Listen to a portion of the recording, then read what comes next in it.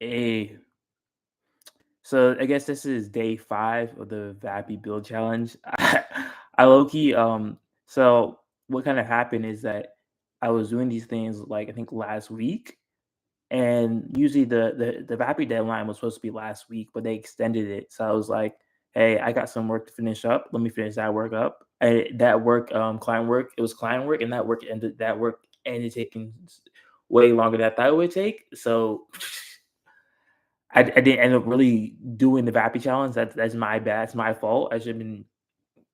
I need to organize my work more. But I was saying I still got what's how many days left? About like 4 days left. So I might as well try and get as much work done as possible and see if I can complete it. Right now, actually, before I kind of start, I'm actually gonna do some of the client work I need to finish up. So I'm gonna be doing some outside work first, and then I'm gonna go to do my VAPI stuff. So I'm gonna put some music on while I'm kind of doing it to kind of I'm not concentrate just to what's the word? Uh, it's very hard for me to concentrate for long periods of time. So having music on just makes it easier to not like drift off too much. So I'm gonna put some music on and do some work. Mm.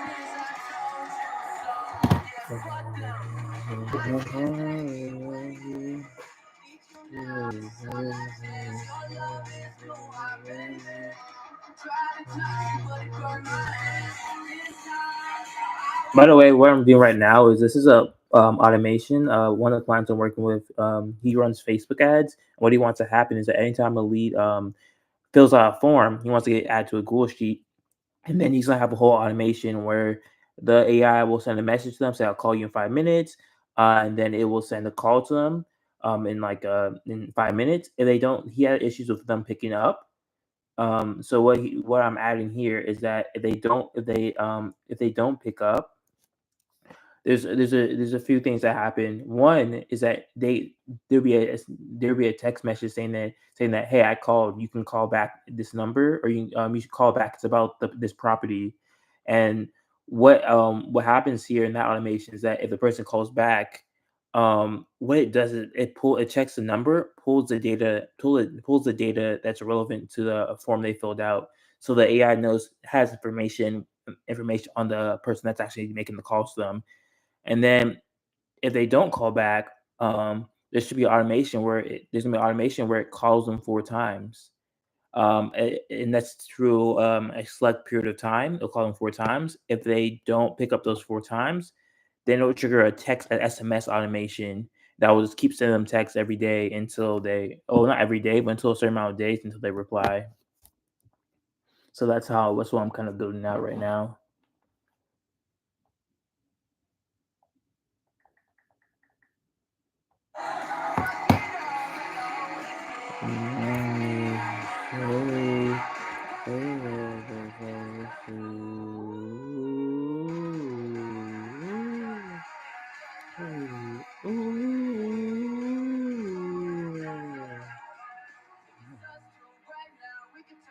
So update sheet, resheet.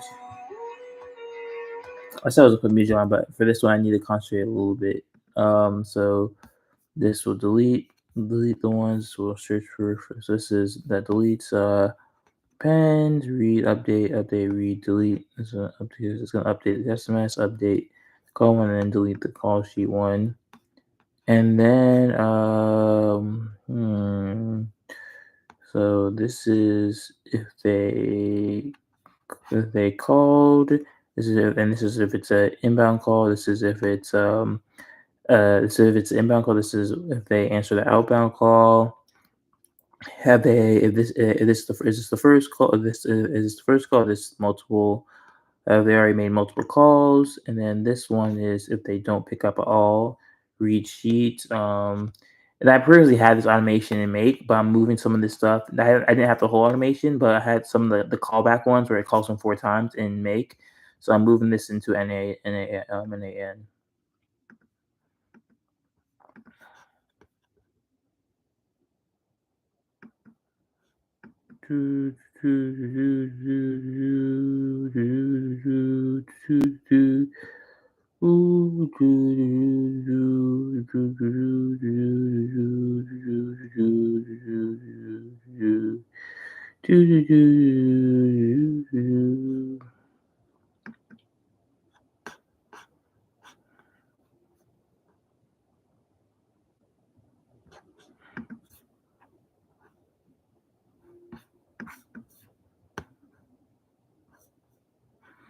Okay, so if they don't answer, what do I need to do? So if they don't answer, let's see, they don't, I read the goal sheet. I check if it's a new value, if it's a new or an old value. So let's see if it's I already have some of this here, but let me if it's let's see if it's a new value. Should I do customer has not been called? Customers number has been called. So if it hasn't been called, what I need to do is I'll just update them to the Google Sheets.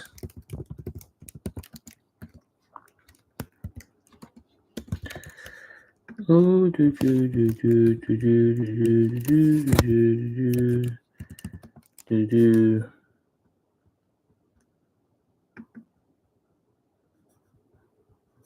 Ooh, I need to check something real quick. Sorry.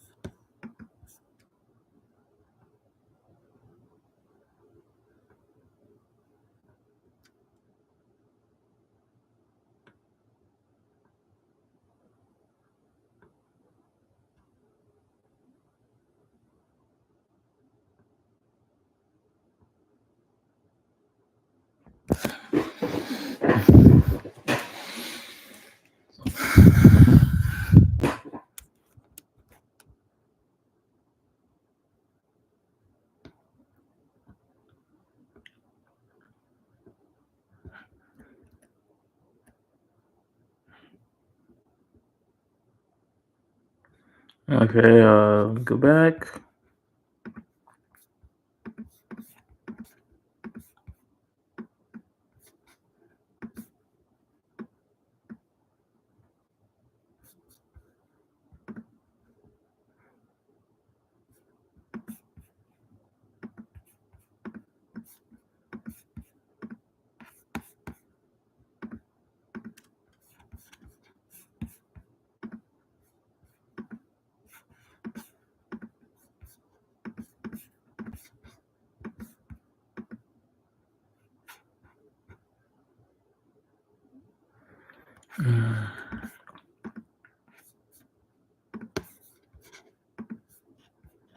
So, say pen, it's pen row.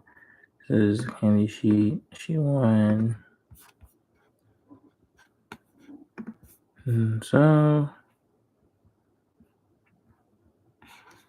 So I would add sheet there, and then what do I need to do? Then I'll have to trigger, no, I don't have to, I have to add it to the call tracker sheet. The call tracker sheet is just the sheet that will kind of use the know who I need to call back. Okay. Okay, and then if they've already, this is if I've already called them, then what I need to do is add the value. So I need to see read sheet. So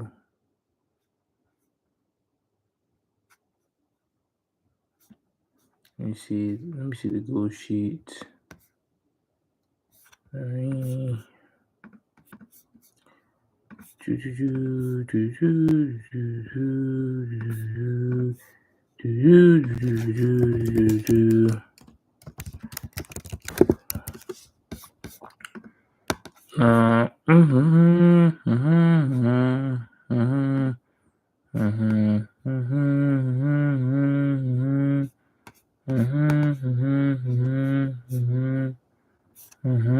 Sometimes called. So that value already be added. So that valued.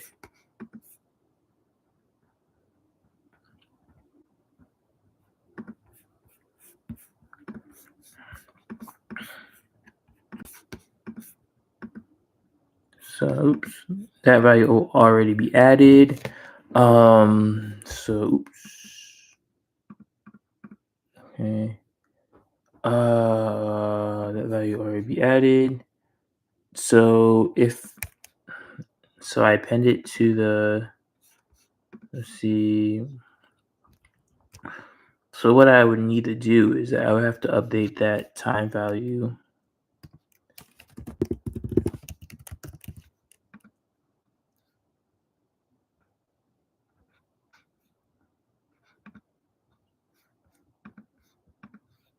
And just update row, and then this will be by phone number.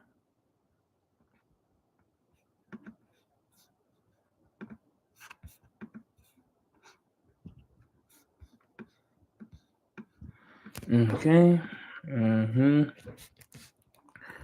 Update sheet. And then what I would need to do is so I update because that person calls, update sheet. What's the next thing I would need to do? So it updates it updates that number from that sheet, and then actually I don't need to update it right away. What I should do is I should take when I take that value, I need to add 1+. So I need code.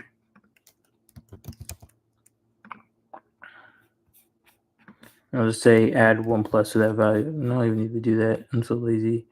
I'm lazy. So I'm so lazy, even though I should be able to know how to do the exact code I want to do. I'm just gonna tell it to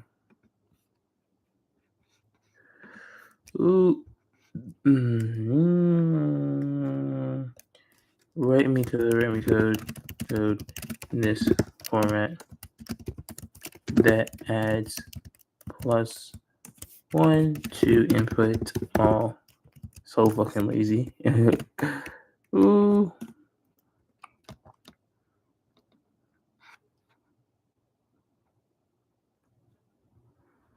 It's one value. Won't need a loop. Uh, yeah.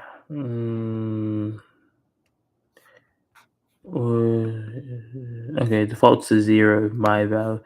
Definitely don't want it to do that, but whatever. It shouldn't default to 0 anyways. Okay, so you have the code that will get the updated value, and then we have to check if the value is greater or equal than 2. Then, well, actually no. So before we do that, we should check if the value is greater than equal to 4.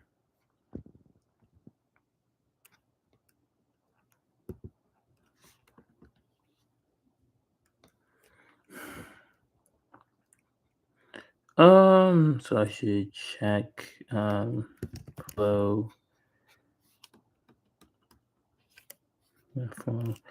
Yeah, it's filtered, not filtered. Switch, I guess. If value is equal, I think, because it would be zero. It would be zero the first. It would be one the first time it called. Second time it called would be two. Third time it called three. Fourth time it be called is four. So like one. Call again, it'll turn two. Then it'll call again, call three. Then it'll call again, and it'll turn four. Okay, so I think it's equal to greater than four. I think that. Even though it won't equal to greater than four.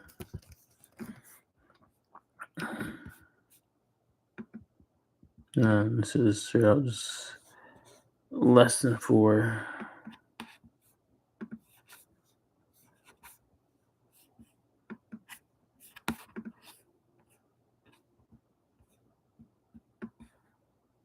Mm.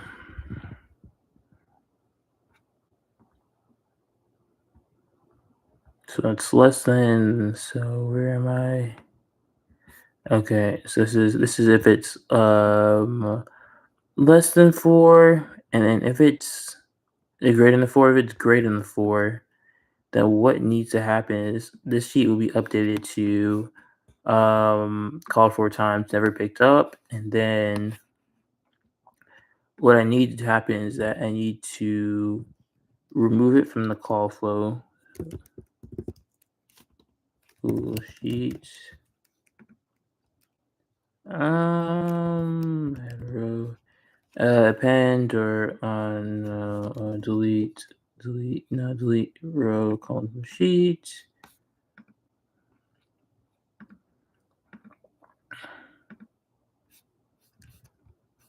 I might have to do a search first to do that. Sheets.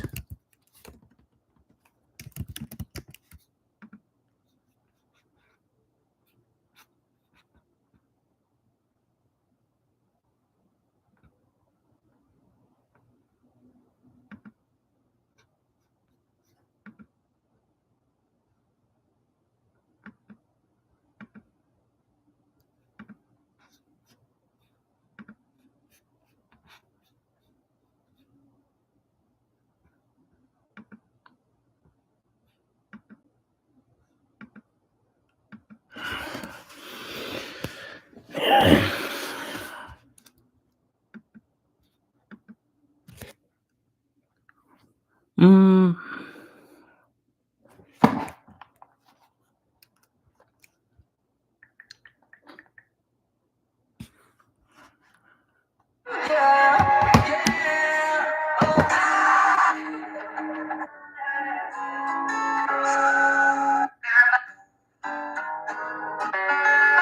Wanna put my hands on.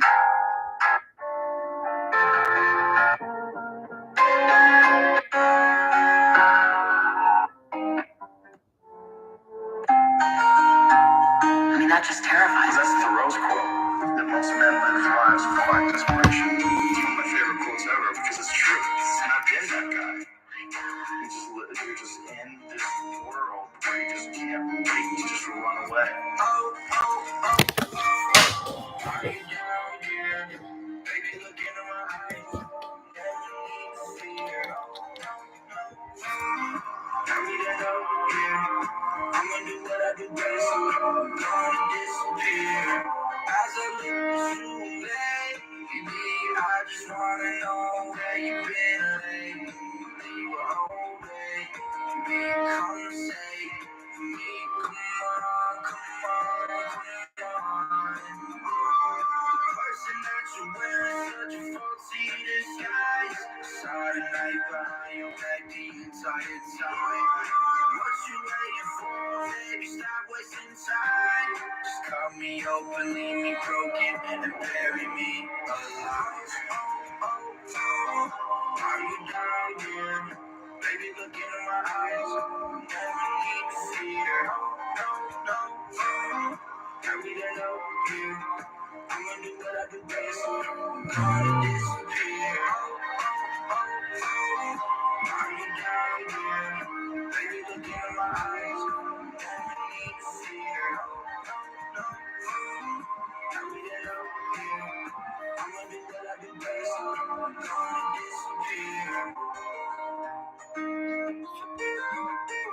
have to take a path that's dangerous. And most people want to take the safe path. The safe path leaves you stuck in quiet desperation almost every time. It's hell. It's hell.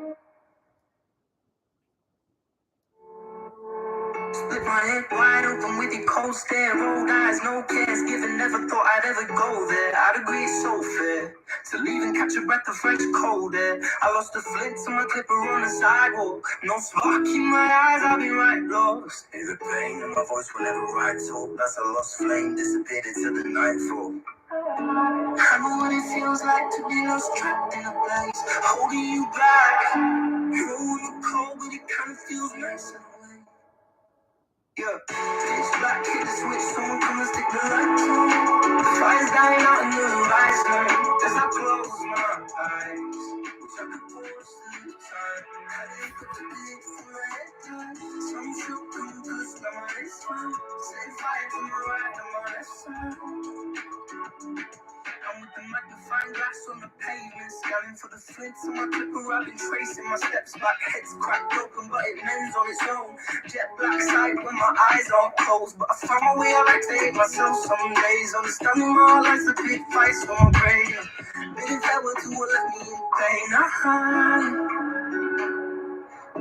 I know what it feels like to be lost, trapped in a place, holding you back. You're on the cold, but it kind of feels nice in a way. Pitch black, hit the switch, someone come and stick the light on. The fire's dying out in the horizon. As I close my eyes, wish I could pause the time. Had to look up the gate from the headlights. Some should come close to my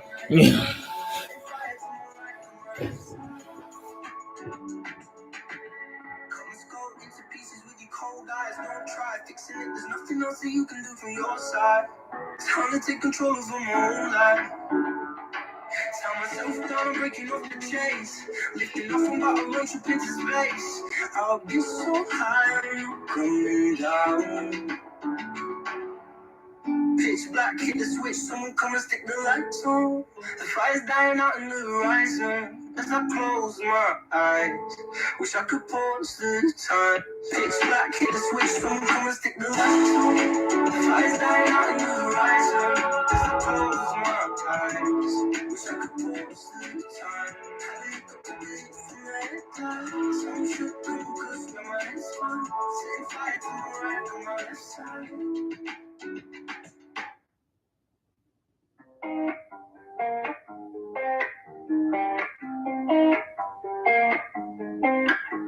Hit my phone, but you won't pick up. Oh my grind, but I'm no skater. I hate the fact that I wake up and you not there for me to clutch. I go ways and you do none. You wake up and drain my funds. I wish this shit could be fun, but instead I pop these pills and numb. Got me looking left, I'm looking right. I got no damn direction. She picked me once, she picked me twice, but it ain't no interception. Took it to the crib, I had to teach that little bitch a lesson. Fuck the once and then I bounce. I think I'm like a new obsession.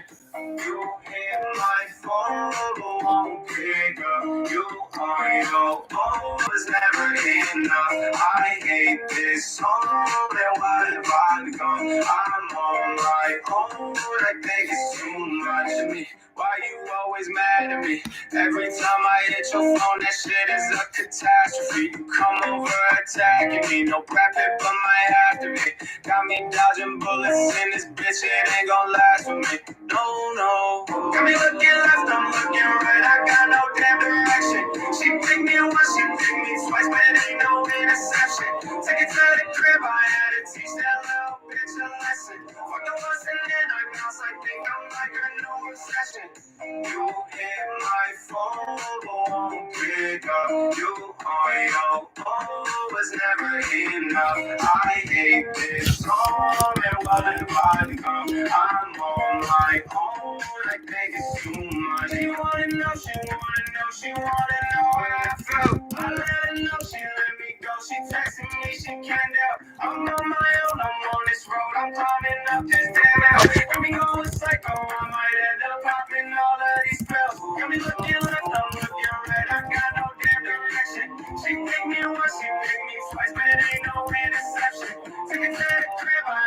teach that little bitch a lesson. But the bustin' in her nails, I think I'm like her new obsession. You hit my phone, won't pick up. You on your own was never enough. I hate this song, and what have I become? I'm on my own, I think it's too much.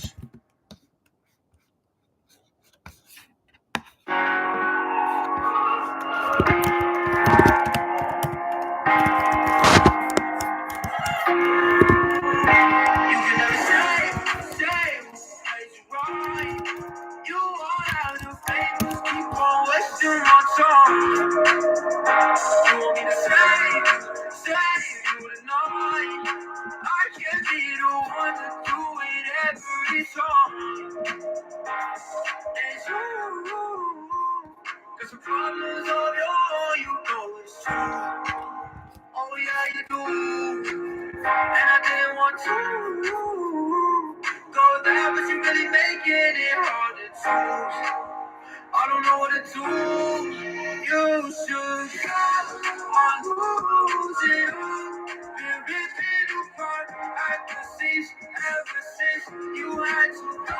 Always tell me you would come. Just to see me on my knees and say me low.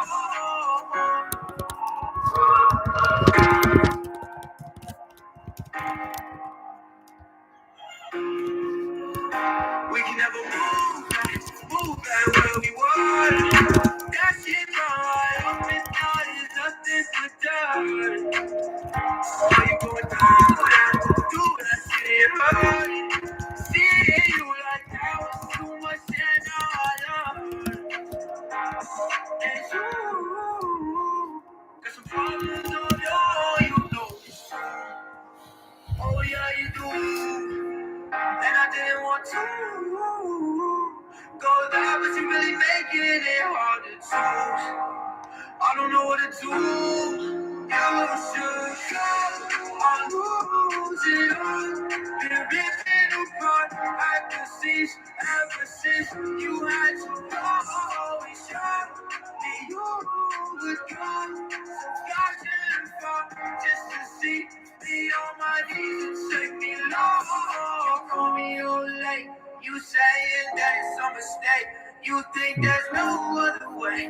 You think that we can be the same. You should go on losing all. Been ripping apart at the seams ever since you had to go.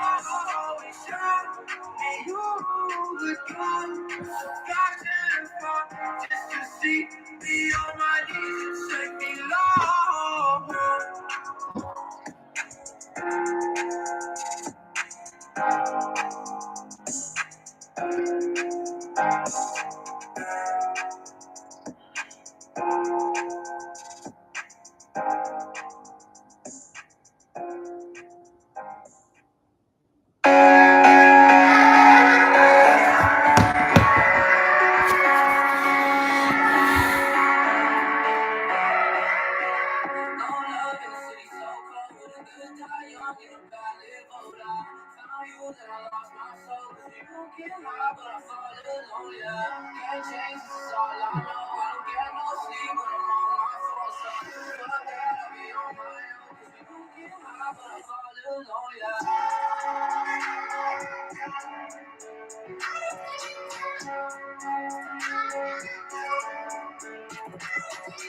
Baby, come through with your bestie. I'll take that man to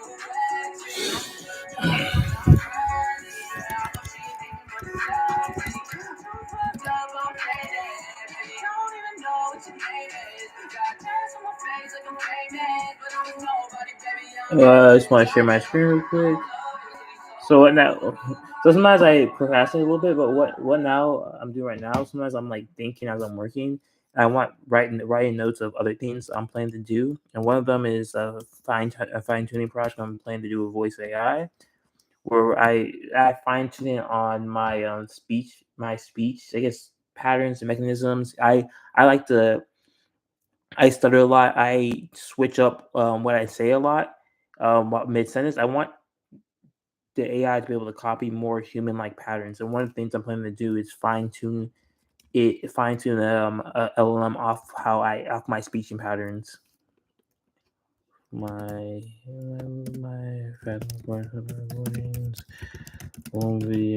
videos, and I have so many videos to train on, so that's nice. We're going videos, YouTube, LinkedIn, and see videos. WhatsApp, voice note, WhatsApp, and Telegram, voice notes, fine tune stuttering, play around with the stuttering tags, voice tags, around with the stuttering tags in the labs. See if you can play around with speeding up certain phrases.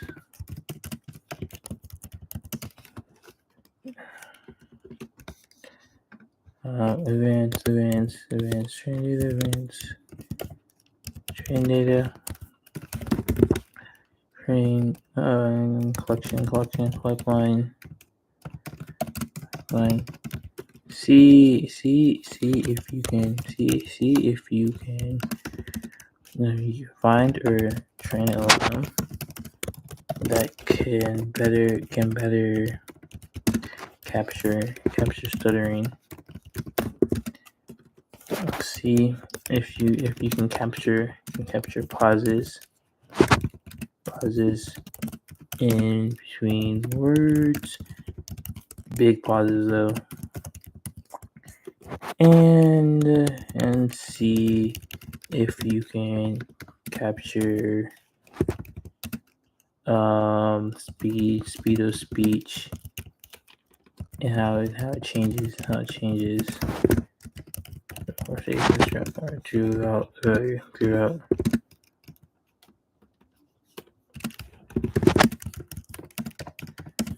Say, and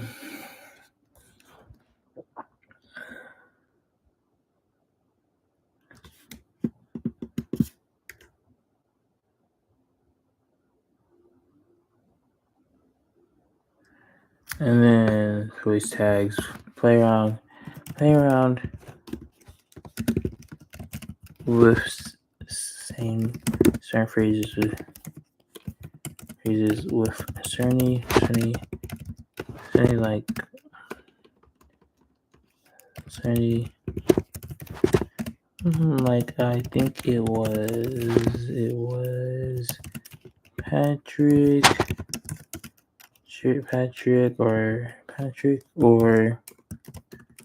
or no, or I think it was Patrick. No,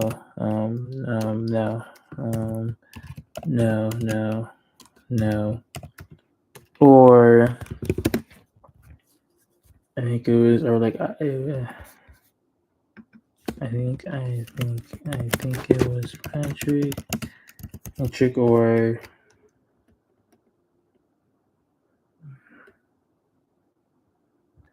okay, play around with saying, thinking out loud. This will have a tone.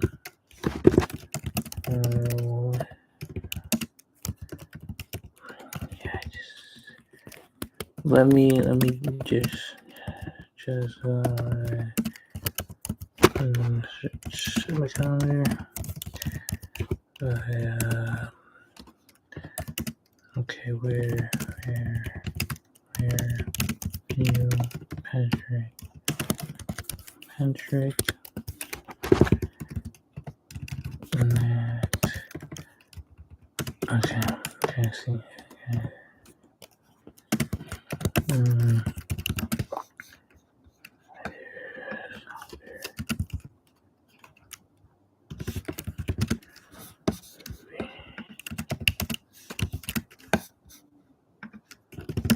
What else? What else? What else?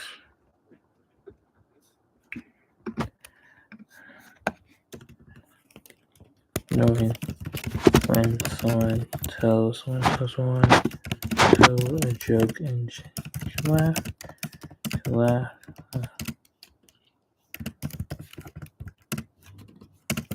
Knowing.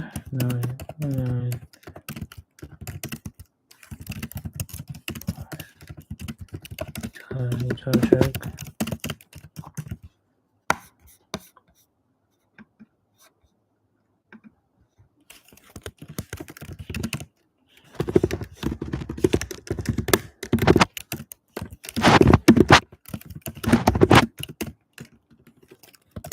Not here. How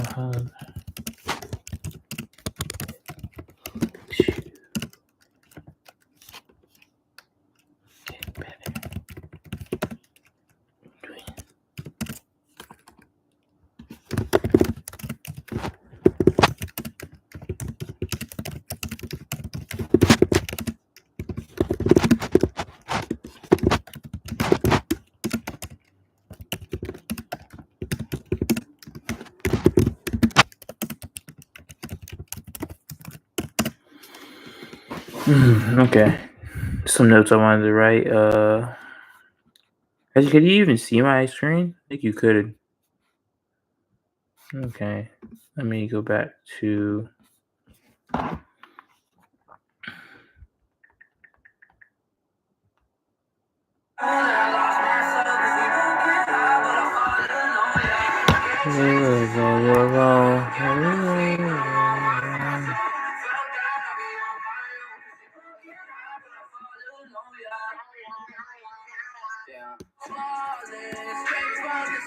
Okay. So they call more than 4 times, update the sheets, search.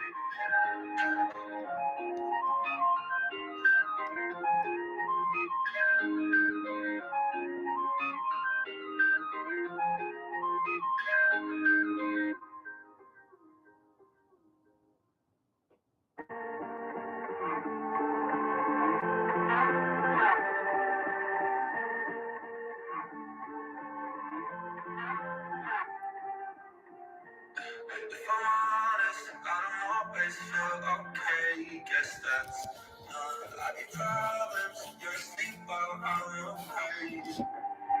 Yeah, if I'm honest, I don't always feel okay. Guess that's none. I be problems, you're asleep while I'm okay. I used to love, but it don't feel the same no more when you rest your head upon my shoulder. Yeah, I can feel the weight no more. Can you tell me with me? Can you tell me we're all okay? Can you tell me you with me? Can you tell me we're all okay? I think it's obvious. Baby, you're falling out of love with a person you can't protect. I think it's obvious. Cause I've been hurting for a minute. Please don't tell me to relax. Just leave. Don't run away. I got something to say, so please. No. I used to know, but it don't feel the same no more when you rest your head upon my shoulder. Yeah, I can feel the weight no more. Can you tell me with me? Can you tell me we're all okay? Can you tell me you're with me?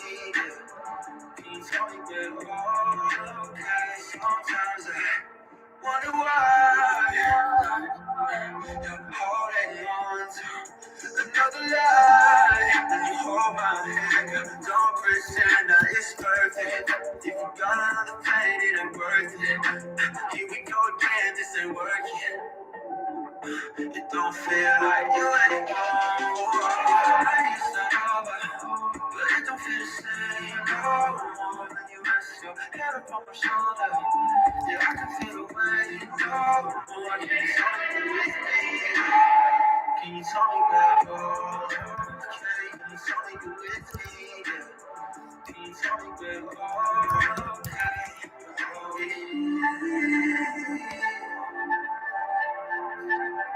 Don't you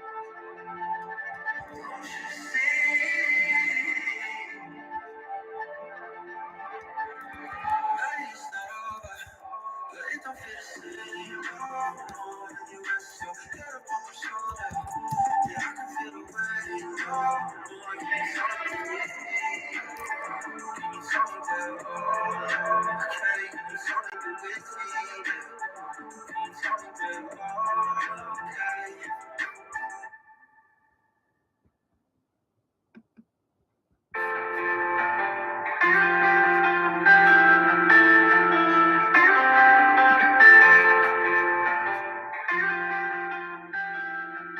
I booked a one-way up in the sky. I'm more than just a couple miles away. I'm on a high, I'm praying this shit don't go sideways. I'll redefine. I booked a one-way for my family, and I'm gonna find a way to get it. Tryna fly back in the peace, put them on and they part of the team. I caught a million in my cash in the prize, been getting fly. I'm in with a prize. I wake up, but I need some bro. Got fat hoes, but I stay with the bro. I had a feeling that I hopped in the plane. Don't trip me up, but I've been cracking the game, and I'ma fly back in that beach. Put them on and they part of the team. I caught a million in my cash in the prize, been getting fly. I'm in with a prize. I wake up, but I need some bro. Got fat hoes, but I stay with the bro. I had a feeling that I hopped in the plane.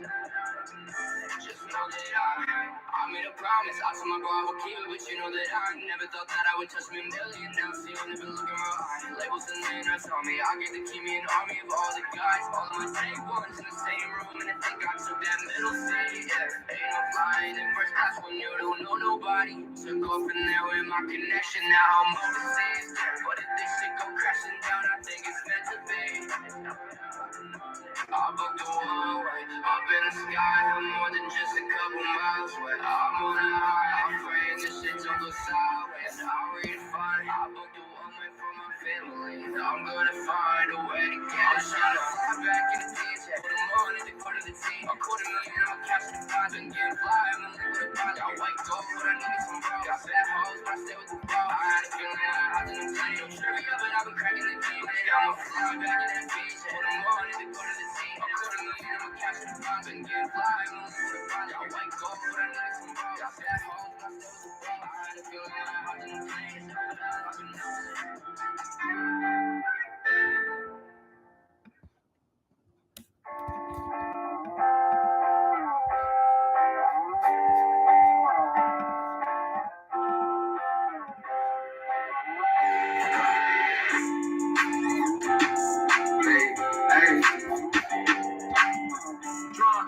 too drunk and I don't like that. Hey, hey, but, hey, drunk, way too drunk and I don't like that. Fuck, way too fucked that I might fight back. Walk, till my soul decide to fight that. And if you want to test it better, ready up that white flag. Duck, send the shots up at your neck now. Quack, big dummy, better get down. It's funny how you listening to me now, bitch. Hey, look. Running around, got me thinking about us, got me thinking about things we used to be. Thank God I switched up, don't take that shit too personally. Running around, got me thinking about you, got me thinking about things we used to do. Thank God I switched up, don't take that shit too personal. Hey, no baby, don't you take it personally. It's just lately I've been moving with some urgency. Got these boys panic, no emergency. Cause they know the only way to stop me is murder me until we first degree. Yeah, I got you right on music gang. Now you learning all my slang. All my lyrics you done sang, yeah. Hey, I don't touch it unless it bang. I stay up like every night. Now you checking for my fangs, yeah. So please don't make me switch up. Cause I'm the best you'll ever have, don't get it mixed up. Running around, got me thinking about us, got me thinking about things. Thank God I switched up, don't take that shit too personally. Running around, got me thinking about you, got me thinking about things we used to do. Thank God I switched up, don't take that shit too personal. Don't take that shit, Nah, don't play that shit. If I gave you my heart, you would break that shit. Yeah, if I gave you my heart, you would take it and go missing. Lately you've been noticing it's not me when you with him. So why you hit my line begging me to give you one more try?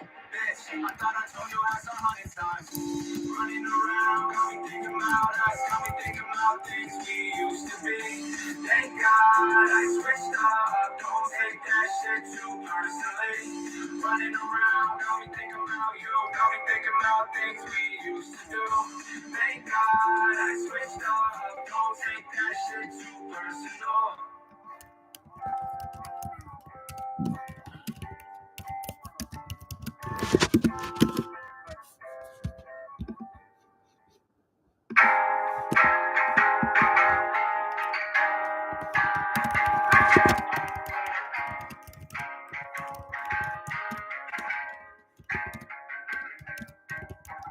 Why does it seem like every time I try, light just goes upside down? Baby, I feel so broken inside, trying not to run out of time. I don't know if I could face the light, cause I ain't been living right. All these things are gone. What did I see in you? I know that you want the truth. I think that I'm better alone. All these shades of blue make it so damn hard to choose between what's real and not the truth. I think that I'm better alone. My own worst enemy cannot be stopped. Sorry, I was messaging some people, so I had to turn off my screen for a bit.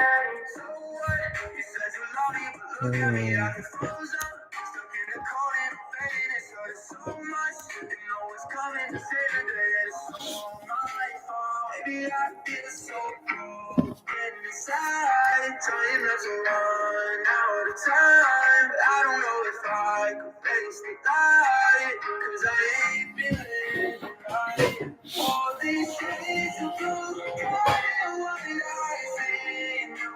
I know that you want the truth. I think that I'm better alone. All these shades of blue, make it so damn hard to choose between what's real and not the truth. I think that I'm better alone.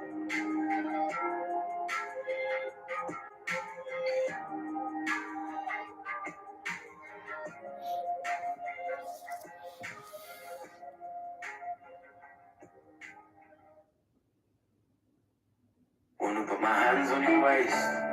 Wanna dance slow in the room with the lights dim. And I tell me lie away. I don't wanna go to sleep now cause I like this. Come and spend the night at your place. Looking so pretty, like your face is a paragon. Please stay the wrong way.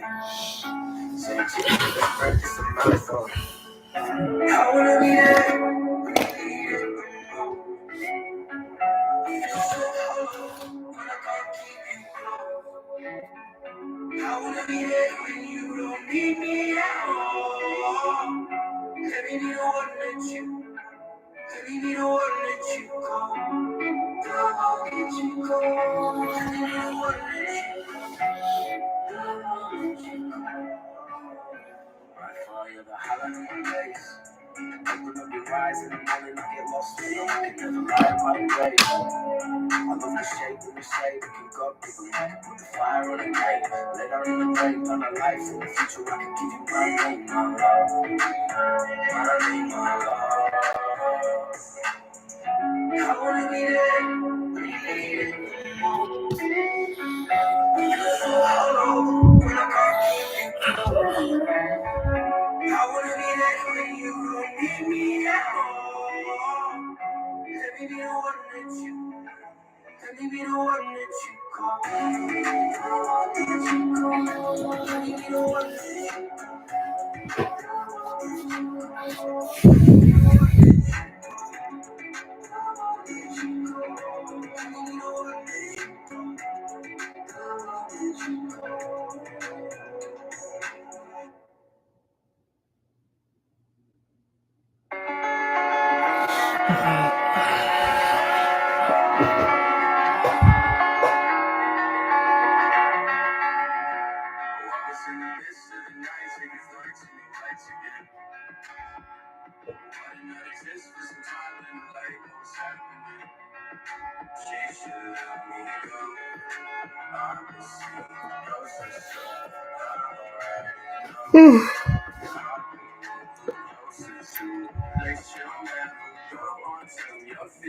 Takes you for long, pushing your years to the breaks you. One cup filled with pain, found emotions. Days keep flowing like waves in the ocean. Call on all of your dreams in a heartbeat. Seatbelt, fuck up my skin in the car seat. Fake love all of my brain, won't you show me? Tomorrow act like you don't know me. One more down to the shadow, taste it. Three more hours of this life I'm wasting. Too far out for the one I'm chasing. Let's just face it, she should let me go. I see closer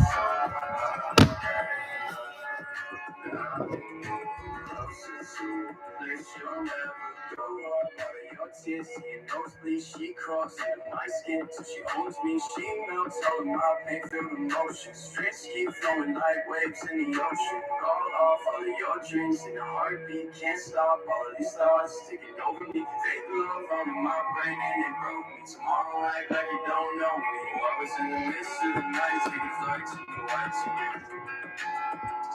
Why did not exist for some time in life? What was happening?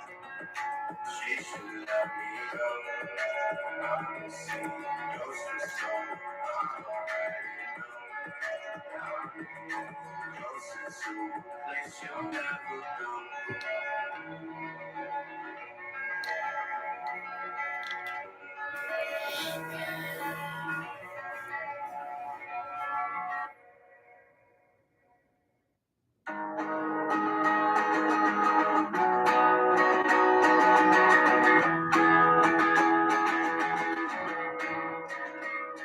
So long, friend. Hey, so far lately, so far gone. Should I say I'm someone else like lady? I go through it all again. And again you fall, but we still fall apart. Hey, you too far, hard to find love. What's up with you? I couldn't touch you. Fucked up for somebody else. I be trying so hard, playing my part. Fuck it, cause only time gon' tell you. Rush love, part of me felt it. Tough luck is healing and I'm sorry, but I told you once. I like you ain't got a clue, but it's been hard enough. It's still a part of us. You really so far lately. I'm so sick and tired of love. And we've been far enough. It's been hard, but I'm so much better.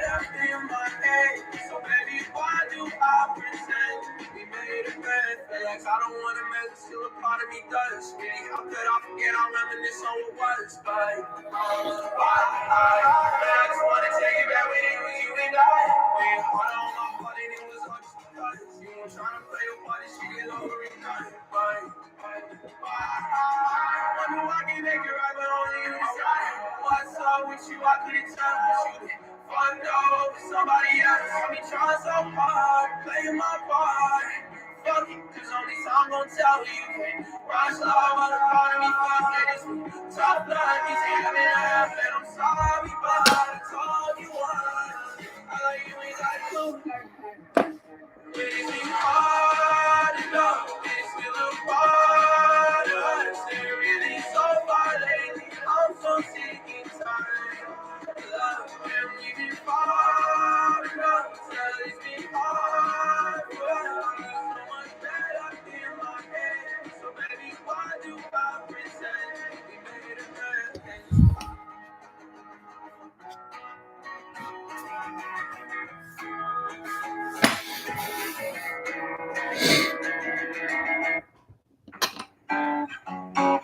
Hey, yo, turn that shit up.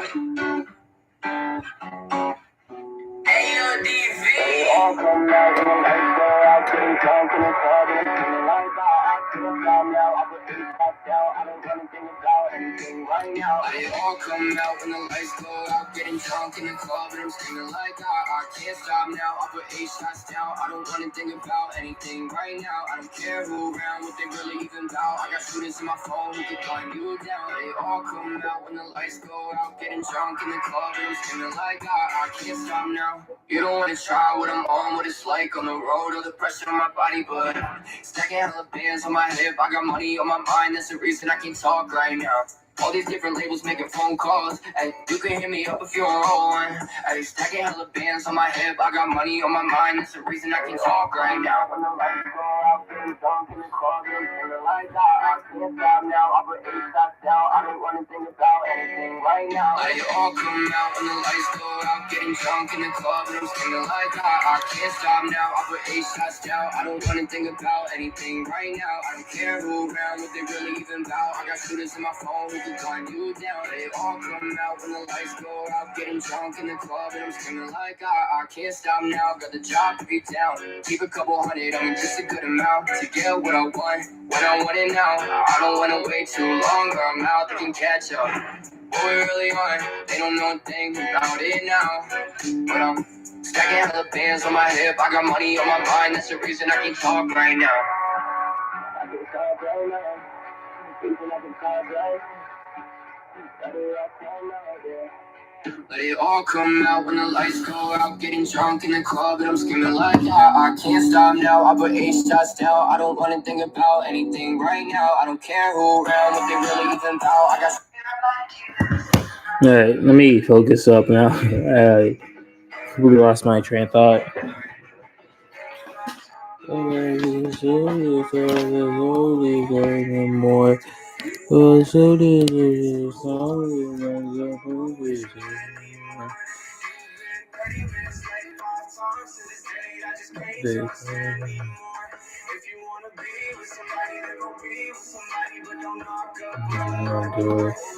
So switch. So this is if it's more than 4, you update the sheet, you read the sheet, and delete the calls, and then after that, we need to trigger SMS. So I think we already have this.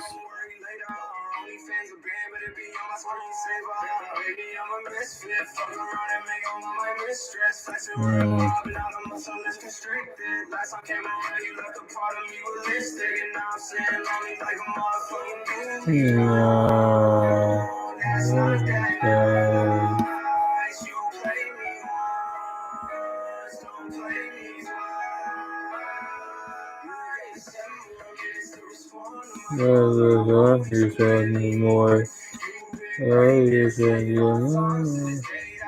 So after I call this person 4 times, they haven't picked up. I use OpenAccess to create a text message, send the SMS, and then what I need to do is not update the row, but append the row with all the phone number details and everything. Ooh. Oh no, if it's yeah. And then if it's not for, if it's not for, I just need to update the sheet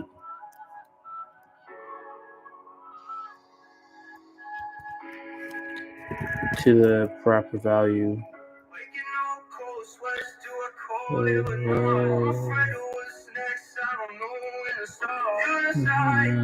Inside.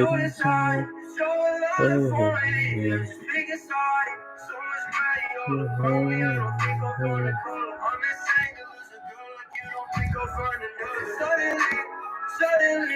Okay, and then so I have all that set up. So after they send the SMS,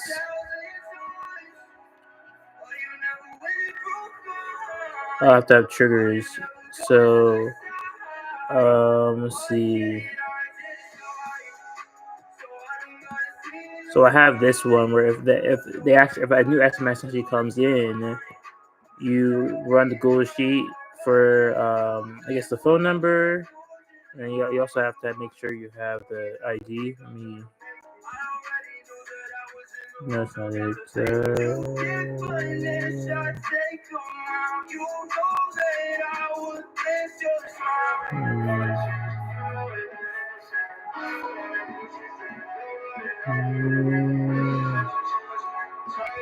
Google Sheets. Well, not read, but it's get rows. SMS tracker. Based on the phone number, they're able to get the ID that it needs for that, and then send the SMS. Oh, this is the wrong one. Yeah, same thing. Yeah, and then it'll have to send the SMS.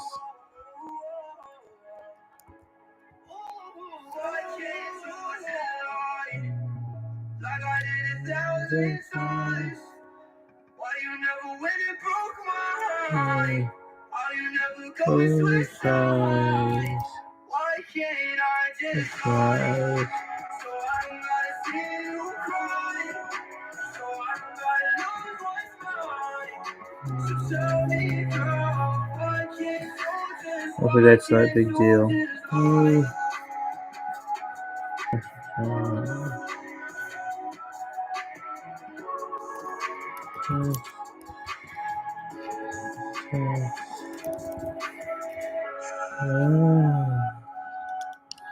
Twilio. Is there anything else I would do Twilio? So this is a schedule trigger, read sheets.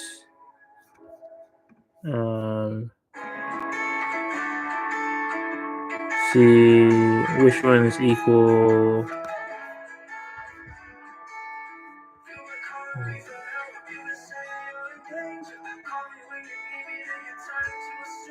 Is greater than 0. So it is greater than 0.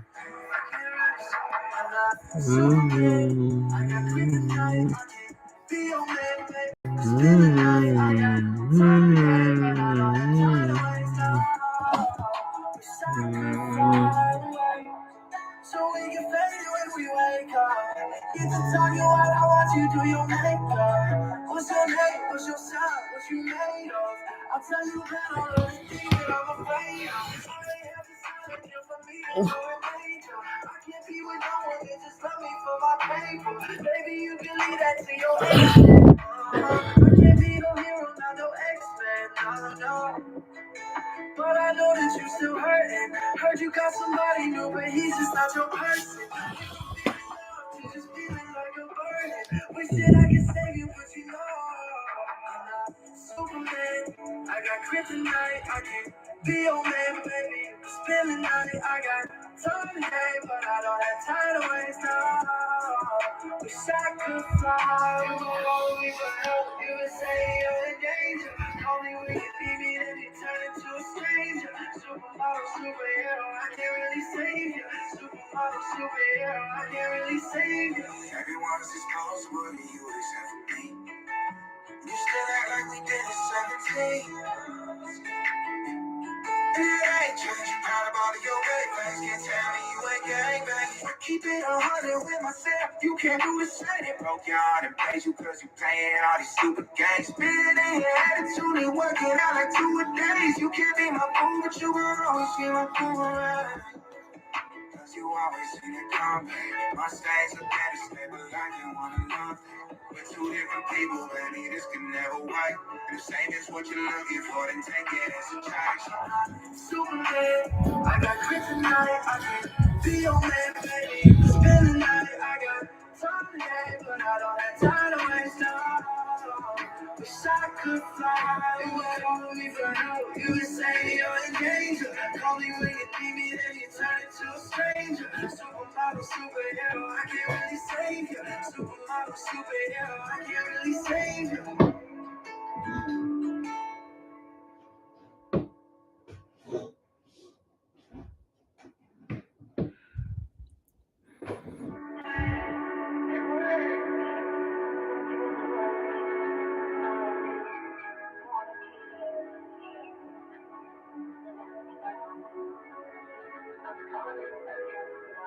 I would never walk away and think about you every day. I need plenty nights, yeah. I need plenty nights, yeah. Almost 60 miles away, lose my faith in every day. Yeah, I need plenty nights, yeah. I need plenty. Yeah, I've been trying to tell you that I want something different. I really want to help you, but you don't want to listen. We're dealing with the distance, the best that we can. Understand that I'm trying my best to give you all that I am, that I am.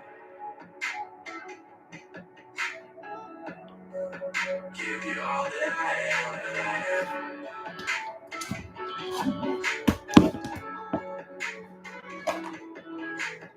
I can feel your soul alive. Meet you in a different life. I was supposed to fall from a different height, but we made up at the right time. I just wanna call I still there with these golden lights from my chest. I'm fine, it's gonna lights keep me from getting deep in my head. See the world through your legs. I just drift from my friends. All you know, nigga got me wishing so overhead. Cause I'm lost in between. For your love, I'm a fiend. Might be powerful. We got such a lose track of some things. Why do I feel so empty?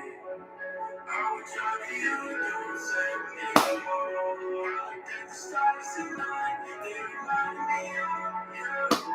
Yeah, I've been trying to tell you that I want something different. I really want to help you, but you don't want to listen. We're dealing with this distance the best that we can. Understand that I'm trying my best to give you all that I am. Yeah, I know that it don't make sense sometimes on my own. I try not to trust my mind. Hope you know that I broke when you said to me that it don't feel the same as it used to be. So baby, please don't let up. I'll try and keep my head up for the love that could be alive. I get why you've been fed up. I get that I can be way too much to deal with. That's someone to heal with. Why do I feel so empty? I would try to let you know set me up. I looked at these stars tonight. It reminded me of you. I'll never walk away and think about you every day. I need plenty nights, yeah. I need plenty nights, yeah. Almost 60 miles away, lose my faith in every day. I need plenty nights, yeah. I need plenty. Yeah, I've been trying to tell you that I want something different. I really want to help you, but you don't want to listen. We're dealing with this distance the best that we can. Understand that I'm trying my best to give you all that I am, that I am.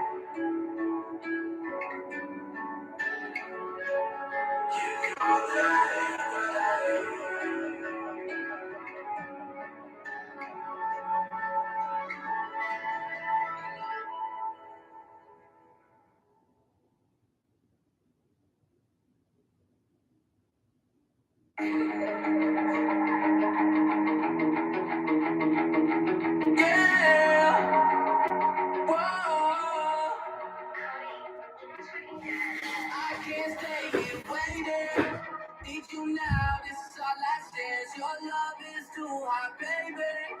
Try to touch you, but it burned my hands. This time, I won't fuck it up like I always do. Hate me or love me, doesn't matter if it's just us. Okay, just thought of something real quick.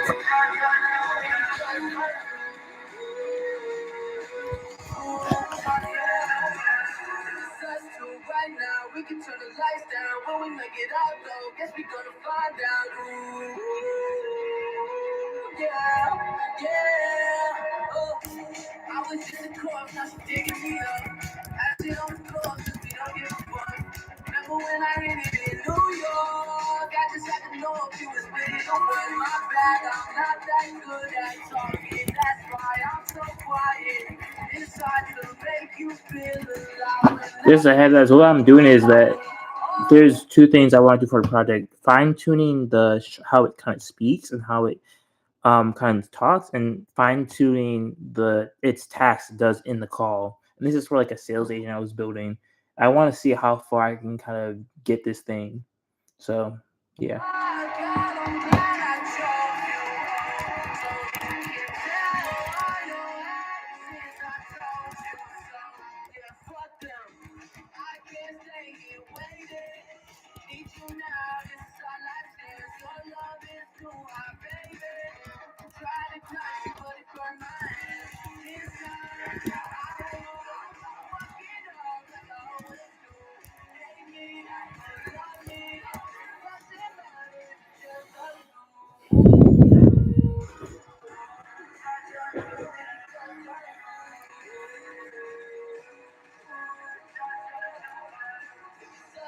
Right now, we can turn the lights down when we make it out, though. Guess we gonna find out.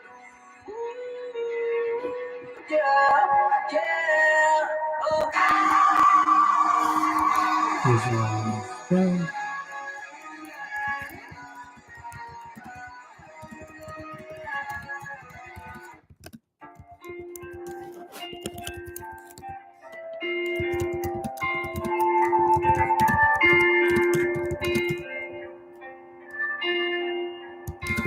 I'd rather run, stay away.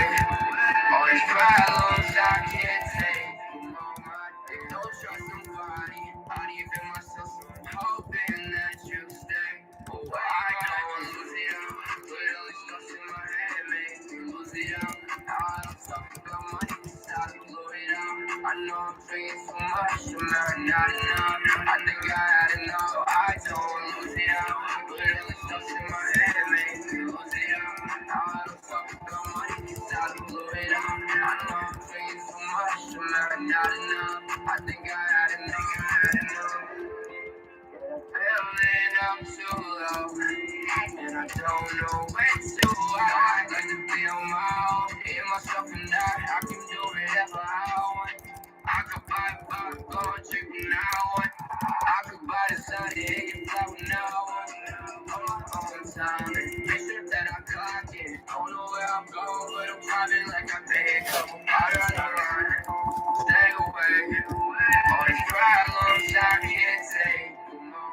Don't trust nobody, not even myself, so I'm hoping that you stay. Oh, I don't lose it out, but all the stuff in my head makes me lose it out. Now I don't talk about money, cause I can blow it out. I know I'm drinking too much, I'm not enough. I think I had enough, so I don't lose it out, but all the stuff in my head makes me lose it out. Now I don't talk about money, cause I can blow it out. I know I'm drinking too much, I'm not enough. I think I had enough. Feeling I'm too low, and I don't know when to. I like to be on my own, hear myself and I can do whatever I want. I'd rather run, stay away. All these problems I can't take. Come on, my dear, don't trust nobody, not even myself, so I'm hoping that you stay away, my dear.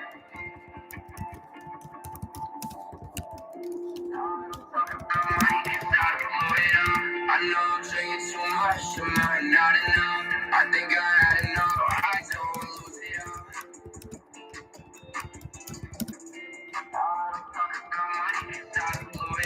I know I'm drinking too much, I'm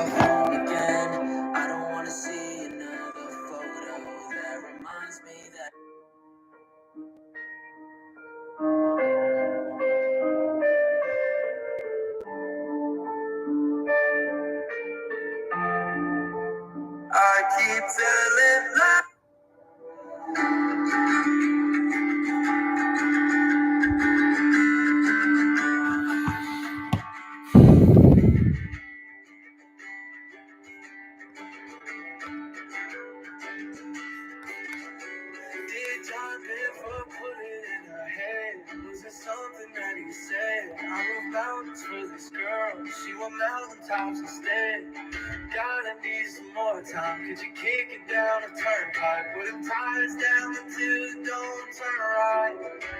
Don't take her home down those country roads. She's my mountain mama, wild as she wants. She's everything I want more, so don't take her home. She's my rhododendron, and I'm growing closer to her by the minute. I love her spirit the same when I'm with you. She can't love me like she loves West Virginia. She'd trade these lights for stars in the sky. She would trade this wine for jars of moonshine. She would go to the pines and run like a child and leave any doubt of my love and mine. But before that door shuts, she heads for the big sandy river. God, could you give her just one good reason to stay? Don't take her home down those country roads. She's my mountain mama, wild as she wants. She's everything I want more. So don't take her home. There's beauty inside these hills, you know. Does something for your soul.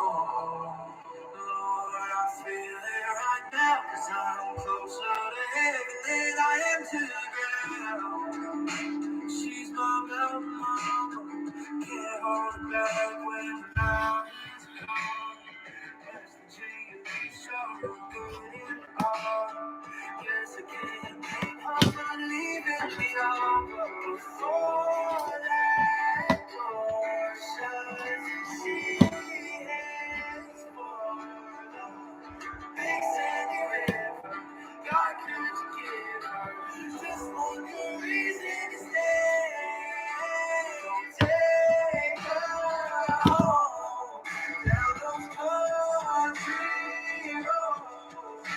She's my mountain mama, wild as she wants. She's everything I want more. So don't take her home down those country roads. She's my mountain mama, wild as she wants. She's everything I want more. So don't take her home.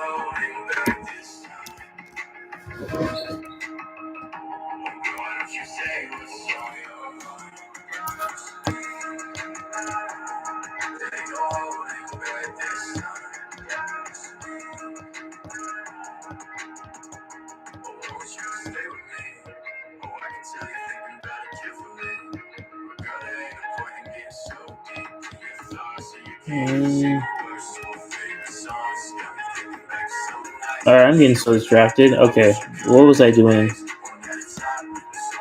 So I have this. Let's go trigger based on the rules. So if it's greater than 0, then yeah, and then it's equal to 0, then it'll go nowhere. But if it's greater than 0, So here, I'll create a message and I'll text that message. Um, then if it's SMS, read the sheet. When your SMS comes in, read the sheet based on the number that comes in. Pull the ID from that, and then send that based on that number. And then what is this? I don't need. I have two. Did I do SMS automations? That's smart. Oh, he labeled it right, and I ruined his notes. That's smart. Let me clean this up. Okay, that's smart. Okay. Worrying about the things that I don't even know the first thing about. Try to speak the feels like someone to the words out your mouth, like you started to talk, but the words don't come out. I may name it SMS automations and SMS and callback automations.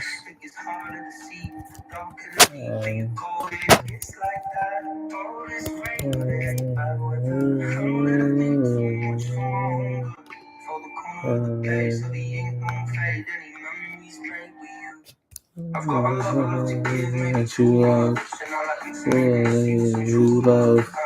I don't need this. Let's delete these things. What?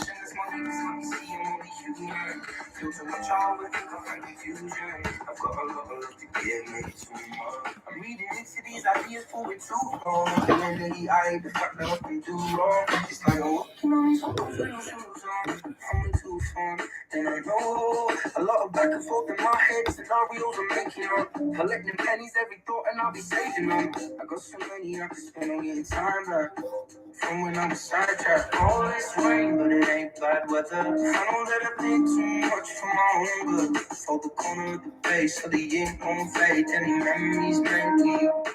I've got a lot of love to give, maybe too much. And all I fixing it is see some true love. I'll give you all my promises, it's a bruised one. I'll give you all of mine, but it's a bruised one. I've got a lot of love to give, maybe too much. And it's my weakness, can't be seen, only human. Feel too much, I overthink, I find confusion. I've got a lot of love to give. Okay, so, and then I don't need this one, because this one triggers every time to check if they got check if they got a text message back or something. This one, yeah, I don't need this one. I don't think I need that one. Same thing. So I have one for if they have SMS, have one if they don't reply, have one after they call 4 times. Okay, this is all good.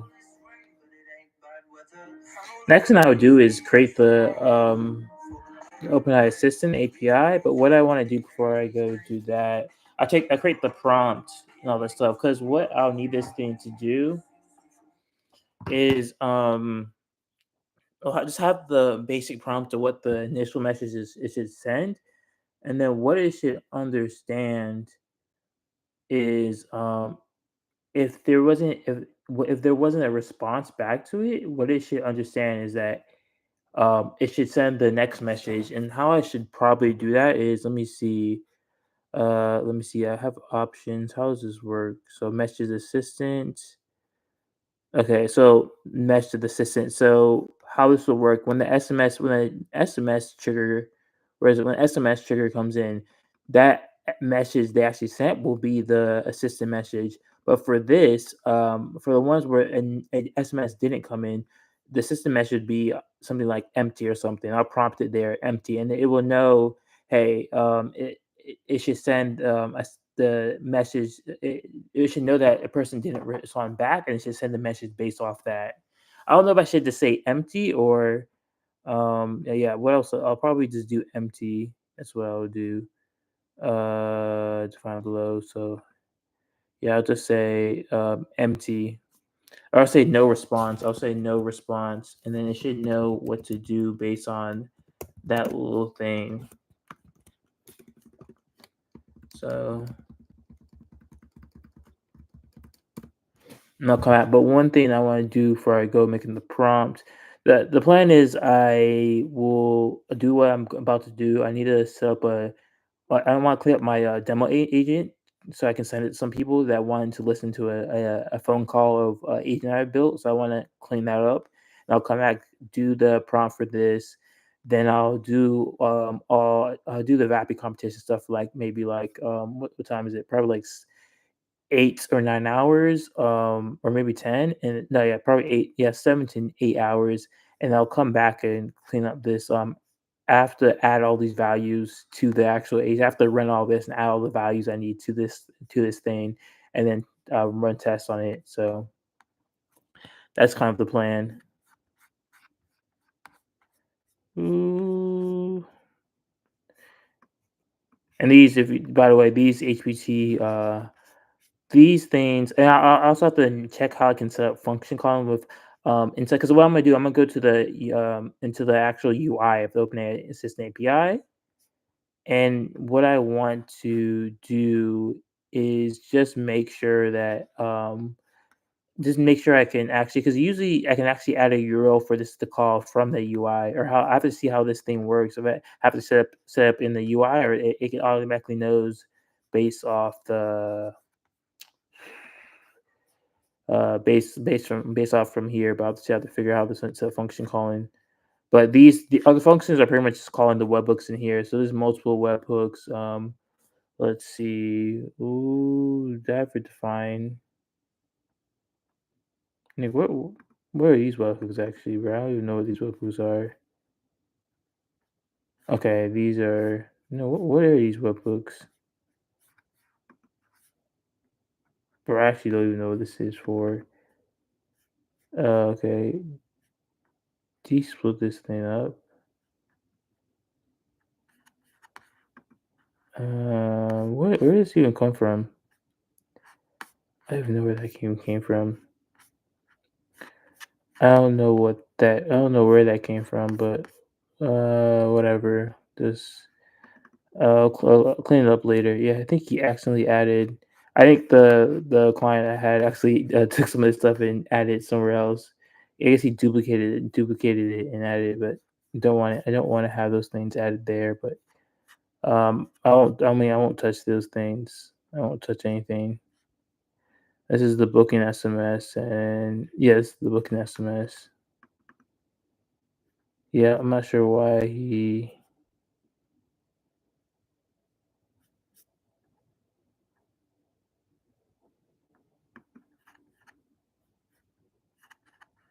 Hmm. Mm,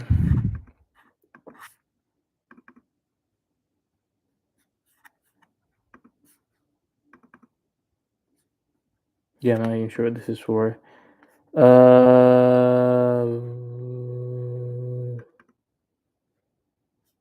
okay. To be honest, I even forgot what all this code is for. But this will I already forgot. Okay.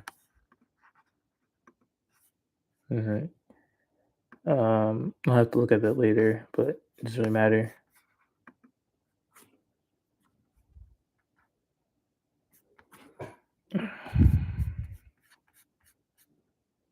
Mm.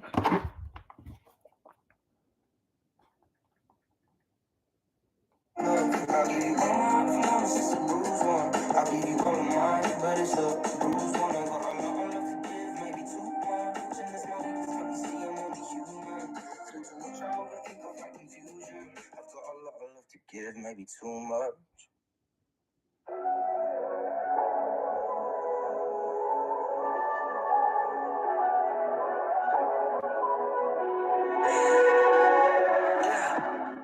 Yeah, I see her taking pictures all the night. I can tell she ain't a stranger for the lifestyle. Yeah, she never told her mama where she go out. Yeah, when she go out, she got sick of her friends at the cocaine parties. She could take a double shots, drinking up a party. Sick of those guys, got a level at home, but just a body to hold, but you know that. So sick of her trap, but it's all that she got. When this dopamine drops in the back of the car, yeah. Gotta know it hurts sometimes. You want someone to love, but it gets hard to find. So sick of your life when you lie down. And the pressure gets tired, gonna saw you leave. Just a little bit of love for the calm down. Just a little bit of love, little bit of love. When you're sick of being drunk, you can cry down. Take a back to the taxi, screaming my name. Every little thing that you try to do, just for a little bit of love.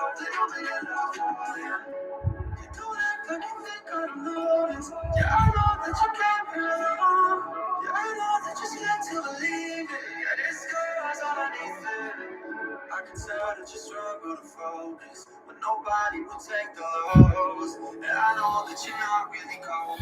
I know it just to let you know. Staring at your phone in the light. Take another drink when it sounds right. Got you guys in the back room, giving all the time to. The only way you forget about it. Let's talk, fight, sit and let it go. They blocked it, I really tried to figure you out. I know this pain underneath it, trying to let it take you on. So be alive when you lie down. Cause I get sad when it's all you need. Just a little bit of love for the calm down. Just a little bit of love, little bit of love. Sick of being drunk, you can cry now. Back to the taxi, screaming my name. Every little thing that you try now. Just a little bit of love, little bit of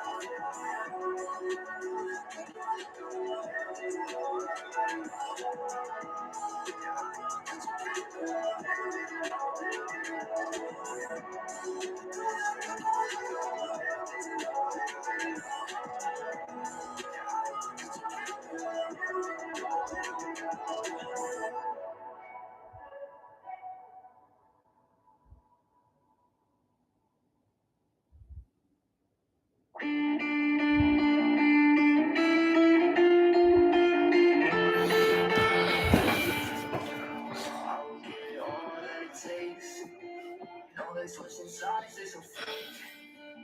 Only getting mad what you hate. Yeah, who we counting cash either way. Yeah, I'ma take this backwards to the face. Yeah, fuck all of my problems in the way. Yeah, I'm just trying to make it through today. Yeah, I'm just trying to take away the pain. No, I don't feel the same. I need somebody to talk to. Need someone who's the same. We're trying to make it through today now. We are running from our problems either way. Don't care what you say. I'ma make a name and I'ma wish you well. I will give it all that it takes. No, they switching sides is a fake. No, they getting mad what you hate. We counting cash either way. Yeah, I'ma take this back one to the face. Yeah, fuck all of my problems in the way. Yeah, I'm just trying to make it through today. Yeah, I'm just trying to take away the pain. No more demons and got saints. I got people watching over while I'm staring down a grave. And I wonder what it takes. But no, I really hate this place and everybody acting how you're there. I'm trapping in the way. I too don't care about my face now.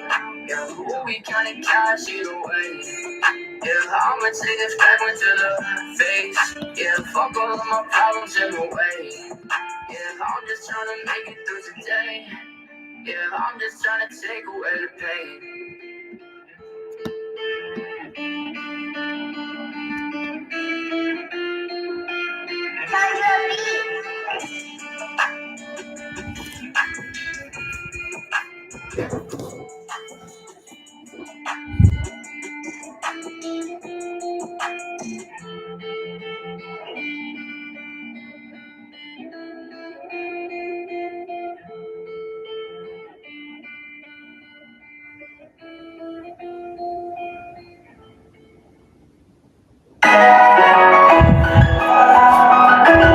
Alright, let me go to what I was going to do next. I need some time to think though. I have like a 3 minute talk thing.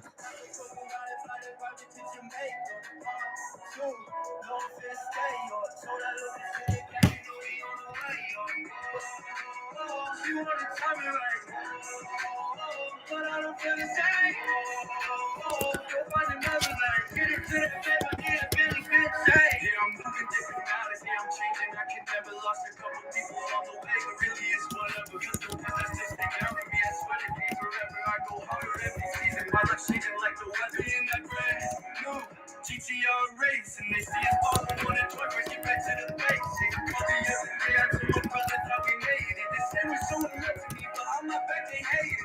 Ooh, I know everybody wanna take my soul. Wasn't there when I was on my own. Now they out here blowing up my phone. Watch me up into their past. Billy been taken. I can fuck around and fly their private to Jamaica.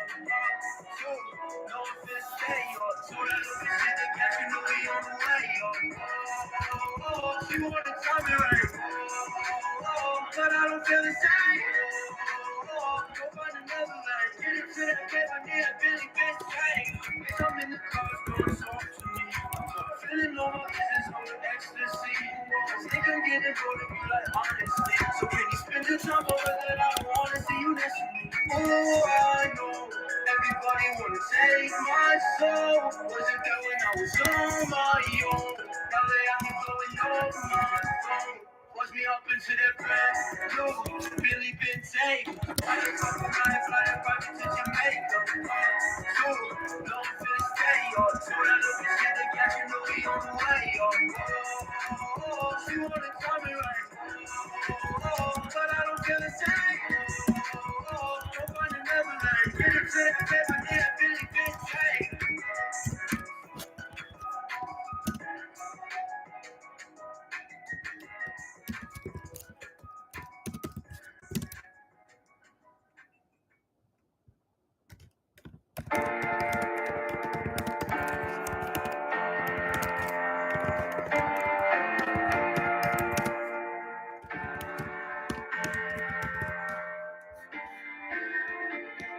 I'm afraid of love, but I will try. Must have fucked it up 100 times. Lost some family to suicide. I nearly went and lost my mind. If I want it, then I'm chasing it. I'm not leaving here with no regret. I'm still stuck here dealing with your damage. And somehow I can't understand it, but I made them proud of me. Little fingers up for those who doubted me. Let them keep on talking, they about to see. Watch me make $1 million off of melody. When they see me, they be proud of me. Little fingers up for those who I'm gonna put a little bit more time to think. looking down on them from the balcony. Watch me make $1 million off of melody. Watch me do some shit that they ain't never seen. The way I'm working, they can't get ahead of me. Said I won't be shit.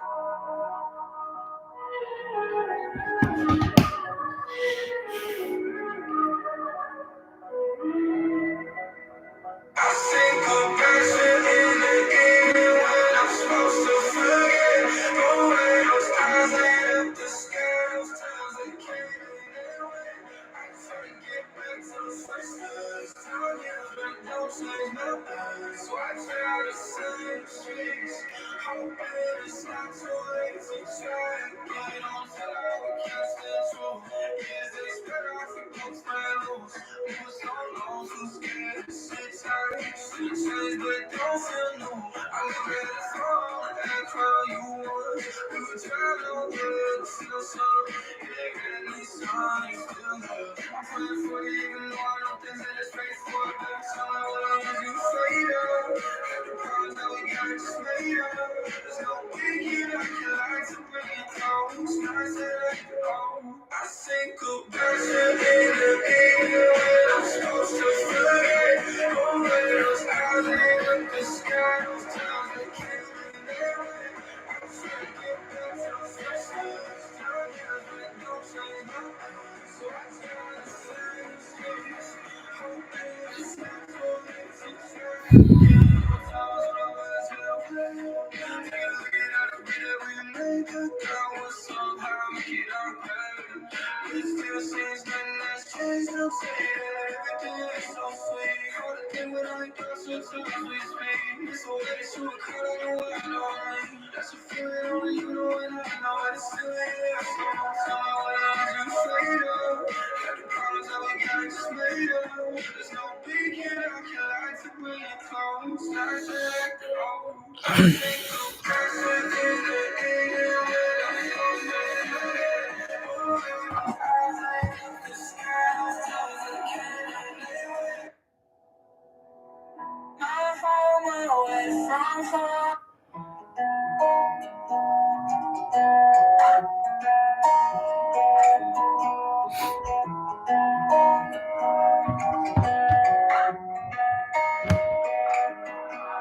I know love doesn't last, so let's just focus on a good time before it passes. We know one day we're gonna break up, it'll be sad. Your friends said I'm an asshole, can I just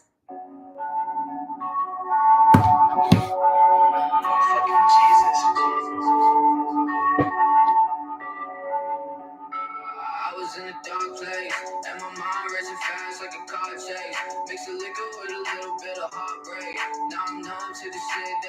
say, had to learn the hard way. I don't run no Mason Mars, I look at my feet off the ground. I'll be sticking to myself and blowing weed by the pound. Lately, I'm just about whatever, baby. Can you hold me down? I'll say you miss me when I'm down, but you don't ever come around. I got missed calls, never replying. I don't wanna talk anymore, be silent. Missed calls, ringing like sirens in my head. It's in my head, 'cause I got missed calls, never replying. I don't wanna talk anymore, be silent. Missed calls, ringing like sirens in my head. It's in my head, yeah. I can barely breathe as I social leave a message at the beat. Yo, cause I was just wanting to leave. Only time I feel alive is off a beat. Yeah, trying to stay sober, but I know I'm about to relapse. All these bitches acting like they different, but I seen that. Truth be told, you the same as before. I ain't fuck with you at all. Leave that bullshit at the door. I got missed calls, never replying. I don't wanna talk anymore, be silent. Missed calls, ringing like sirens in my head. It's in my head, 'cause I got missed calls, never replying. I don't wanna talk anymore, be silent. Missed calls, ringing like sirens in my head. It's in my head, yeah.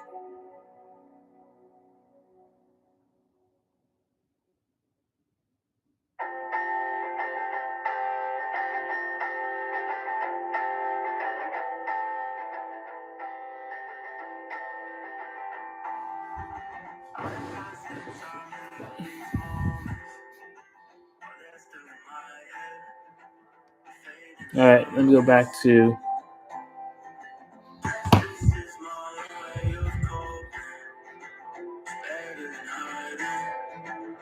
All right.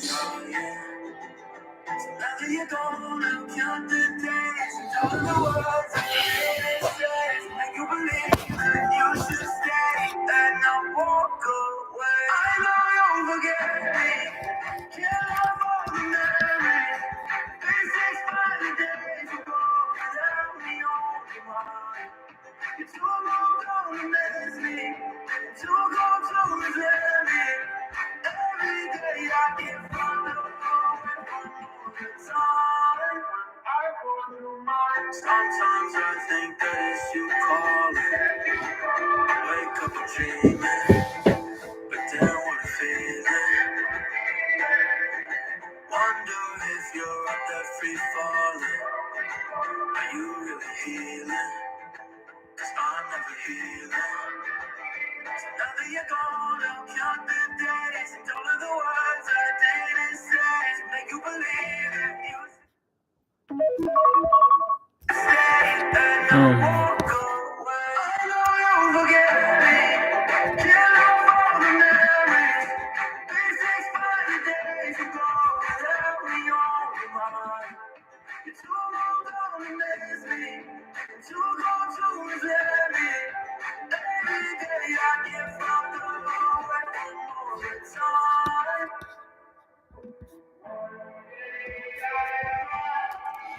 time. Just updating some stuff on my prompts. Don't want to kind of show them right now, but just updating some stuff in the background. If you're wondering, I'm not sharing my screen. Let me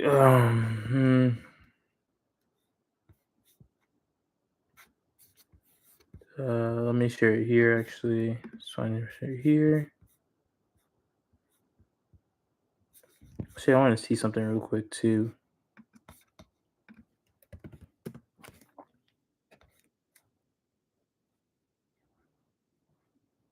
Mhm. Okay. Yeah, let me share my screen. I actually was already sharing my screen. So I'm just changing some stuff. There is a my client told me there's an issue where he always wants this thing to collect the names of the person that's calling, and there was one call where it didn't. I think the issue here is that this this agent is specifically supposed to handle tech support, but sometimes people call in and they'll call in for like general in question, like general things like, "Hey, is this person still coming to my house for the appointment stuff?" And when it does something that's not in the scenario it's kind of listed, it kind of throws off my whole instructions because AI really does follow the instructions as depending on how you prompt, it can follow the instructions exactly as it can. And when there are different scenarios it's not prepared for or been prompted inside it, it can not it is more likely to not follow course of what you want to kind of do. So let me actually stop sharing. Am I still sharing? It's weird. What is it? Usually says stop sharing. I'm not sharing. Um.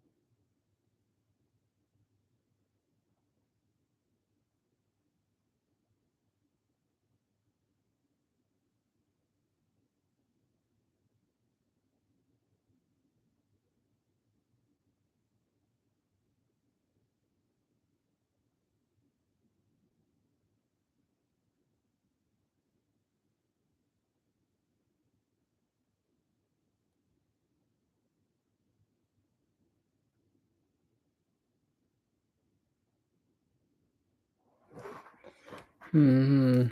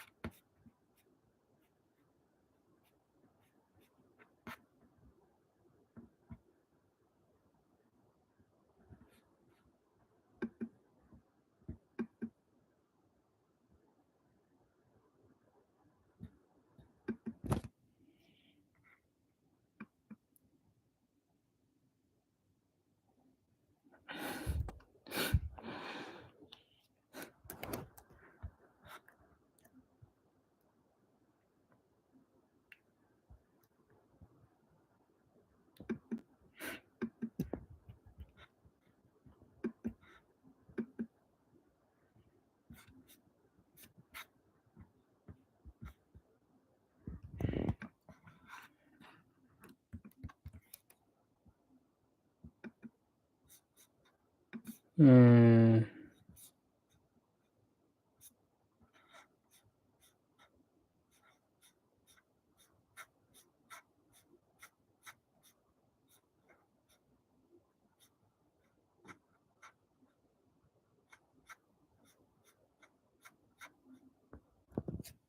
Important rules. Oh, other call flows, objective.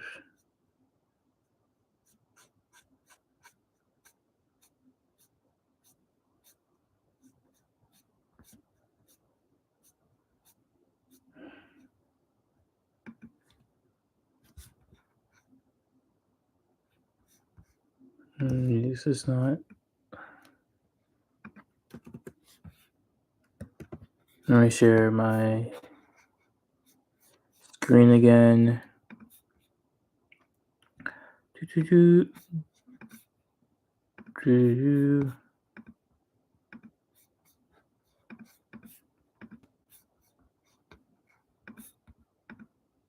Okay, just adding another call flow, another section of call flow to handle all the I guess other scenarios they might face in during these calls.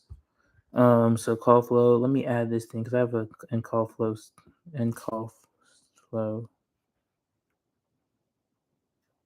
Wait, how do I? Let me go. Sorry. I feel like I missed something. Where did that come from?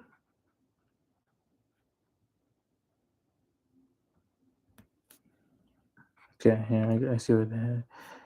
Let me.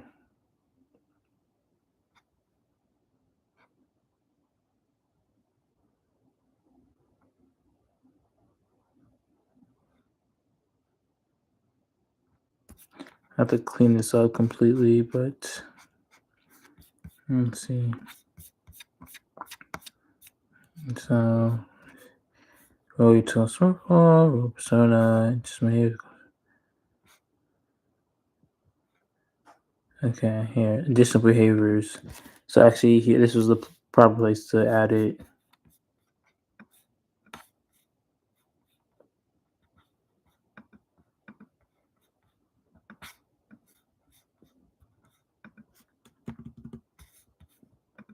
Okay.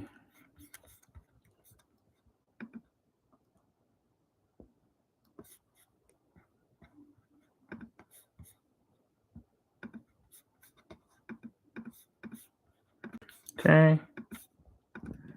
I'm gonna put some music on.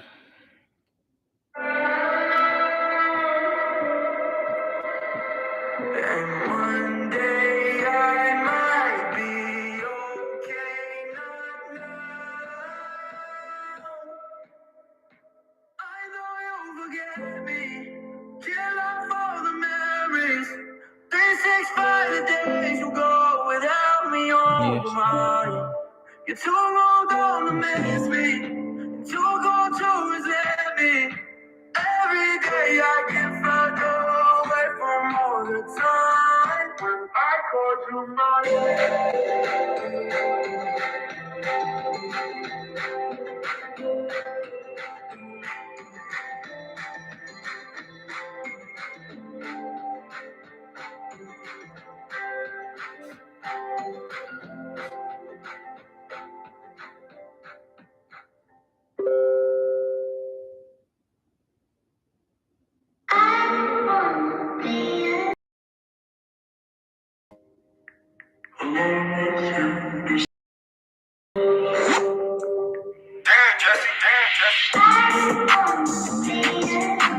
I don't wanna be alone, I just wanna be alone with you. Does that make sense?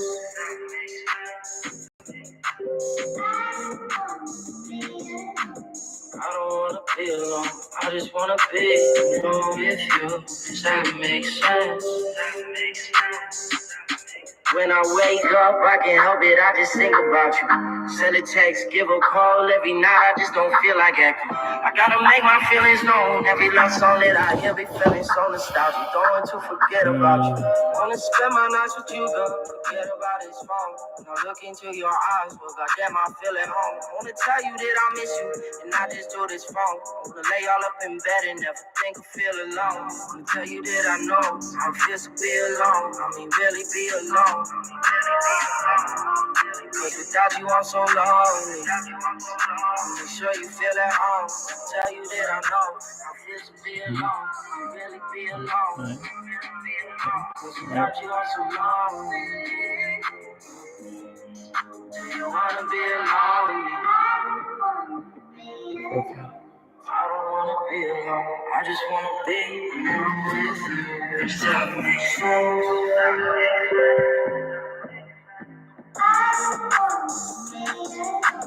I don't wanna be alone. I just wanna be alone with you. Does that make sense? I got a 20 in my pocket and a heart filled up with hope. Thinking about you were here but not too long ago. Memories I reminisce on, singing songs and dancing home. Staring into your eyes, I saw the stars and felt your soul. How could you go walk away? I didn't recognize the signs. Falling out of love with me and moving on to something different. All alone, I write these songs and something's missing.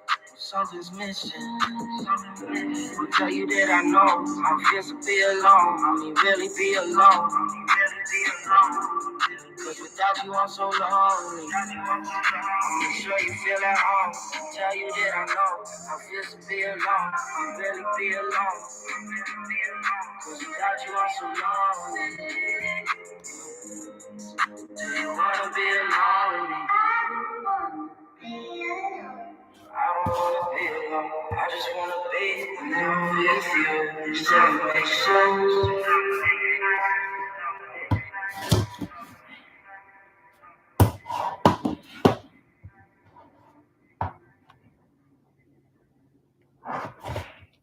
From the neck, I'll be looking that down. With a face looking like you might bounce any second. I'll be thinking about it, lungs out loud. Can I kiss you on the hip, show you tricks with the mouth? I just wanna see you for a sweet moment. If I've been away now, back I'm rolling. And your bed just won't stop calling my name. Never could be too late, lay down. I go down and you shake. Your legs are trembling, you rage, you doubt me. You came, you found these ways. Just to show me how much you like it in waves. Crashing upon all over my lips. Say, oh, won't you look at the time inside? Cause it's so far away. Never will I get used to how you make me feel. Much too nice and it seems fake. Yeah, you got this head way over these hills. Got me so high, you I can barely see straight. Now we got the best shit. So wet, so sweaty, like yes, please breathe. But my neck's so heavy, I'm dreaming. I'll get out of the way. Never could be too late, lay down. I go down and you shake. Your legs are trembling, you rage, you douse me. You came, you found these ways. Just to show me how much you like it in waves. Crashing upon all over my lips. Say, oh, won't you look at the time inside? Cause it's so far away. All these ways. Just to show me how much you like it in waves. Crashing upon all over my lips. Say, oh, won't you look at what the time inside? Cause it's so far away. So far away from being quiet, I know. And the silence is miles from here, so I slow this time. As I ride the waves, you caught hold in the sight from my point. So golden, so keen. What the fuck? What the fuck? Oh, thank you, bro. Just like.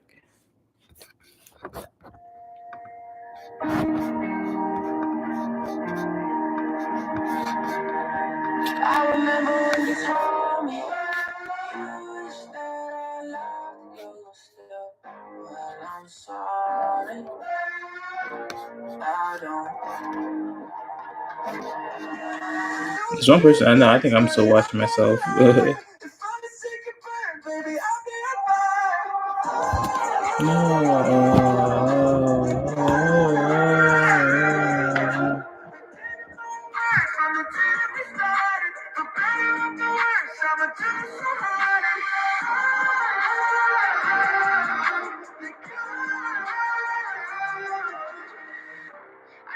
you're wishing on a comment, but don't make a wish, girl, you're out of love. Don't make a picky on a promise. Don't get a makeover when you're making up. Don't give things away, don't them back. Your body on one way, take it to the past. Saw you slowing down, now I'm moving fast. And I don't look back, but I remember when you told me you wish that I loved you still. Well, I'm sorry, I don't. Truth hurts, but I'm not a liar. If I take a bird, baby, I'll be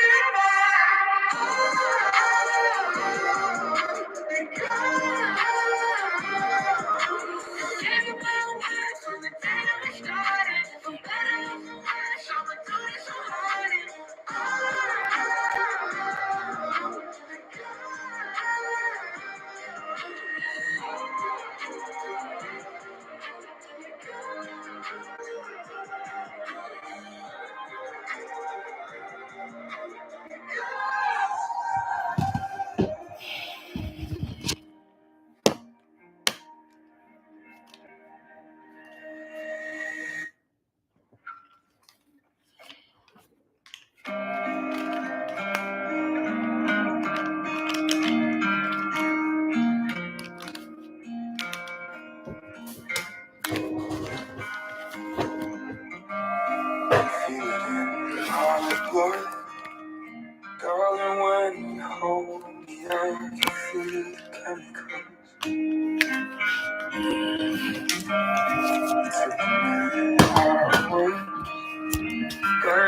All right.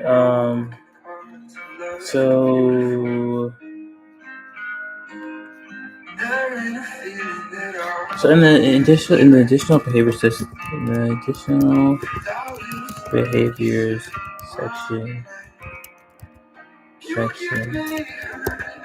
I want to add. mm,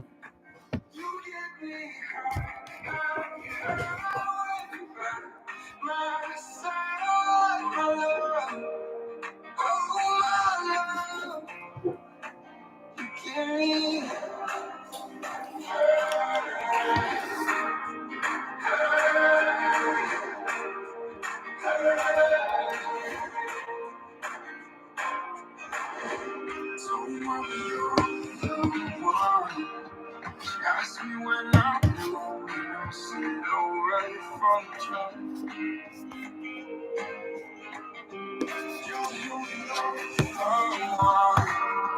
So I am crazy. Days when we're apart. into this section. I want to add this. Oops, that's not what I want to add.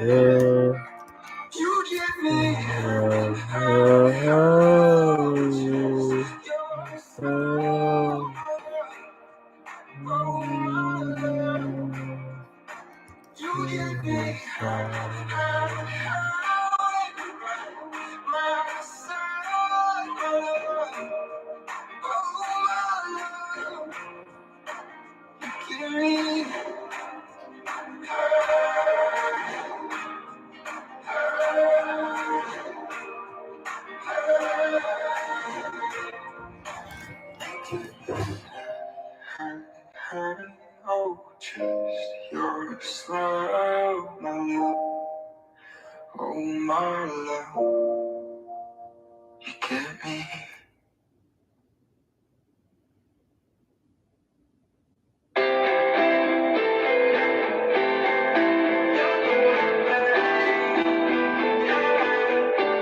There's poison in my veins. I don't know what I'm supposed to say. Yeah, think about it every day. I don't think that I could ever change. Yeah, I don't know if I want you to love me anymore. I wish that things had turned out nicely. But here we are, and I knew this stuff for way too long. No time I'm moving on. Keep me closer, go so far. Let me go with a broken heart. Haunted by the way you pushed away. All alone on my alley skies, trapped by some little rundown car. Almost every day I waste away. You're the one to blame. You're the one to blame. Yeah. You're the one to blame. You're the one to blame. Yeah. I'm lost inside. I've tried to free my mind way too many times. I've been trying to hide the things I feel inside. Oh my God, and it's going on. Yeah, time is moving on. Feels like just a week ago. What's going on? Don't know if I want you to love me anymore. I wish that things had turned out nicely. But here we are, and I know you still for way too long. No time I'm moving on. Keep me closer, feel so far. Let me go with a broken heart. Haunted by the way you pushed away. All alone on my alley skies, trapped by some little rundown car. Almost every day I waste away. You're the one to blame. You're the one to blame. Yeah. You're the one to blame.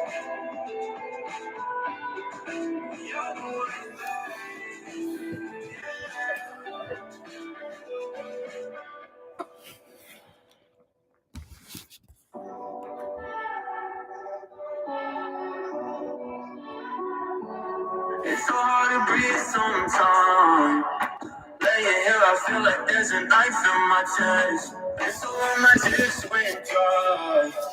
Suffocating from the weight of what's in my head. You were so close, too far away. And I could never chase it. Lost control when it's saying it's time for me to face it. All I did was take all your love was fake. Never could believe it. Did it for no reason. Felt it in my veins. Was it all away? For me, I'm not just a maybe steady. I've been underwater, water, and I swear to you, I need your love. Yeah, I need your love. I'm falling further. If I gotta go as far as I can, then I might just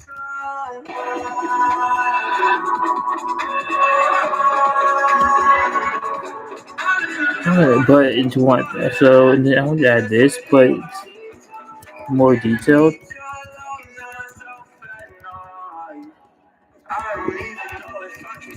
And for all of these, for the first and for all of these, for the vendors, but the vendors,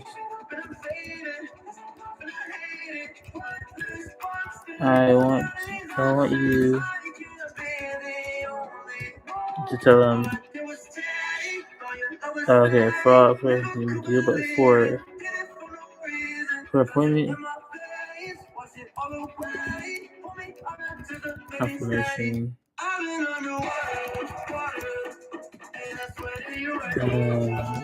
This just tell the person you follow up with them. You tell make sure appointment.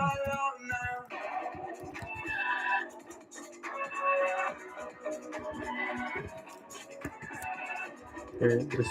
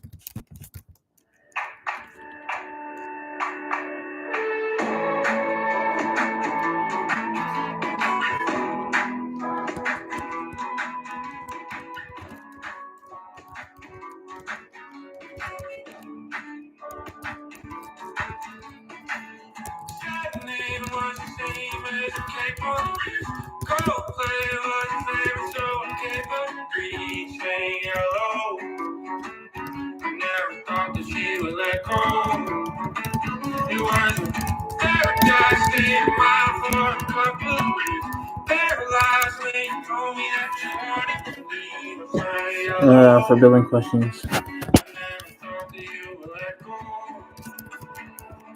Just mention.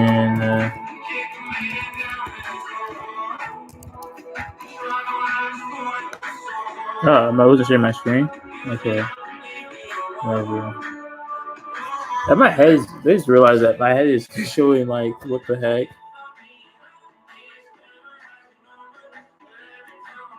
How long was my head showing like that? I mean,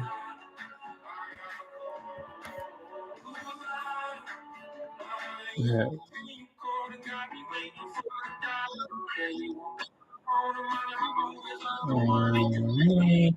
Look at my hairline.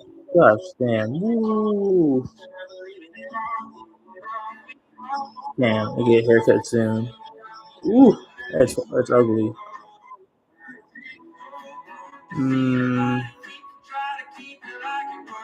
All right. Let's see.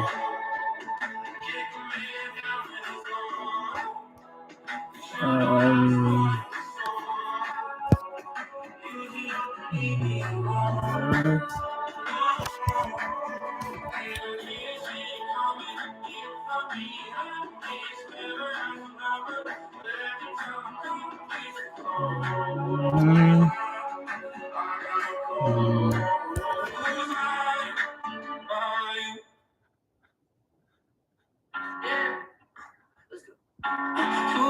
Gone, they don't ever make a difference. I stay strong, no chance I'm caving. Didn't I add payment support here? I thought I did. Show it out, one I can never forget it. This kid, no chance I'm breaking. You know what I'm saying? You're the way. That's weird. I thought I added. I will keep up from the day you no, you gotta leave, but you never let it out.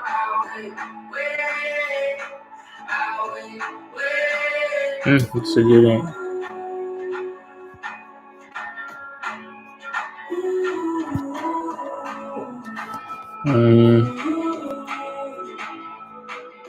I see stars in the dark that we're not to know. I see scars on your heart that you had to know. You never gotta go alone. Oh, let the cards play. I don't have an issue. I say I'll be better with you. Not enough to say I miss you. Oh, 2 years gone, they don't ever make a difference. I stay strong, no chance I'm caving. You know I'm staying. You're worth the wait. I'm running back home for the morning you say my name. Yeah, I will pick up for you, baby, any night and day. Yeah, no, you gotta leave, but you never gotta die. I'll wait, I'll wait.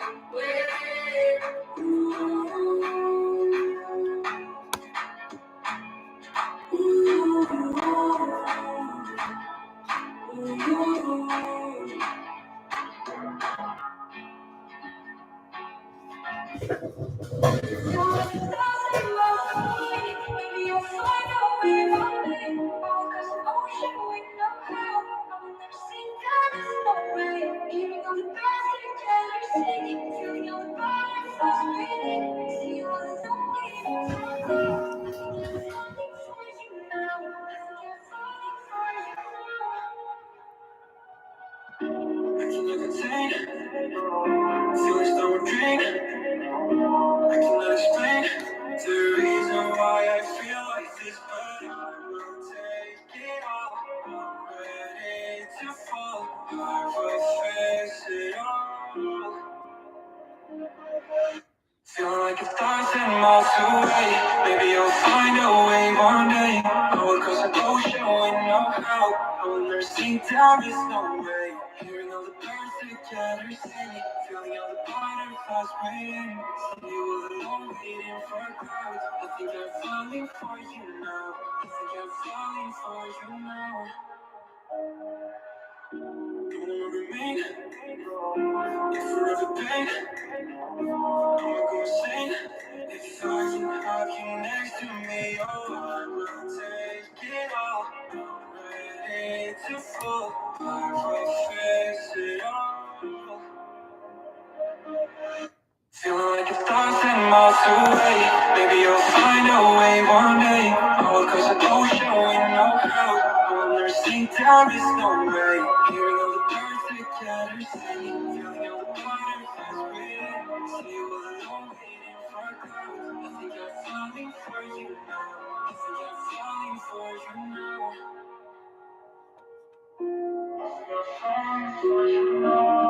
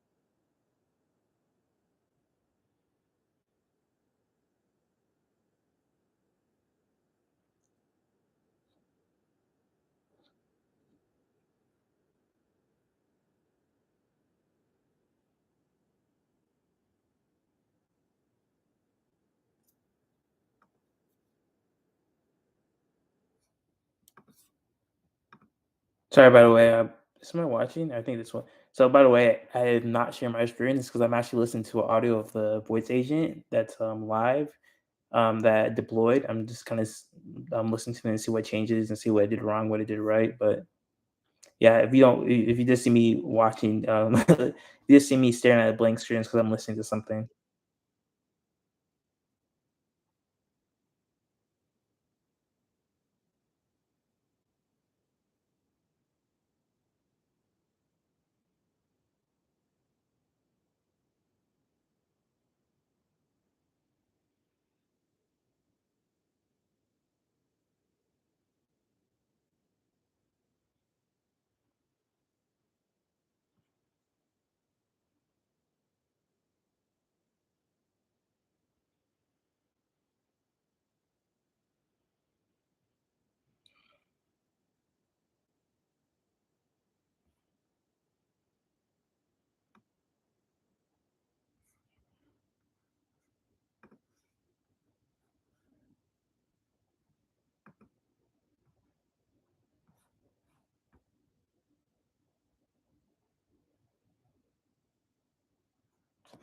Yeah.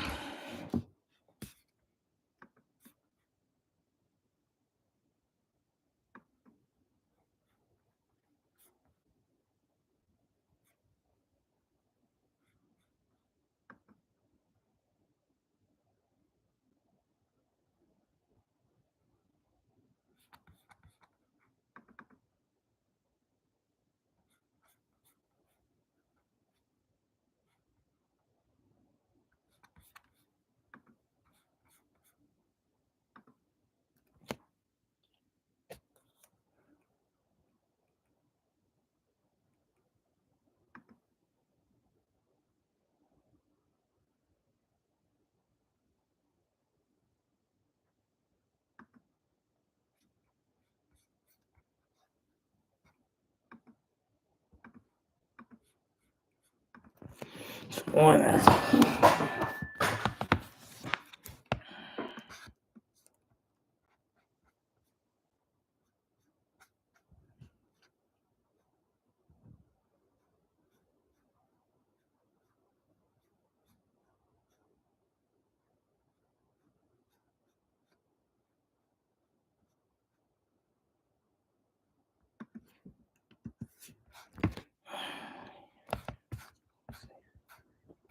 What's next?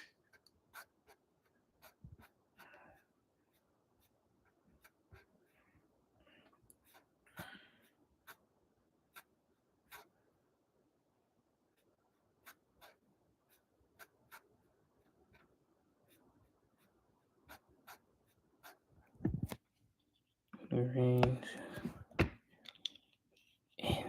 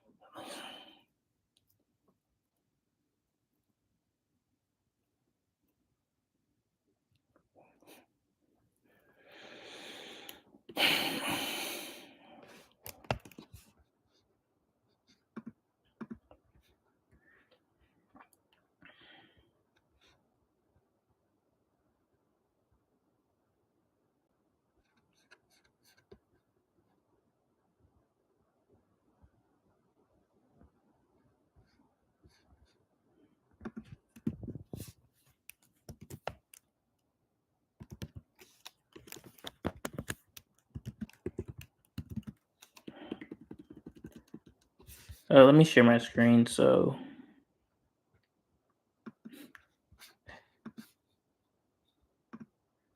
actually editing some prompts right now because I was watching a live call and AI completely fumbled. It actually lost. Oops. It actually lost the client the lead. So I'm completely just like clean up this clean up this stuff right now. Please adjust this base. So do not accept.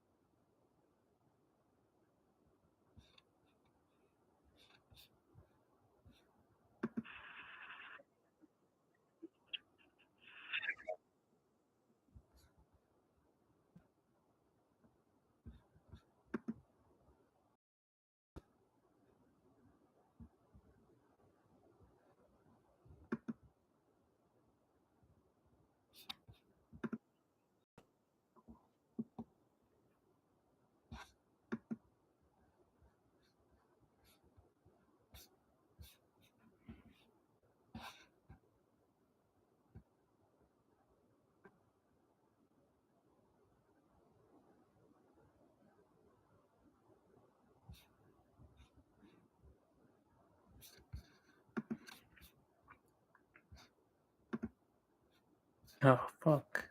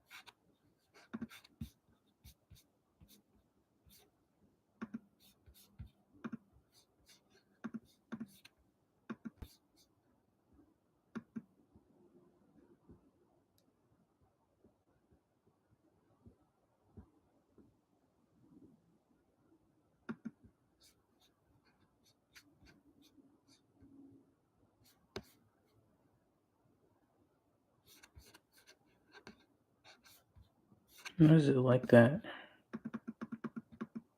Okay.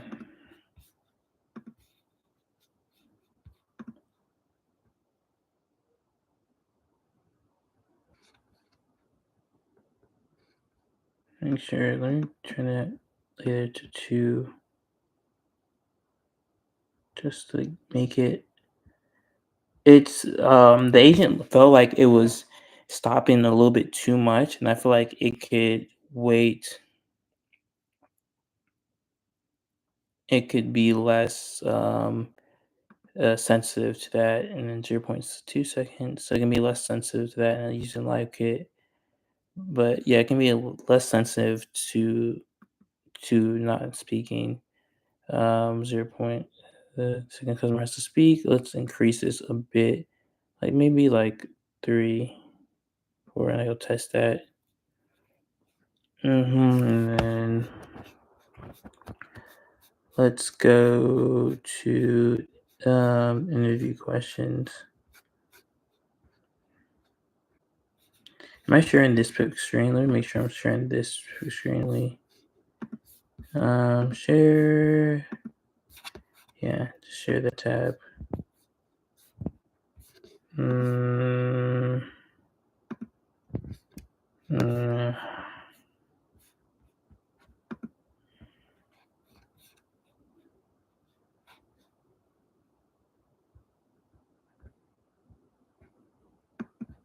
at 426. Is that even under the? Let me see. Written security.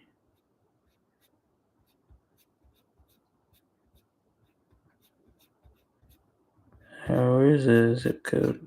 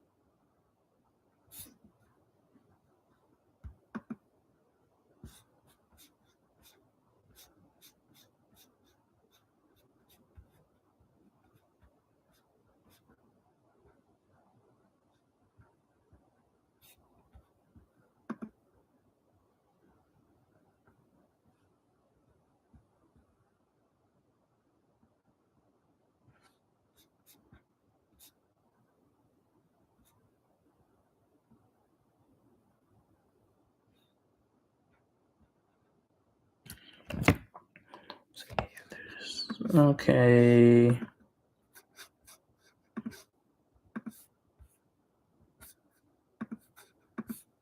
Let's go back here. So, okay, and what's your? So, wait, where you at?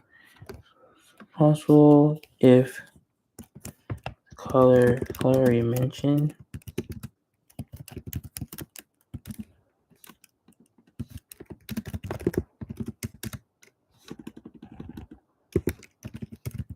How they found about us.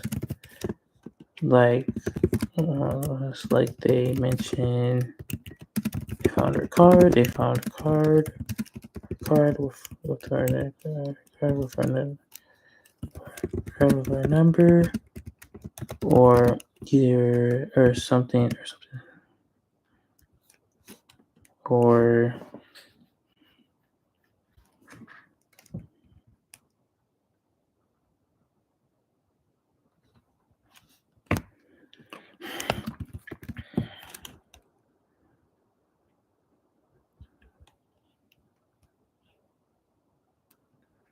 mention they found about us, like mention they found a card with a number in your etc.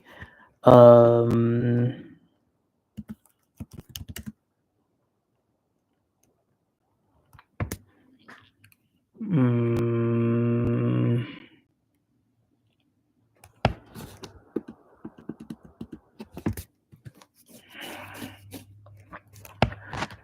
GC, the car mentioned other select the dimension of the car for a number on the car or something or E or something else. Do not ask. Do not ask this question again. Do not ask this question. Do not ask this question. As the color already gave you y, already gave you y.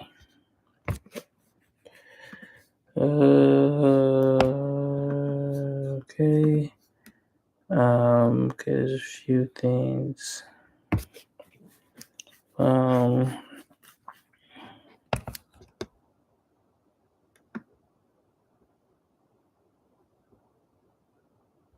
Before I do that, do you mind sharing emails?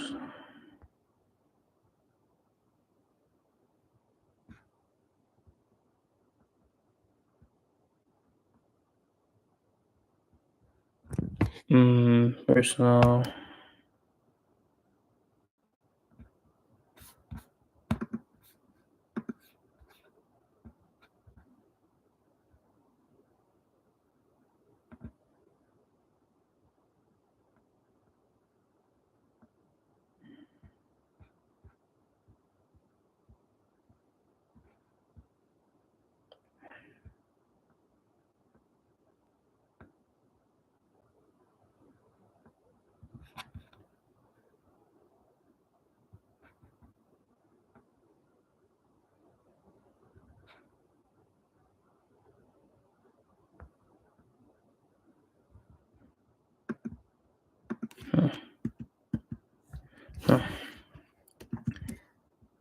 If they didn't give you a zip code in the response, then please follow up with accent with their zip with vaccine. Their zip code. Their zip code is their next response.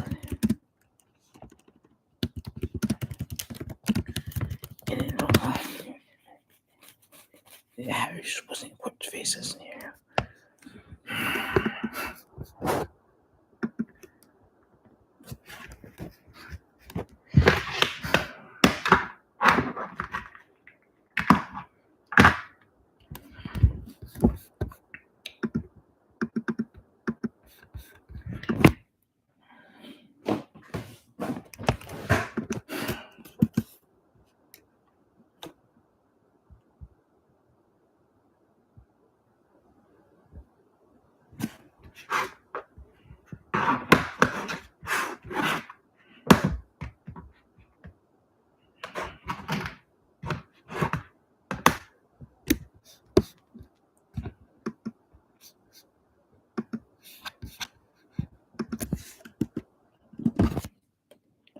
If they didn't give you a equivalent response, then please follow up with asking what their equivalent response is in their next response. What their is in their next response.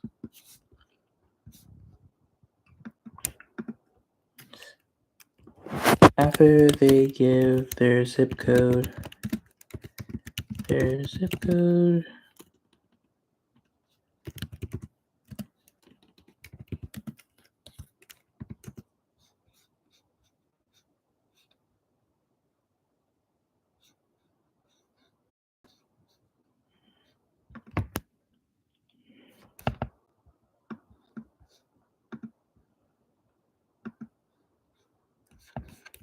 After they give their zip code.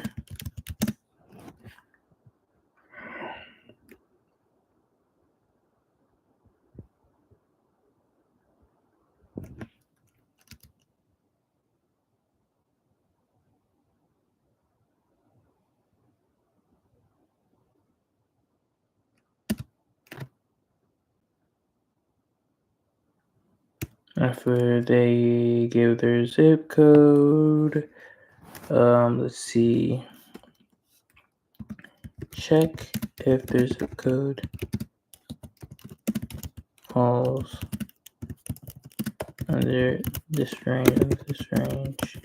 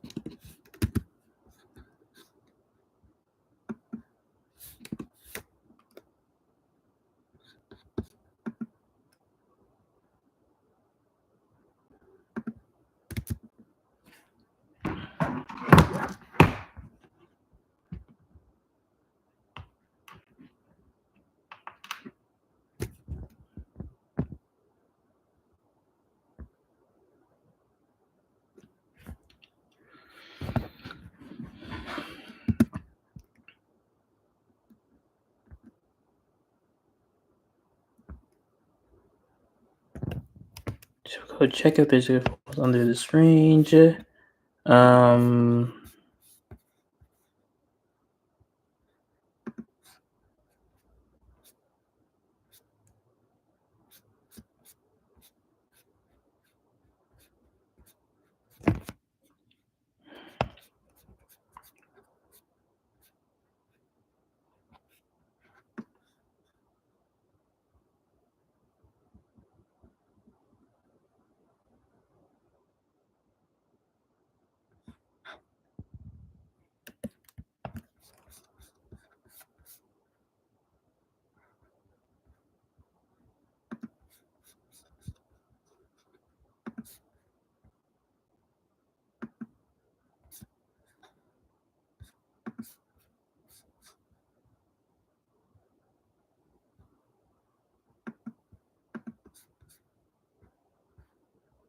Let me finish and then I think this is just mention.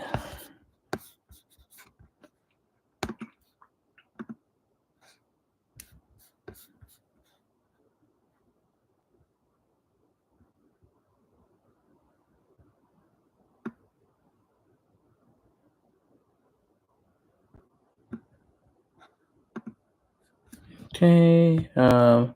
So I want to prompt the AI to remember all these zip codes.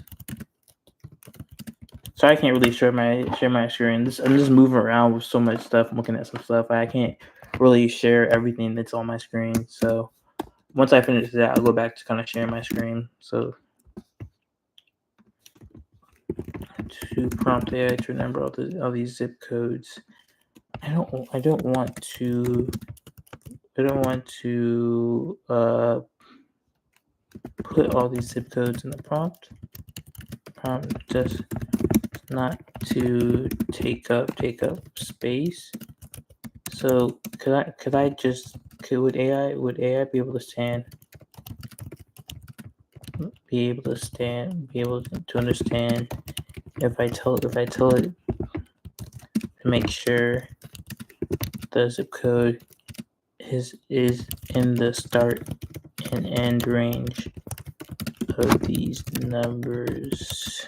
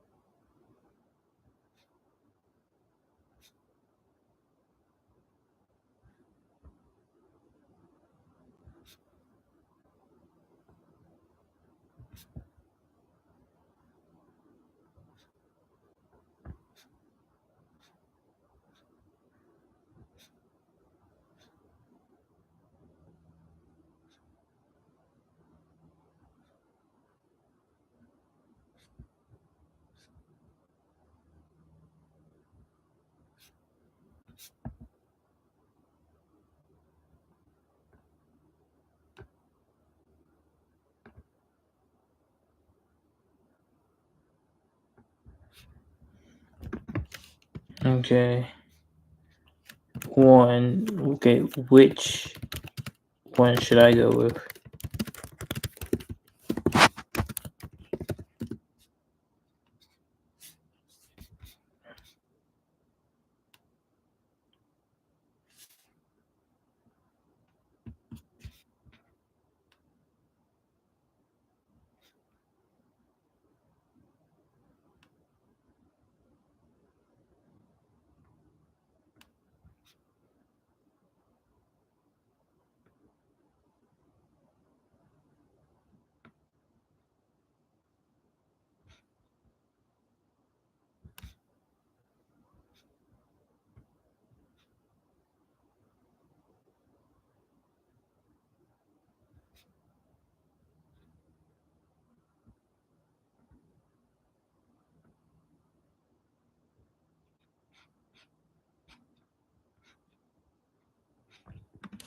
Let's do multiple ranges.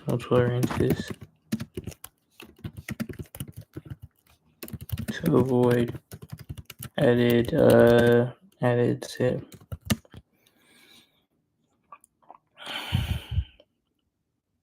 Let me just call it because it already takes. Let me just call a function for this. I don't think calling a function for this would be that bad of an idea. So what I'm looking at is I'm not really showing it, but I'm trying to bait how this agent will work is that it will base on if it will serve the caller or not based on what their zip code is.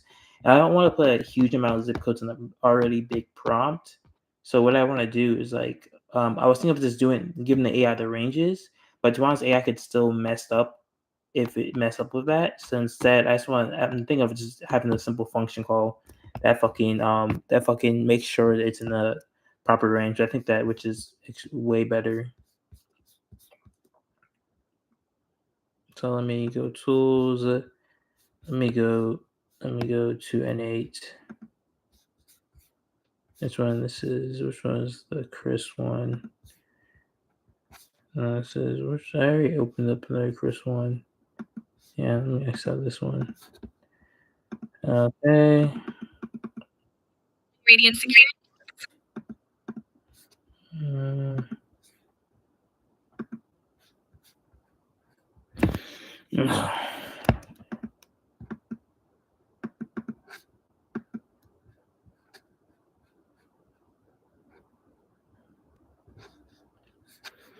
Uh,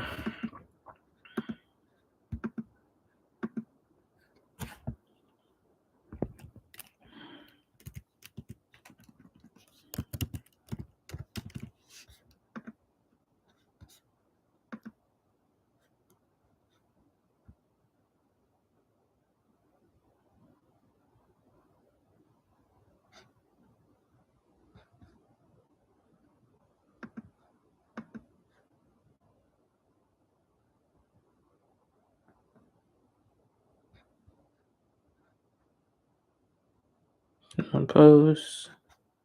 Public response. Where is it?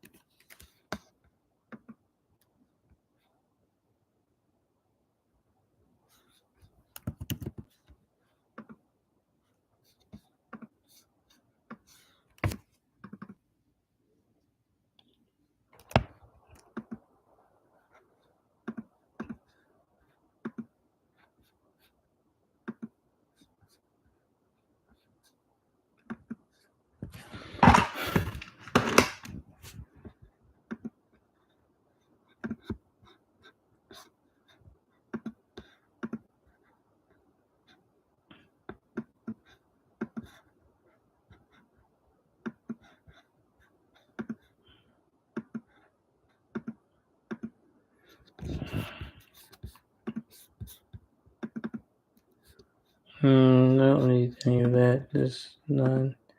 Okay, public response. So right now I'm creating an NA automation, and this automation will be used to just I'll put all the zip codes in the code, and that code will check if that zip code is one of those zip codes, and it should be fast anyways. I mean, the VAPI it's not like that fast for latency anyway, so I don't think this webhook should take that long anyways. Respond to the webhook. Response code.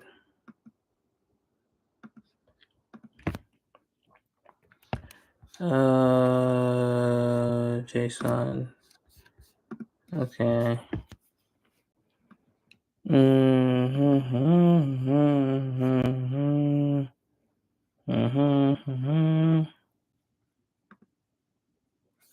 Okay. So we'll have that, and then we'll run code. So,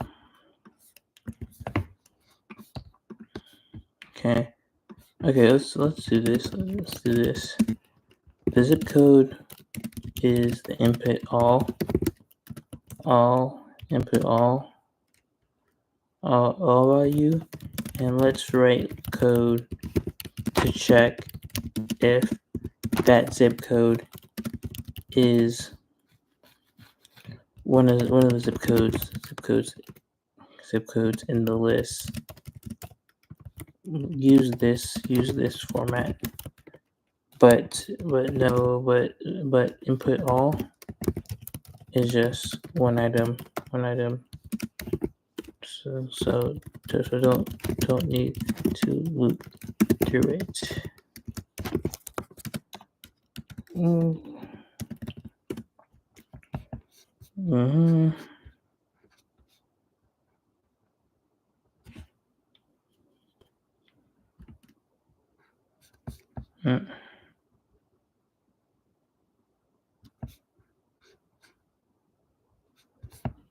Okay.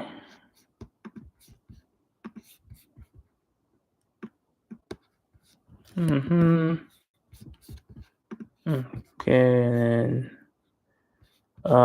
what's the respond to webhook? How would the respond to webhook look again? Where's respond to webhook? Okay.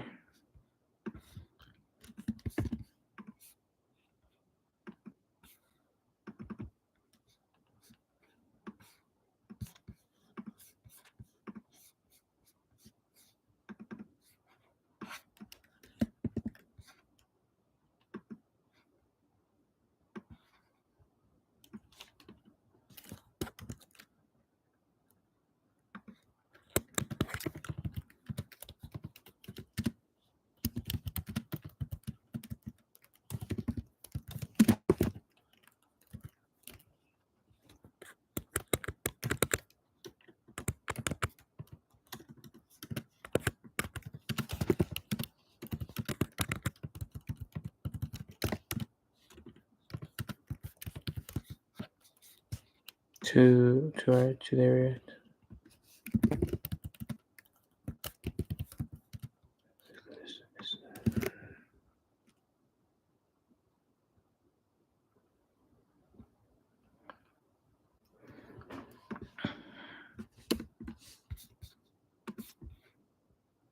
Can you update the code to return not is local, it's not a local if false, and local if true.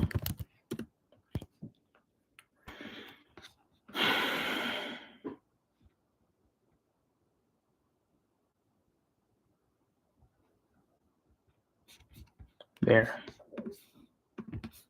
Nope. No. Uh-huh.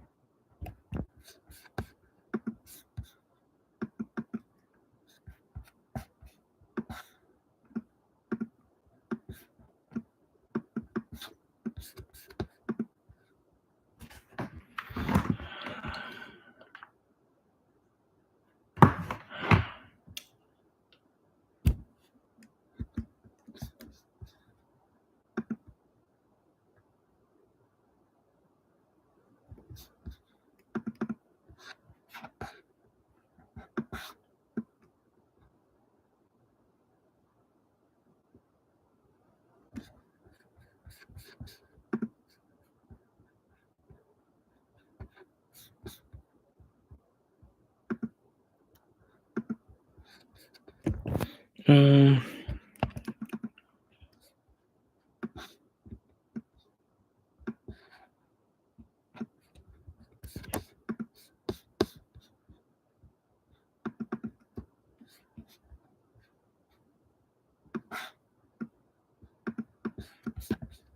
mm,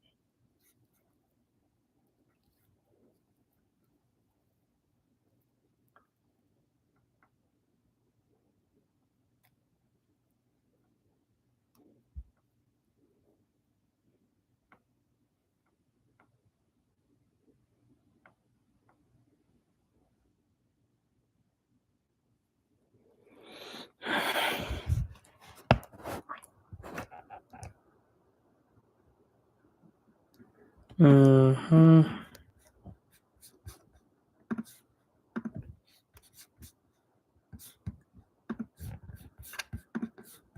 Okay, so find that if it local is not local. Okay.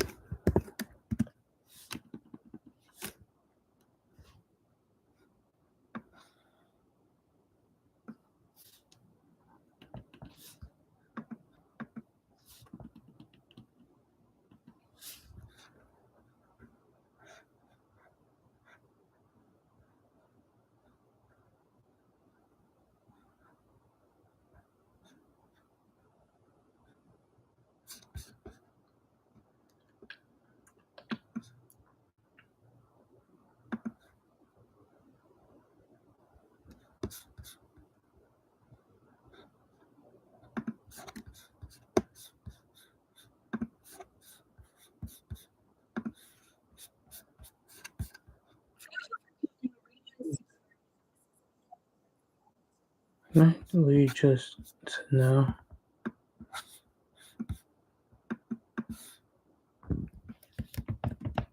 Oops.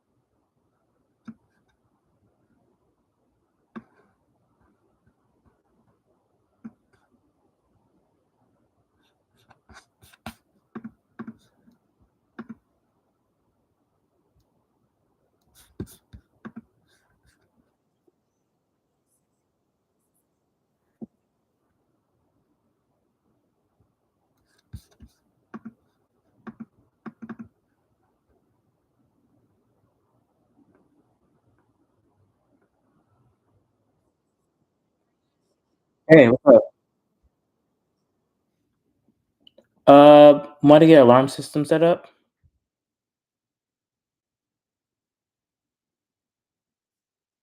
Yeah. So what I wanted to do is Okay.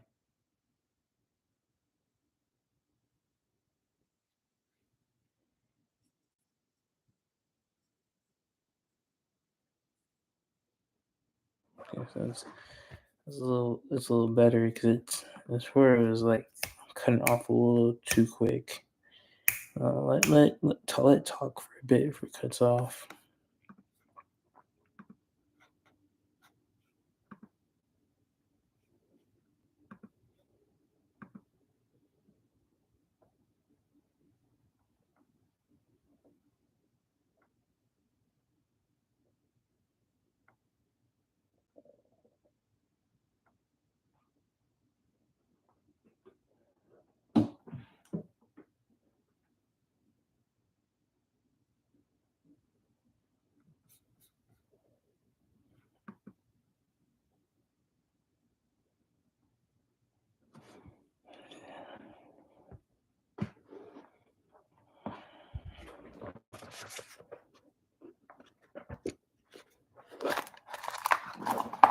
Uh,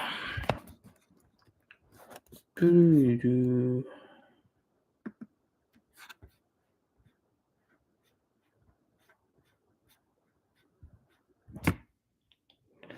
Okay, let me put some music on so I can listen to it.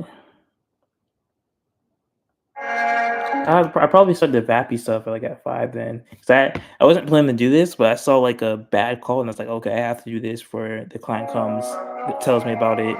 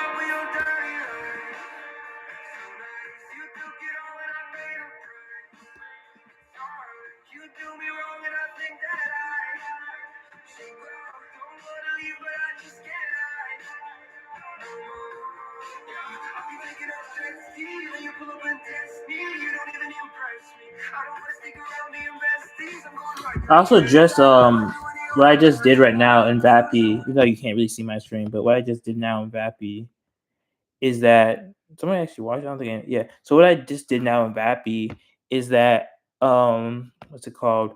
The stop speaking plan. The issue I was having, I also saw, is that the AI is it stopped speaking too early.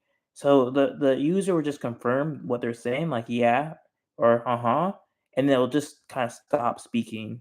What I wanted to do is that unless the caller is really interjecting, it should continue speaking. So I was just increasing the stop speaking plan. So the number of words the customer has to say for the assistant stops talking, the amount of seconds the assistant has to talk to speak before the assistant stops talking, and all that stuff. So that's what I was kind of doing. Okay. I'm doing tonight and I just can't breathe. Can't hit my own fire.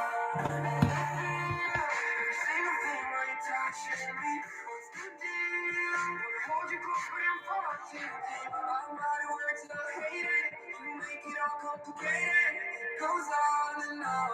You fuck me up with your dirty lies. So nice, you took it all and I paid a price. You do me wrong and I think that I don't wanna leave, but I just can't. See this pretty life, yo, dirty. Just knowing all these people be turning. God, I'm gonna hurt me. You try saying you a different, you like a fake. I thought you were gonna save me. Promise to the fool game. You just threw it away. You fucked me up with your dirty lies. So nice, you took it all and I paid a price. You do me wrong and I think that I don't wanna leave, but I just can't. You fucked me up with your dirty lies. You took it all and I made it right. You do me wrong and I think that I don't wanna leave, but I just can't.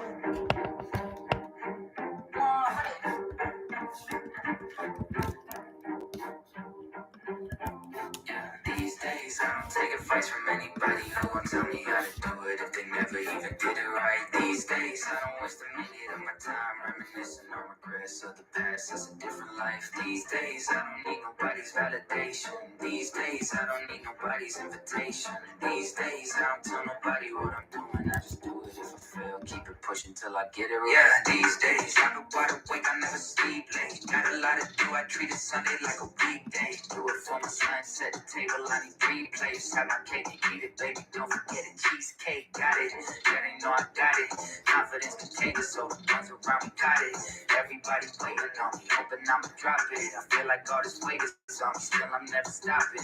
That is not a, yeah, pushing myself to the limit. I set a goal, but still I never feel enough when I get it. Cause when I go and all these feelings overflow to the ceiling, it's like a hole just opened up and I don't know how to feel it. I tell them, look, I don't make mistakes, the mistakes make me. Drop songs when I write them, I don't wait 8 weeks. They too focus on the image now, but that ain't me. A lot of rats taking pics, that's why they say cheese. Lately I've been feeling like there's something off. A lot of friends used to show me love, ain't showing love at all. Yeah, only cheer me on when I was underdog. Running up the numbers, everybody keep on running off. Funny how they wanted me to win until I passed them. Now all of a sudden they be talking in the past tense. He was this, he was that, like I changed up. Had a kid, I'm a dad, gotta make funds these days. Everybody focus on the he say, she say. Acting up and trying to make a scene like a screenplay. Try to be original, but end up as a remake. Spend a lot of time thinking about how I'ma be great.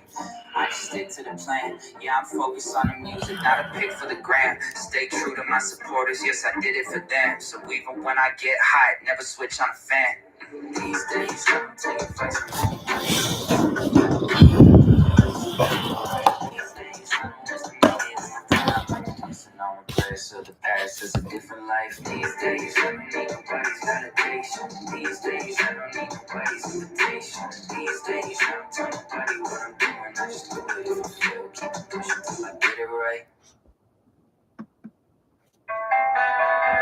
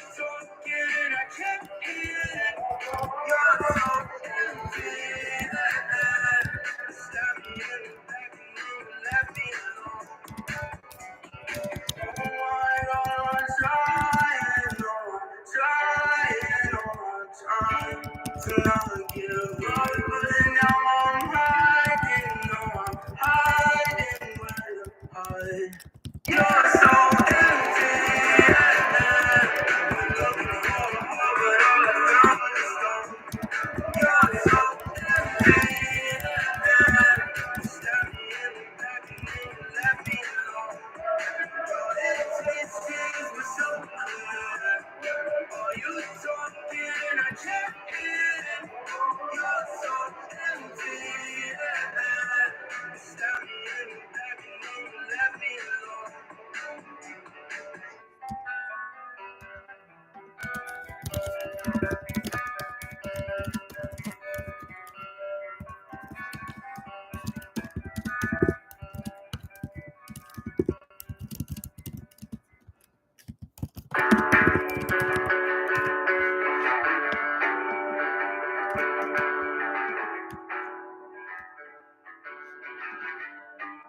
I'd rather cut ties and take the loss, even though I just paid it off.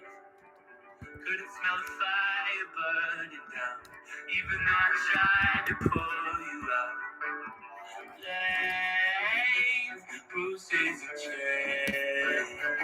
I'll say your name, I'll say your name, but I won't make fatal minded. These knees have bled blood out my hand. Didn't know you tried to burn us down, even when we tried to work it out. But I won't make fatal minded. These knees have bled blood out my hand. Didn't know you tried to burn us down, even when we tried to work it out.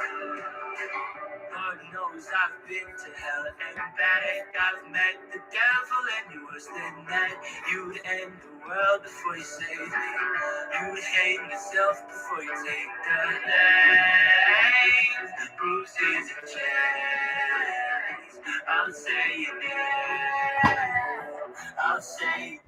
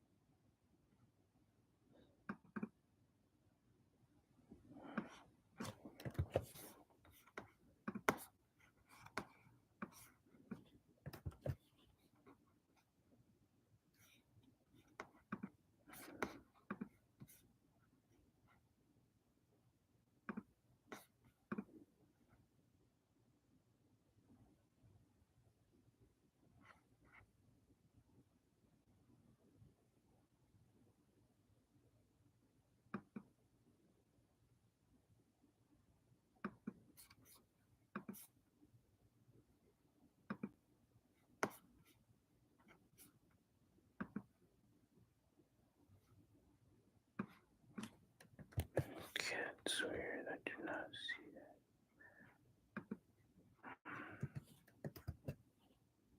Okay, it's weird. It's weird.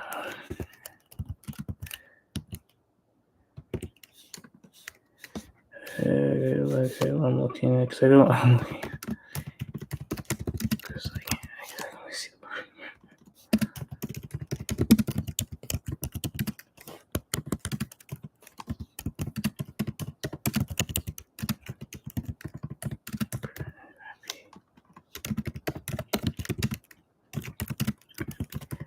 Where did you get the number? Was it from the text message that we sent? Was it from where did you get the number?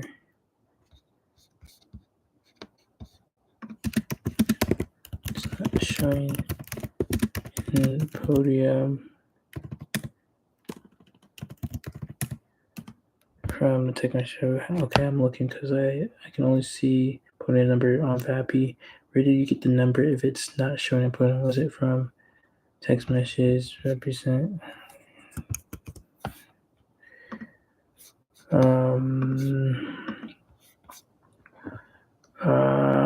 Let's see.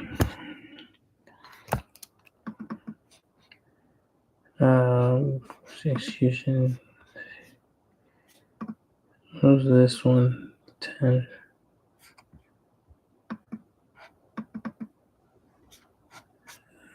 And this is the date is okay. Whose number was this?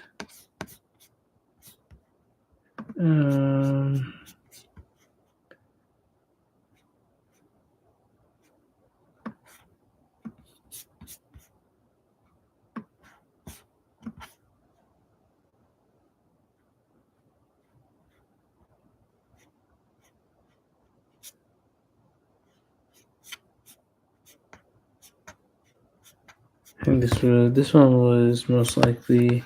Yeah, so I didn't have the phone number.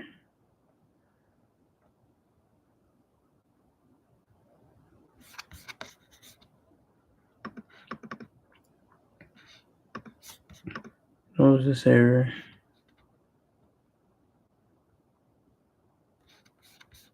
Why did I see the same error? Okay, remember it has to get the phone number.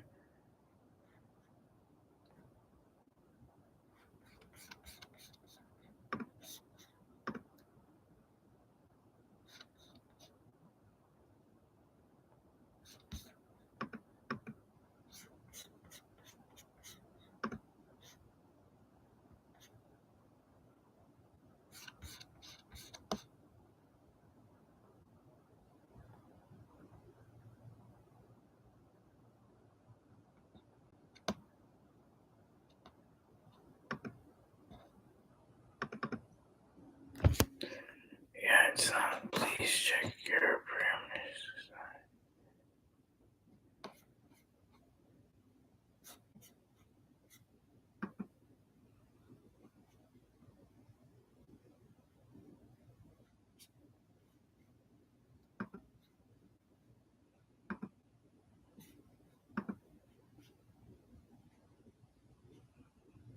Didn't probably get the email, even though the email was stated. How did I not get the email? The email was stated. I swear it's so the email. Okay, that has to be fixed. Mm.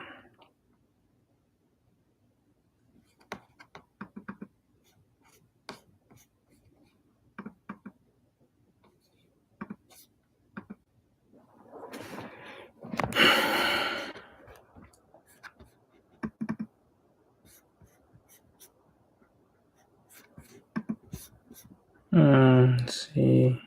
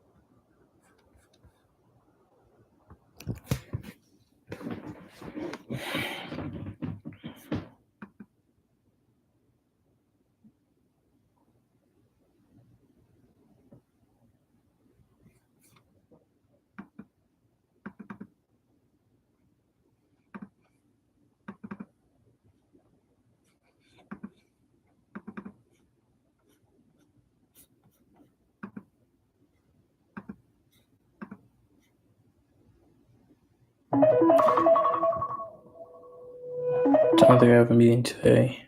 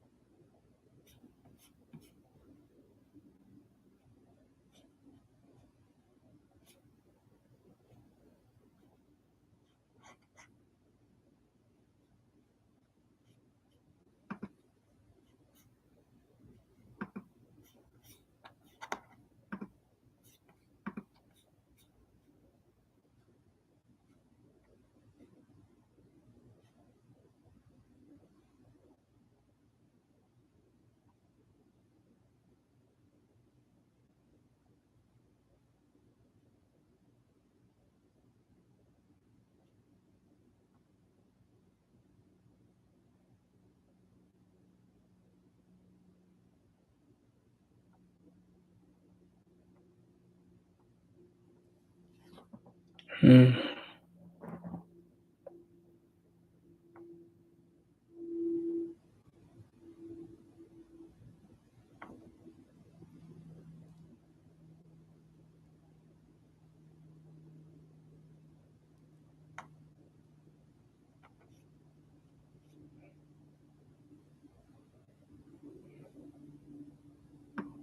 It's the weirdest stuff I've seen yet.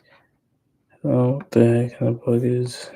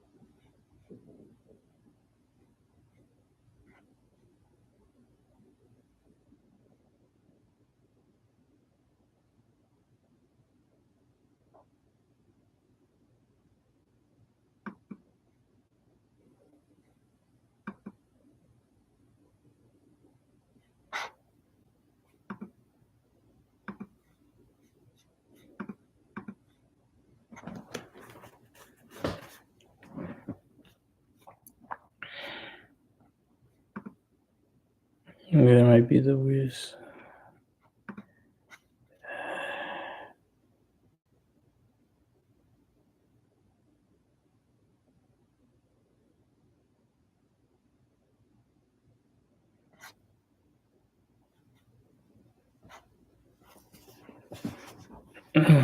Okay, that is the weirdest. Let me see what the fuck. That's the weirdest shit.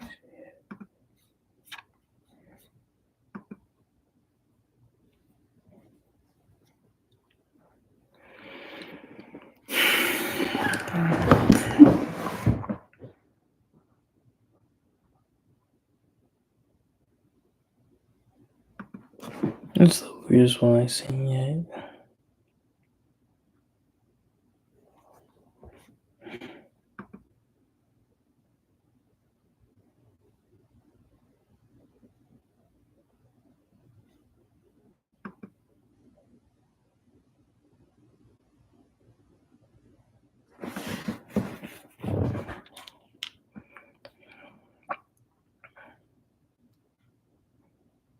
Mm,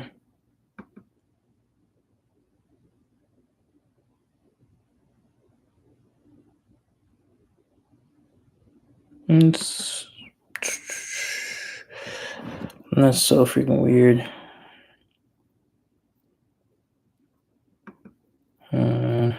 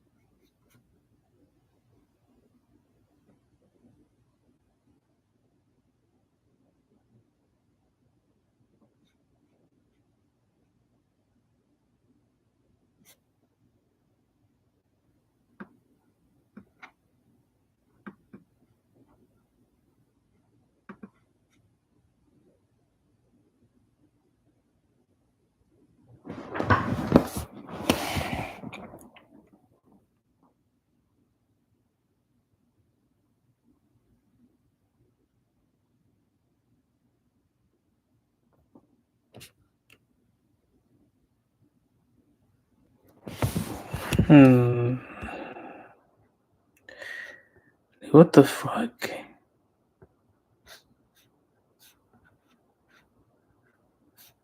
Okay. Weirdest thing I ever.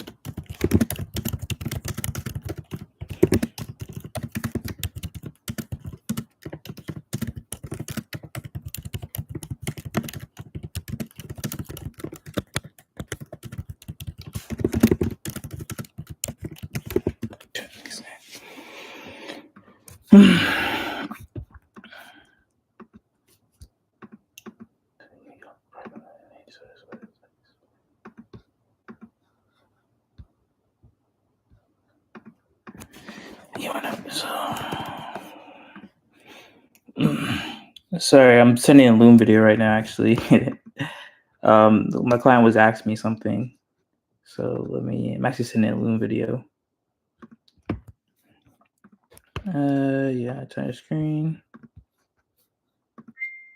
So you might not be able to, since this is an N8, you might not be able to kind of fully understand what I'm showing you, but to at least, so you can at least get a basic explanation of what I'm talking about. At least you have like, at least you can see what I'm talking about.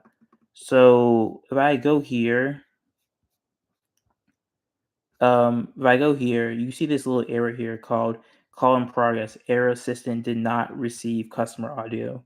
So that's why you can't listen to the call, or you couldn't listen to the call. There was no audio that was recorded in the call. So that's why you couldn't actually listen to the call. And then and the reason why I was saying that the AI was making up stuff, because if you go here, this is the AI that creates the summary of the call, and it does that based on like the transcript call. And if you see here, this is supposed to be where the transcript should be.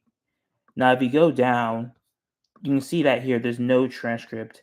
And what I'm assuming the AI did is that since there was no transcript, it just used the example output I gave it, and it's made up a bunch of stuff based off that. I think with AI, it always wants to output an answer, even if there's not an answer to give. It always likes to do something. Yeah, and that's just explanation of what the error was. That's okay. Showing error. Mm.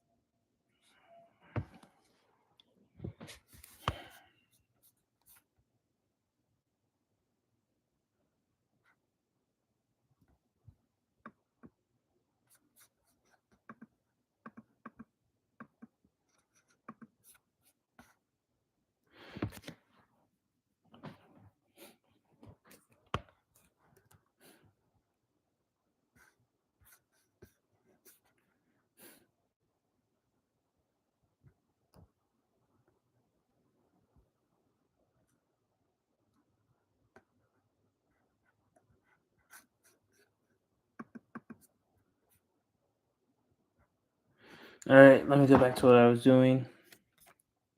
About 4:20, bruh. Now I probably won't start this voice AI stuff until like 6. You are safe.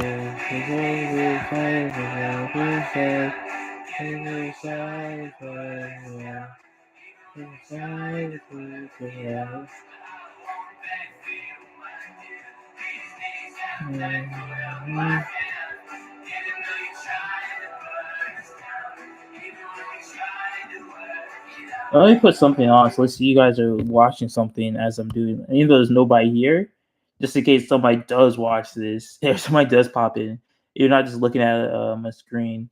Well, there was one thing I was actually watching. What was it? What was it called again? What was that video? What was the video called? What was I watching? It was a voice AI video.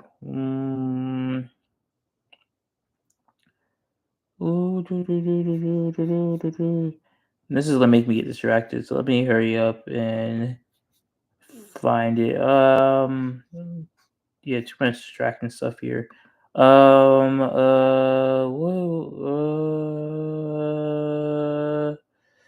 was it? No, it was some video on. What was that video? I swear I had it open in this tab, bruh. What was that video? What was that video? Where I go see it? Was it this? It wasn't that video, but let me put this video on.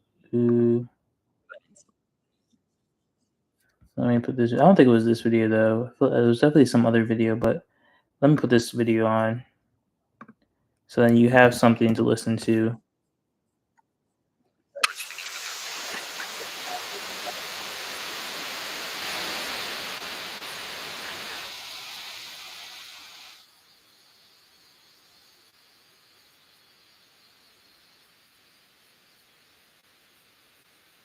What's the state of AI evaluating talent? What will humans be doing in the economy in 5 years? Please tell us. Right. Well, that is a huge question for everyone. At least everything I'm seeing is leading me to believe that Brendan Foodie is the co-founder and CEO of Mercor, a company building the infrastructure for AI native labor markets. Mercor's platform is already being used to label data, screen talent, predict performance, and evaluate both human and AI candidates. It's a really interesting company at the intersection of recruiting, evals, and core to improving foundation models. So Brendan's team recently raised $100 million, and they're working with some of the most sophisticated companies in AI today. Our conversation today hit a lot of interesting things, including what role humans will play in labor in the future. We talked about the types of data labeling that really matter to improve models going forward. Brendan reflected on Mercor's rapid ascent and some of the key decisions he made. And we also hit on where AI does and doesn't work in the hiring process today. All in all, a really interesting conversation. I think you'll really enjoy it. Now, here's Brendan Foodie. Well, thanks so much for coming on the podcast. Really appreciate it. Yeah, thank you so much for having me on. I'm a big fan, so excited to chat. Yeah, excited to have you here. I figured we'd start at like the highest level place, which is for our listeners, I'd love if you could just contextualize like where are we today? What's the state of AI evaluating talent? Like what works, what doesn't, what's going on? I'm amazed at how good it is. Like, I think that everything that a human is able to evaluate over text, the models are close to superhuman at, whether it be the transcripts of someone's interview, the assessments that they're filling out in a written way, or even the signals on their resume. And it's a fascinating dichotomy because so little of that has actually been distributed in the economy, right? And so there's just this like huge green field associated with doing that. And it's one of the things we're really excited about working on and building out. Yeah, were there things that didn't work pre-reasoning models that like, maybe talk about the llast 6 months, like as these models have gotten better, what's like finally started to work for you guys? Yeah, I remember back in end of March of 2020 or 2023 when GPT-4 came out and we were like build our first prototype of AI interviewer and nothing worked, right? It was like the model would hallucinate every 2 or 3 questions and all of that. And so it's just been riding this incredible tailwind over time.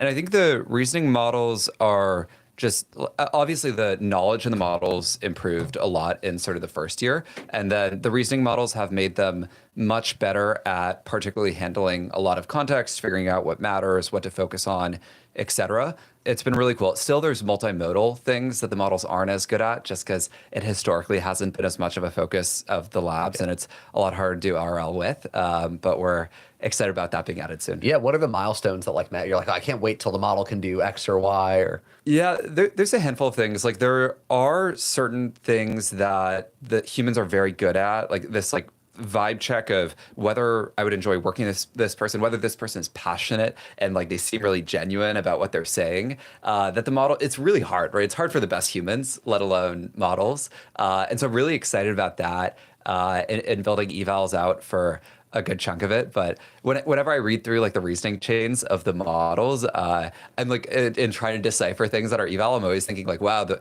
model seems a lot more reasonable than like our than whatever researcher on our team was creating the eval, right? And so it's really incredible how fast they've improved. And I think everyone obviously is seeing everything working in code, but we're just in the early innings of a lot of other domains that are taking off in an incredible way. And obviously, it seems like a big part of what you're doing is basically, coming up with evals for humans and how good they'll be at jobs. Obviously, we have all these people creating like AI employees now. It's like, hey, agents are going to do this, or you'll have an AI agent doing, this set of tasks that an employee would do. Do you guys play into this at all? Absolutely. So, I mean, we do a huge chunk of this. Maybe giving a little bit of the backstory of the company. The reason we started is that we felt like there were incredibly talented people all around the world that weren't getting opportunities. And the primary reason is that labor markets are very fragmented and that a candidate somewhere else in the world, maybe it's remotely in the US or another country, was only applying to a handful of jobs. The company in San Francisco is considering a fraction of percent of people because there's this like matching problem that they're solving manually. And through applying LLMs, we could solve this matching problem so that we could build this global unified labor market that every candidate applies to and every company hires from. But then we realized that there was this huge takeoff in hiring people associated with these like new knowledge work roles and evaluating LLMs. And so now we hire, all sorts of the experts for the top AI labs that use our technology to help facilitate that, both for creating evals to evaluate our experts as well as to evaluate the models and all of these agents that you're discussing. Maybe for our listeners too, on the Mercor side, you guys obviously have a bunch of uses of AI and screening candidates, going through resumes.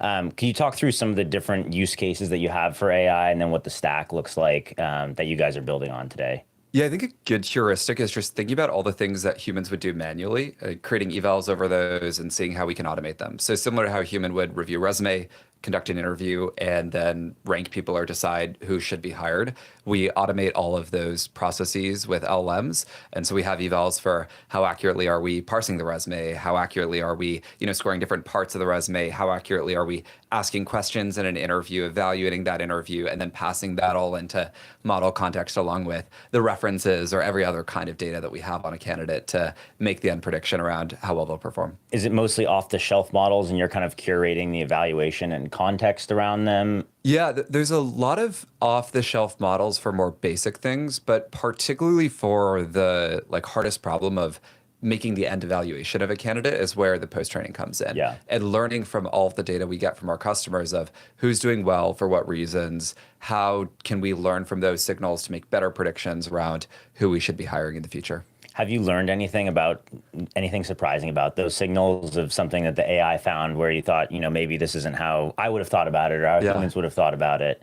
Yeah, there's all sorts of things. I think that one of the key benefits of AI is that it's able to just go way more in depth about everything about a candidate, and it's able to pick up on all the small details that humans sometimes miss, or the vibe check sort of skips over because people already have their mind made up on a candidate. And so there's all sorts of little resume signals if people have demonstrated extreme interest in a particular area where they're just doing it for fun, as you would anticipate, all the way to different signals of whether someone studied abroad in a country that is where they're doing the end job. They might communicate better and be more conducive in a work environment.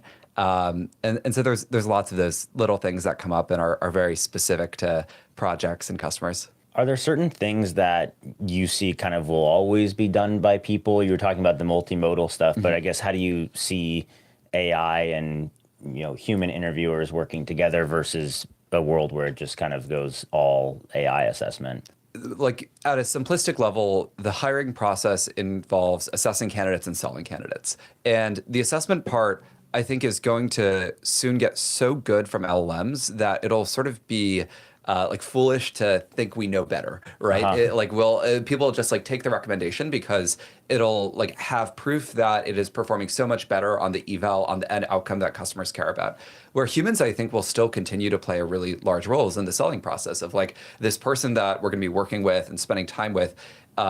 And I think about it as enabling human recruiters and hiring managers to spend all of their time on the candidates they want to hire rather than all of these interviews of people that they don't end up wanting to hire. And so really, yeah, unlocking them to, help people better understand the role, better understand the people that they're going to be working with, and all the things that they should be excited about. Yeah, I love that. Will people start gaming the assessment? Like, is that something that you've seen at all? I guess if the LLMs are picking up on certain things, if you put in this They all keyword, decided they studied abroad. In the right they all place. studied abroad in the in the place where they're recruiting for. That's Yeah. It's why sometimes you have to be a little bit secretive about the signals, right? But yeah, I mean, we have so many things where we deal with this, as every large hiring process does.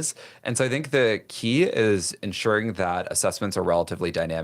Either like the problem that they're working on is changed frequently, or that you're asking them super in-depth questions about a particular part of their background. Because there's so much in the way of talent assessment that becomes possible when the models are able to do immense preparation for an interview, right? Like when I'm like doing a first interview of an executive candidate, like maybe sometimes I'll have references on them, but most of the time I look at their LinkedIn profile for a couple of minutes. I have like some preliminary notes. But imagine if I could go like listen to a podcast that they were on, right? Go read through like blog posts that they've written, all of the papers that they might have done during their PhD, and ask about those things, right? You can get way more in depth and nuanced in a way that's very hard to game. Obviously, you have these models that are pretty good at predicting how well these candidates will do.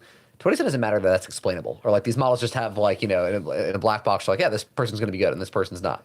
Yeah, I think it does matter that it's explainable for sort of two reasons. First is for customers to like understand and trust those claims, right? Like building trust and all the reasoning chains. And then the second is obviously making sure that the models are selecting people for the right reasons, the reasons that they should be considering. And so it's beneficial, but I think like the end state of the economy is probably just that like it'll be some sort of API or interaction where people want work done or they need some level of human involvement and just a confidence interval on how that person will perform on the job. And there's far less of the intermediation that humans play in the process. Yeah, it's like an interim trust milestone on the way there. Exactly. No, it makes a ton of sense. And then obviously, today in kind of the first or one of the areas where you have a lot of fit on the data labeling side, there's kind of these clean feedback loops of like, I imagine you could even score like how accurately, and you probably have multiple people looking at the same pieces of data. Talk about some of the challenges maybe in translating this to like maybe more vague domains of human work. Totally. I mean, like venture capital. Wait 15 years and then you get your feedback loop. Yeah. One way I think about it is like if you have 100 people that are all doing the same job, it's very easy to stack rank them. Versus if you have 100 people doing a very different job, right? Like founders, right? Like they're all working on something that's nuanced in one way or another. It's very difficult to like pattern match, like what is the thing that they said or the thing that we learned that actually translated to the outcome, because there's just like so many confounding variables in the equation. And so I think that it's going to be like relatively easy for the like larger pipelines of roles. Like if you're hiring 20 account executives, right? Stack ranking all of them, learning from those signals. And then the models are starting to be able to learn from these, much more complicated things where everyone's working on something else. Like we're doing a ranking of a bunch of the Teal Fellows, and that's like a fun case. But it definitely is more challenging and relies more underlying reasoning capabilities of the models. Maybe just talk through like what are some of the challenges that emerge in doing that? Yeah, well, it's basically that oftentimes there's a lot of things that aren't in model context. And so models struggle to learn from that. And people like forget to add it to model context. So maybe it's like, I heard my like friend said this good thing about using this company's product, right? And like, or these things that, you know, might not be making their way in, making sure that all like references are added, all of the like interpersonal stuff that humans might pick up on. So we found that actually oftentimes just making sure the requisite data is in model context is like a majority of the problem. Yeah, I guess in the future maybe we're just recording every conversation with our smart glasses. Yeah. Easy enough to feed into the Bridgewater model. had it right all along. Yeah, exactly. Is that where we're headed? Is it just like going to be, Bridgewater at scale? We'll see. I mean, I think, of course, a lot of companies will be adverse to that. And I think there will be regulatory reasons and legal reasons people don't want to do that. But I also think there's just going to be better processes for how models help get this information in context, right? Like maybe it's AI doing an exit interview of the manager and the people on the teams to help better understand what was going on, because all the people have so many details in their head around this that we just need to get into the models for them to be able to make these superhuman predictions. Yeah, there are certainly more and more both founders and, you know, all kinds of people that are bringing AI to their meetings. And so I think a lot of, you know, those meetings and interactions will be recorded for AI to learn from. Totally. And I think that'll be interesting. We need you to take our transcripts and stack rank us against each Yeah. other. But only if I come up on that. What do you think of the data labeling landscape today? Like, how do you see the different players kind of differentiating from each other? It seemed like Scale was really in a position to run away, but then now there's been a bunch of kind of new players in the landscape. Like, how do you think about that world? Yeah, I think like the key thing that most people don't understand in the like data annotation and evaluation landscape is just the shift in the market and how dramatically different it is from what it used to be 2 years ago. Because when ChatGPT came out, it was the models like weren't that good. It was easy to trip them up. They were making mistakes left and right. Like even like a high school student or like college undergrad could do a lot of completions or evals to help improve the models in this crowdsourcing fashion where they run these huge pipelines to get hundreds of thousands of pieces of SFT or RLHF, SFT being inputs, outputs, RLHF being choosing between a bunch of different like preference options like you would see in ChatGPT. But as the models got really good, that crowdsourcing model started to break because you needed really high quality people that would work directly with researchers to help them understand, why is this model doing well? Why is it not doing well? How can we, create this really complicated data that helps to trip up the model and actually reflects like the real world things that we want to automate? And so our platform of finding exceptional people that you would want to work with was perfectly positioned for that, and that we can hire these really high quality people super quickly. And that caused us to take off and have all of the traction working with the big labs. And I think that trend will continue, and that like the companies that are stuck in these like super high volume crowdsourcing pipelines are certainly going to see a lot of churn. And it's going to be the new players that understand the direction the market is headed and lean into really high quality talent underpinning it that are going to continue taking a lot of market share. Do you think there'll always be demand for, I guess, humans in the data labeling process? There's, obviously more and more that can be done with these models, or big model gets really good at one task and then can train smaller model. Like, how do you see that evolving over time? Yeah, the way I think about it is that so long as there are things in the economy that humans can do that models can't do, we will need to create evals or RL environments so that models can learn how to do those things. So I think there's certain domains where that's just going to get solved sooner than others, right? Like within math or even many parts of code, like you don't need that much data. It's super verifiable. The models will solve those problems. But then there's other domains that are like much, much more open-ended. What makes a good founder when we're assessing them, right? Honestly, like a large chunk of knowledge work domains, maybe a majority of them are these like open-ended problems that are really difficult to verify and understand what good looks like. And you just need to get all of that understanding that the models don't have into the models. And that's why I expect like orders of magnitude increase in the human data and evaluations market over time. If I understand correctly, you guys, clearly I think one of the initial arbitrages and what inspired the company is you have these great coders that are all around the world, and they're not getting access to some of these jobs. And obviously that ended up being really important for coding data. Obviously you've expanded into other areas as well. Like what if, coding, again, it's the perfect like RL use case. It's probably also really perfect for evaluation. Like what have you had to change or improve as you've like gone into some of these fuzzier domains and recruiting people in those areas?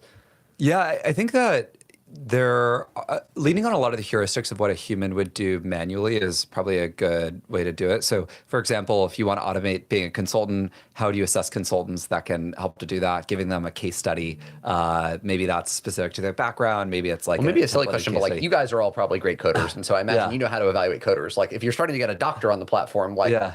Like, how do you even know what the heuristics are for humans? Well, I think the point you're getting at is really interesting, which is that as you start to get into domains beyond like the machine learning team's capabilities, they need to have these experts. We need to have doctors that are helping us create our like doctor assessments and our evals for what makes a good doctor, as well as a bunch of other domains. And similarly, it's what the researchers need to do with all of their technology, right? Like when we were all goaling on LIMSYS, it was super easy to look at like the high school level physics and say like what problem was right or which one was slightly better. But when it's like PhD level chemistry and the researcher doesn't have a PhD in chemistry, it's really hard to understand what's going on, to interpret these evals, to figure out how we can improve them. And so I think that that's the other big shift to your question earlier around evaluations is that both for assessing our talent as well as the way the researchers assess models, it's just going to be this much more collaborative process and working with people to help trip up the model and improve capabilities. Yeah, I've heard you talk before about how this kind of like short-term data label contract work is like, it's kind of the perfect initial market for what you've done, and there's a massive amount of demand, and it's kind of this wedge to like eventually doing just kind of like end-to-end labor markets. I'd love to just hear you riff a little bit on like, what's the sequencing of the company look like from here toward that vision? Yeah, well, I wrote our like secret master plan that goes over this a little bit. But the way I think about it is we have like the reason that marketplaces are generally hard to build is that they're very network effect intensive. And so the thing that makes them defensible also makes them hard to build. And so it's important right now that we're very focused on like drilling this wedge of huge amounts of demand that we have to expand the network effects, grow the marketplace, and focus on that right now. But then we're also starting to see a lot of demand for hiring high volumes of contractors from our existing customers at big tech companies, where they might need, hundreds of data scientists or software engineers or whatever the role is for a particular domain outside of human data, which is really the exact same kind of request. It's just a little bit more of a legacy market where you'd be going up against like the Accentures or Deloittes of the world historically. And so leaning into that as like the second main focus, and then expanding to all sorts of full-time hiring. But one of the key things is that like the lifetime of the business, we've been doing all of these. Like even the first year of the business had nothing to do with human data. It was just like hiring contractors for our friends and for ourselves, many of which became full-time employees. And so it's much more continuous, and there's a lot of things that unify them, and that we know that all companies want more candidates. They want to be able to hire them more quickly, and they want confidence that they'll perform well. And so if we just measure those things and improve them over time, that'll position us for every stage of the business. Yeah. Was there a moment that it was like obvious to you to lean into the human data side? Like it was just like so abundantly clear this is where to... Yeah, I remember it was while I was still in college. So, the background of the business is I met my co-founders when we were 14 in high school. We were all the speech and debate team together. They were like winning all the tournaments, and I wasn't as good as them, but I was building companies. And then we started hiring people internationally at the IITs in India. Like we partnered with IT Kharagpur's Code Club, and we were amazed that there were these smart people, as you're mentioning, that weren't getting jobs. And we felt like we could hire them to build projects. Our friends wanted to pay us to hire them. We could take a small fee. So we hustled a lot, bootstrapped that to $1 million revenue run rate. We'd profited $80K after paying ourselves before dropping out, which I was like very proud of. But the parents still weren't satisfied with that, of course, not until we fundraised money. But to your question, in August of 2023, one of our customers introed us to the co-founders of XAI while they were still working out of the Tesla office. And he said, Mercor has these really smart engineers in India that are phenomenal, like math and coding. And then like the XAI co-founder the next day one of them or two of them got on a call with me and our team, and we're just like really excited. And then 2 days later, they had us into the Tesla office to meet with the entire XAI co-founding team, except for Elon. It was right before one of their meetings with Elon. We were still in college, right? Like this is insane. And we were just like, wow, why do they want what we've built so badly? And it's because there was this change that was happening so fast in the market that no one else had realized yet, right? And now, of course, we've like scaled that up and are talking about it because we have critical mass of the market share. But that was the point. And then but they weren't ready for human data yet, and so it wasn't until like 6 months later that we started working with a lot of the frontier labs and really scaling up the business. You could see the tidal wave coming. Yeah. I think like one thing I've realized over time in founders looking for product market fit is that people try to force things too much sometimes. It's like you need to just look for the signs of the market where it's like, wow, there's like gold to be found, and just like drill after that. And because like if it's hard to get like an initial sale, then it's going to be hard to scale up the process. You need to rather like look at like what are like the really strong pain points where the wealthiest companies will pay whatever it takes, right? And just like sniff those out and then lean into them. I guess you've expanded beyond coding, like maybe to go back to the doctor example, because I'm struck by when you were describing it, in some senses, like evaluating what a good doctor is like actually what you're eventually going to bring these people to the model companies to be, right? Like they're going to figure out like, is this the reasoning process that a good doctor would use? What are you actually doing when you're working with someone to do evals? Yeah, I think that one of the key things that humans are a lot better at right now is like learning over time from the instructions, from the training, from all the feedback. And so, looking for these proxies that people have demonstrated of like they're asking the right questions about the problem, they're going about thinking about it in the right way, they have signals in their background that indicate they've been in these high performing environments where people are obviously learning significantly over time, and all of those translating to them finding ways to trip up the model and improve capabilities. Do you guys use your own product today, and like how does it get used in your own hiring process? Absolutely, we use it for every role except our executive roles. I mean, we still have the listing for our executive roles, but most of our executives, like I would take the first interview rather than sending them straight to the AI interview for the selling reason, not the vetting reason. Yeah, I mean, it's extremely effective. In fact, we've found that in many cases, it's like the most predictive signal. I think one thing people underestimate in hiring processes is that humans have this very strong bias towards thinking that they're right in this vibes-based assessment. And like, if you look hiring is like the original vibe, everything. Right? VCs definitely do not suffer from that. Yeah, and it's like let's ground everything in the performance data of who's actually doing well on the job. I remember actually like we have this role we're hiring for, strategic project leads, and we used to have a human case study before like the strategic project lead onsite. And the onsite is like working with us for a day to see how they would do on various parts of the job and figure out who to hire. And then we switched over to fully an AI process before the onsite, and the conversion went up on the onsites. And so it's like through using the like AI interviewer, just being a lot more objective about the comparisons, having it standardized throughout everyone who's applying to the role rather than just like mixed across like 3 different interviewers. It was allowing us to have a lot better conversion. What about on the eval side? Are you guys using kind of a bunch of people that you source for your own evals? You do a lot of that internally? Yeah, we use a lot of people, or we work with a lot of people from our marketplace to create our own evals. And so it's a similar process to what we go through with our customers.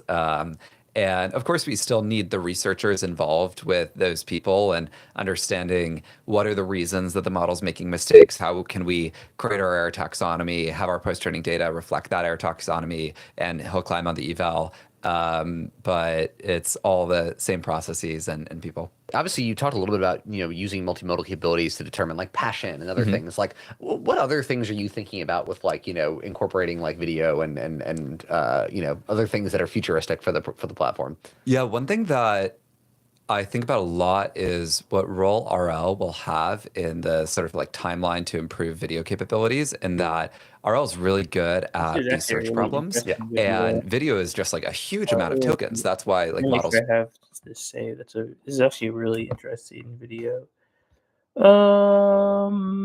Let's see, the future.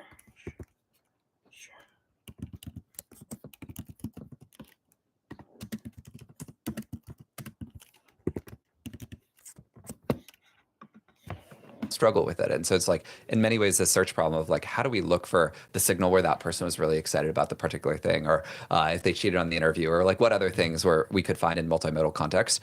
And so I think a lot about how we can effectively create the right data to get the model to pay attention to those, as well as a lot of what the frontier labs are doing to improve those base capabilities. I mean, obviously, it seems like, even in the course of a few years, the end labeling market changed so much. As you think, like 2 years from now, like where do you think this is all going? And like, do you think this is actually a part of your business, or in 2 years is it like only the expert of the experts that are required? I think it's a huge part, and the reason is like I mentioned in the beginning, we started the business because of this notion of labor aggregation, and that it feels like the way labor is allocated in the economy is wildly inefficient, and we could make that much more efficient. But a big part of that is making a bet on like what will humans be doing in the economy in 5 years. Please tell us. Right, which is a huge question for everyone. At least everything I'm seeing is leading me to believe that it's far more structurally efficient for humans to create evals over the things they don't yet know how to do, or models aren't able to yet do, than it is for them to like redundantly do that task all the time. And so I actually think it's highly probable that a huge chunk of knowledge work just trends towards creating evals. And it might not be the like rigid context that we have right now of like people working on an annotation tooling. It might be much more dynamic and then talking to an interviewer about how to solve their problem. But I think that is going to be just like a huge part of the economy. And it's one thing that I think very few people are aware of yet, because so many of them conflate it with what's happening in the SFT and RLHF market, where a lot of those data types just aren't as useful as they previously were, and budgets for them are coming down. What do you think will be the most interesting skills for people to develop, or kind of, I don't know, if you were to advise someone that was in school, what to study or focus on, where would you steer them? I would definitely optimize for like a fast rate of learning, because things are changing so quickly, right? It's hard to know. Like there's so many of these things that people didn't think the models would be good at for a long time that they just got really good at really fast. I would say like work with AI as much as possible. One thing I hear from people in our marketplace is that they love the fact that they just get to play around with these models all day. Like they get to think about like, they get to spend hours thinking about a problem that the model's not going to be able to do. And like, what are the things the model is like missing out on? And they say that they build a lot of valuable skills that help them to know in their workflow as a McKinsey analyst, where should they be using AI, where should they not be using AI, et cetera. And so I think just spending as much time with the models as possible, and getting very familiar with the things that they're good at or bad at in a particular domain is really helpful. But it's hard to say like, be a software engineer, be a software engineer. Yeah. Yeah, it's interesting that like obviously, yeah, like your point that so many more of us will be spending time like training these models, and like there's almost an infinite amount of things. Obviously, there's like hard skills that have like right or wrong answers, but then there's so many like just subjective things, and like maybe in the future, I don't know, we get paid to just train our own individual models for us. Like totally, yeah. I think that'll be a big part of it. I would say one other thing is that people should focus on domains where demand is very elastic. And so an example is, I think there's demand to build 100 or 1,000 times more software in the economy, right? And maybe it's not like 1,000 times as many web apps, but it's like more feature iteration on existing products, better ranking algorithms, whatever it is, versus other roles where demand is probably more fixed. Like we only need so many accountants, right? And like so much of an accounting function. And so as much as we can focus on those things that there will be vastly more demand for when we're able to increase total productivity, is probably also a safe bet. Yeah, that's a great way to put it. I had a founder I was talking to the other day, and he was like, for all this talk about software engineering going away, I really could use a lot more software engineers. I know, it's something I'm really excited about. Like if they made our software engineers 10 times more productive, we'd probably hire more software engineers, right? And so totally. I think that there's always like interesting curves around demand and how pricing will implicate it over time. I mean, obviously, I imagine when you started, like, there's probably a temptation, like you could have built like a recruiter copilot, or like partner, like built software for staffing agencies. Like you've obviously decided to go end to end. Like, was that obvious from the start? Like, how did that kind of come about? I think part of the start was just shaped by, I think we had a lot of benefit of just approaching the problem from first principles, because we hadn't seen how it was done. Like we knew the problem our friends wanted solved is they wanted to work with a software engineer. And so we would just like handle everything associated with getting the software engineer that will perform well to be working with them. But in hindsight, I think that there's just many more businesses that will trend towards that, because it doesn't make sense to build a copilot for a job that probably won't exist, at least in nearly the same way that it does. It probably makes more sense to have this end-to-end process automated in a way that it's able to learn from the feedback loops and make better predictions. Yeah, though obviously in your case, I think you benefited from like this data label market is actually perfect for at a time of relatively nascent capabilities, you can do it kind of end to end, right? And I'm sure if that didn't exist, I imagine you might have had to go co-pilot for some of these other like more complex roles. I think this is absolutely right? Because it's like if you're hiring full-time employees, then obviously definitionally people want to have them on their payroll. And so I think that is one thing that we were fortunate about is that our operating model and the way that we'd structured a lot of the business was very conducive to what the demand and the shift we were seeing in the market was. Initially, it sounds like you were helping find contractors for your friends. Like, did you think like I assume at some point you were like this is a side project, and then at some point it became like the main thing. Like, when did you kind of? I mean, at what point was it like, yeah, I'm actually going to build this business for the next 20 years versus like this is a cool thing I'm doing at the start of college? Well, the background is that I was always building companies in high school. I had a company that was doing pretty well, so I didn't want to go to college. And I told my parents like, no, I'm not going to go to college, and they did not like to hear that. And so then eventually I appeased them. I applied to college, went to school, but I told them like I'm going to drop out, and they didn't really believe me. They figured that it was a safe bet once I'd agreed to go to school. And then I went to school, and every semester they like blocked the term Teal Fellow on their computer. Like, please don't look this up. Every semester, I tell them the same thing. And then eventually I dropped out without really giving them a heads up or telling them, because I was like, I've been telling them for the last 2 years, right? You gave them a heads up. I gave them a heads up. The signs were there. Heads up, right? And so I think for me, it was that like I knew that I just wanted to build a company. I was like passionate about building things that have impact in the world rather than sitting through classes that didn't feel very productive. And I was in many ways just finding the right thing to spend my time on. I think with my co-founders, it was starting as a side project, wanting to make sure they had the evidence to justify to their parents their decision to drop out. And it's funny, their parent or sort of part of their condition for dropping out was that we would raise money. And even though we had this business that was doing $1 million revenue run rate, we'd profited 80K after paying ourselves, right? It was like making a lot of progress. That wasn't sufficient. The key was that we needed to raise our seed round. That's what keeps us VCs in business. Parents wanting some validation. It's the credibility stamp. Well, that's a good segue. You recently raised a lot of money, $100 million round. Congrats. Thank you. What does that kind of allow you to do now, or how did you think about when was the right time to go raise more capital? I'm sure people want to throw money at you all the time. So like, how do you think about cutting off, when to cut off the spigot? Well, it's also interesting. The only time we went to raise money was really our seed round, where we were like, okay, we need to raise money to justify dropping out, and then our Series A and our Series B, exactly. Our Series A and our Series B were both preemptive. And so our thought process was that we wanted to keep dilution relatively low at 5%, and sort of build up like a war chest so that we can invest in the product capabilities that we were talking about of like, how do we, have referral incentives and all sorts of these creative consumer products that can build up the supply side of our marketplace, as well as investing in more post-training data to improve our models' performance prediction capabilities. And in many ways, one of the largest blockers on our like ML team is just creating more evals and more RL environments to improve our models, which happens to be very conducive to our business. You have a kind of customer base of a lot of foundation model companies. Like, what do you think happens to that landscape over time? I mean, some people are like, it will consolidate to 2 or 3. Maybe we'll see more. How many different players do you think we end up with, and how do they ultimately differentiate? It's a very good question. I definitely am in the school of thought that OpenAI is and will continue to be a product company, not an API company. I think that so many of the API capabilities will get commoditized, and it's really how you integrate with all the customers' context, and that over time where they're able to generate a lot of pricing power.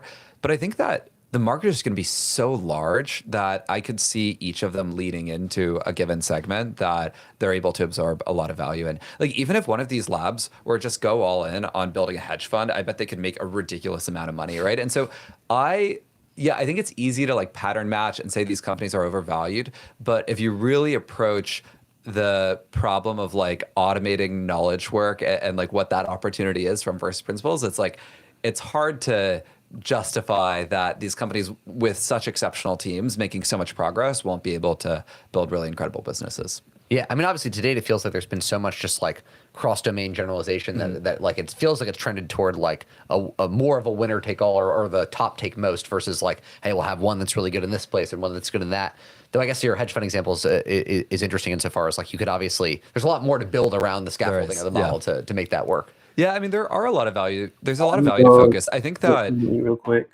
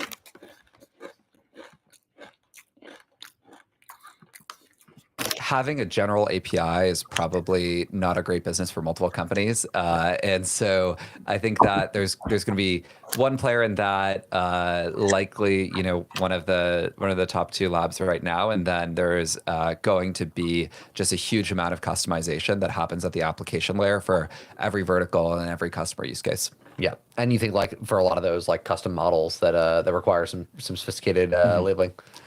Oh, certainly. I mean, there is like so much. I mean, imagine if every trading firm could have evals over like the particular parts of their like trading analysis that were accurate conclusions versus inaccurate conclusions that translated to trade doing well or not. And like you had one of the top post-trading teams that was just focused on like how do we optimize having the right trading analysis for sort of mid-frequency faster than our human traders are able to get to it. I think there's a huge amount of opportunity. Yeah.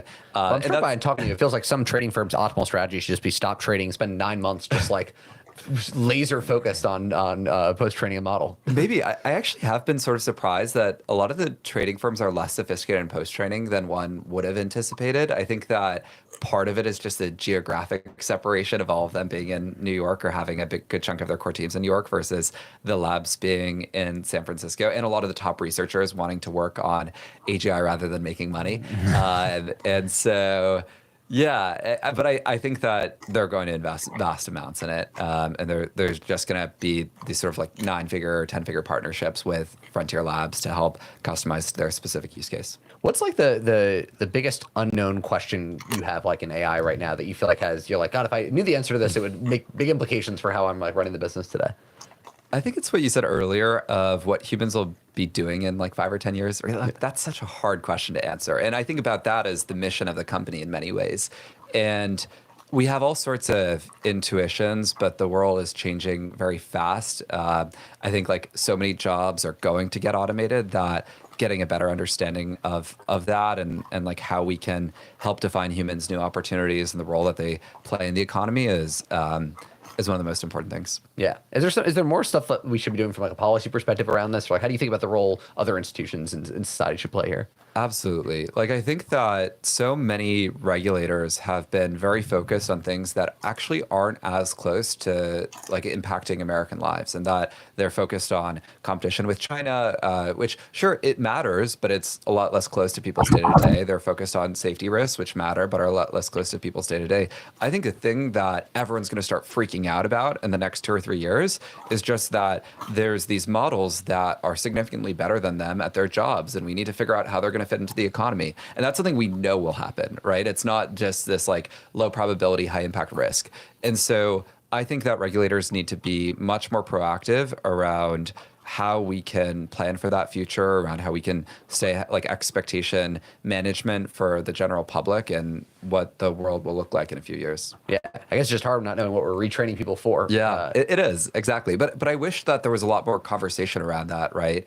And a lot more focus on what that next generation of jobs is going to look like and what guidance we should be giving to everyone as they're going through school and entering the workforce. Yeah. Well, we always like to end our interviews with a quick fire round where we get your quick take on some overly broad questions that we stuff in at the end. And so maybe to start, would love, what's one thing that's overhyped and one thing that's underhyped in the AI world today? Oh, good question. I think that evals are underhyped very significantly. Even though they're hyped, I think they're still underhyped very significantly. I think one of the last bastions of human capabilities. So. Yeah, I think the one thing that's really overhyped is like SF2 to RLHF data, or that like bucket of legacy data. There's companies that are literally spending billions of dollars on it that don't need to be spending, or need to be spending an order of magnitude less, and that'll change. What's one thing you've changed your mind on in the AI world last year? Interesting. I think my timelines for automating software engineering have gone up significantly. Like I used to be a little bit skeptical of hearing from researchers what their timelines are to having a really good AI software engineer that's able to write a PR that has a higher hit rate than a human. And I think now it seems clear that that's coming later this year or sometimes in the first half of next year. And that's going to be really, really cool. Yeah. Do you think, I mean, obviously, like, it seems like with some of these AI improvements, you know, it's like if you talked about them, what they were 2 years ago, you would have said, oh my God, it's going to change the world. And then they happened and it's like, okay, like that kind of adjusted things, but not like, do you feel like that's this like, a wow moment where like, you know, there's just mass change in employment on the software engineering side? Or is it one of those things that will feel like some 10% change or 20% change? Well, I think the thing that frames it is the elasticity that we were talking about.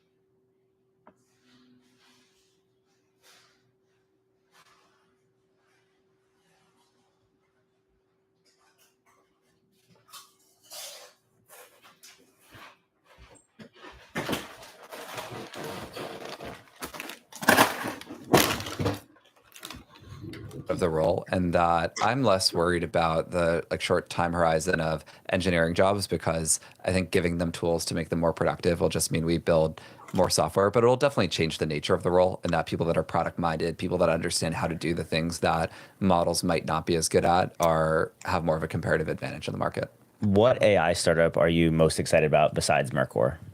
I'm really excited about OpenAI's coding capabilities, even though that's not a contrarian answer.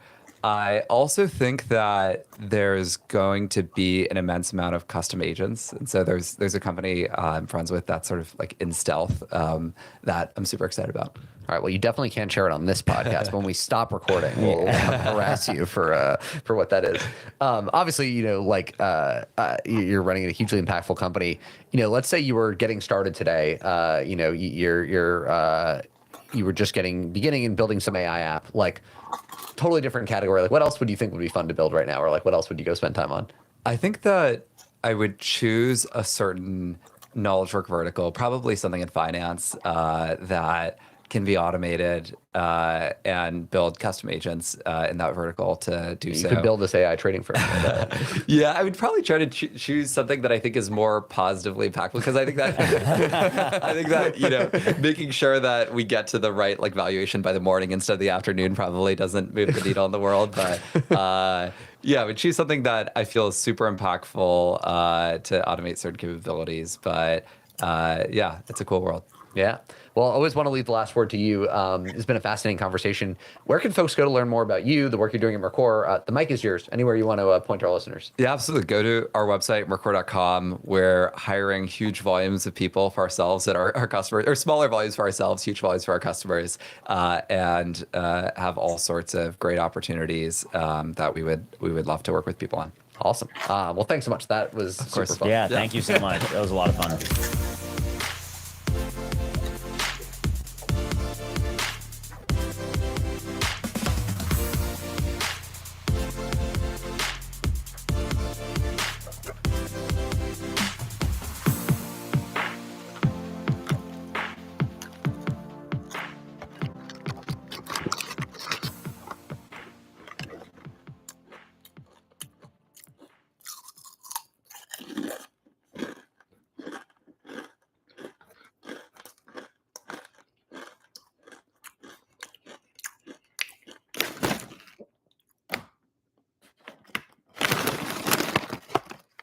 What the hell?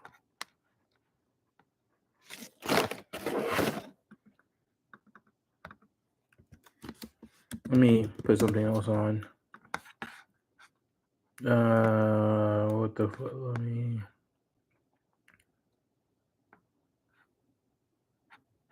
Let me put this one on. It's actually interesting. So if I turned off Ada tomorrow, I would need to support team. In this video, I'm going to share you a short hack that literally takes like 5 minutes to implement, and it allowed me to get 3 A stars in my A-level exams and accepted into the University of Hong Kong. And I did this while actually still enjoying my life, and it was because of this hack called dopamine loading. I've actually been using this hack for quite a long time without actually realizing it. So I'm going to share some actionable tips that you can literally implement starting today. If you watch until the end of this video, I guarantee you, you will get better grades in less time while still actually enjoying your student life. So let's get into it. So basically, this is dopamine loading. Wake up, sleep. This is your dopamine. This is basically the day. What most people's dopamine looks like throughout the day kind of looks like this graph. So they'll wake up, basically they'll wake up and then, oh, boom, they'll start scrolling on their phone. And that's already a really, really big dopamine spike. Then because they'll try to get that back down to work and studying again. So they'll now be at this really, really low dopamine state. And at this low dopamine state, it's very, very difficult to actually get work done. You'll start to feel bored, you'll start to feel extremely annoyed and just not being able to focus because your brain has already been exposed to this really high spike of dopamine. So now, what most students will do at this time, this was me when I was younger, basically I would start to study for maybe 5 to 15 minutes. Then I would get extremely bored of studying. Then I'll basically go on my phone, scroll on YouTube, scroll on Instagram. Then that's another dopamine spike. Then basically after that, I'll try to get back into work because I'll realize I'll be procrastinating again. Another low dopamine state. I'll get bored of it because I won't be able to work. Then what happens is, okay, now I'm gonna have a really, really big carby lunch. Basically like unhealthy food, unnecessary snacks, like basically high sugar meals. So I would eat like a lot of carbs for lunch, and basically it would create this really, really, really big dopamine spike. Not as bad as, waking up and actually checking my phone, but it's like not that good either. So basically what will happen is I'll be operating in these states throughout the day. I'll wake up, scroll on my phone, try to actually sit down and work, scroll my phone again, maybe watch Netflix or YouTube, maybe watch like One Piece or something. Then I would go back down to this low dopamine state. And my brain would just fluctuate between these high dopamine states and these low dopamine states. When that happens, my brain is literally not able to focus and lock in and work because in this low dopamine state, let me tell you, it becomes a hellish experience to try and sit down and work. You'll be thinking about the stuff that you did just before. To confess, for me, this dopamine spike, some days it was like I wake up and I would grab my phone and start watching porn on my phone. It was that bad. And with porn, the dopamine spike goes all the way up here. It's that bad. Because of that, when I try to actually start to work in this low dopamine state, you can be sure that it's not possible. It's just not possible. So that's what most people's dopamine looks like, and that's how my dopamine looked like before I started to implement this technique. So when did I start implementing this technique? Well, I started doing it when I was in year 12. So basically around year 12, end of exam season, I basically started using this dopamine loading method without actually realizing it. So here's what my dopamine kind of looks like during that time. So it would be 7 a.m. I would wake up, and I wouldn't eat breakfast. So the first thing I would do is I would go shower, and literally the only stimulating thing that would happen for me was that the water would be hitting my skin and I'll be brushing my teeth. That's it. Then I would go get some sunlight, which is like natural dopamine. Again, that's not bad. So I would get some sunlight and then, do my morning routine and stuff. Then I would go to school. So now 8:30 a.m. I'll be at school and I'll be basically studying for the entire day. So actually from this time to this time, I would not be playing video games or watching, scrolling on my phone or doing anything like that. Basically, I would just be studying, and maybe going to class as well. I would not be on my phone or anything. And here's the thing, from this time, I didn't actually eat anything until 12 p.m. So I would basically not eat anything until lunchtime. Then I would eat lunch and I would eat a low carbohydrate meal. I basically went into my cafeteria, I asked the cafeteria lady to not give me any rice or anything like that. And it allowed me to basically focus for the entire day until 3 p.m. when I finished school. So once I finished school and got back home, I've already done a lot of studying. I've already done a lot of hard work already. So maybe I would go back home to do gym in like my garage place, or I would go to like this apartment where I would have a really nice sauna. Then my dopamine would basically spike a little bit. Then around like let's say it's like 5 p.m. Then I would actually go back home and I would be able to enjoy myself. I would have already spent my free periods. I spent the entire day studying. So from 5 p.m. onwards, I literally could do whatever the heck I want.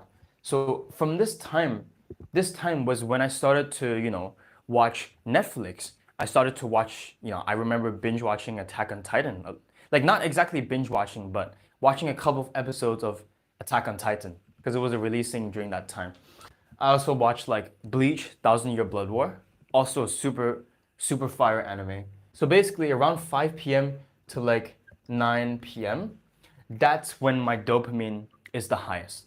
So basically, for the entire day, I don't do any high dopamine activity. Then at the end, boom, that's when I have that spike of dopamine. By the way, real quick, if you're interested in learning more of this kind of stuff and you want more personalized help from me, you can check out my community. It's called A-Star Students. Link below in the description. Anyways, back to the video. So around 5 to 9 p.m., that's when I have my high dopamine activities.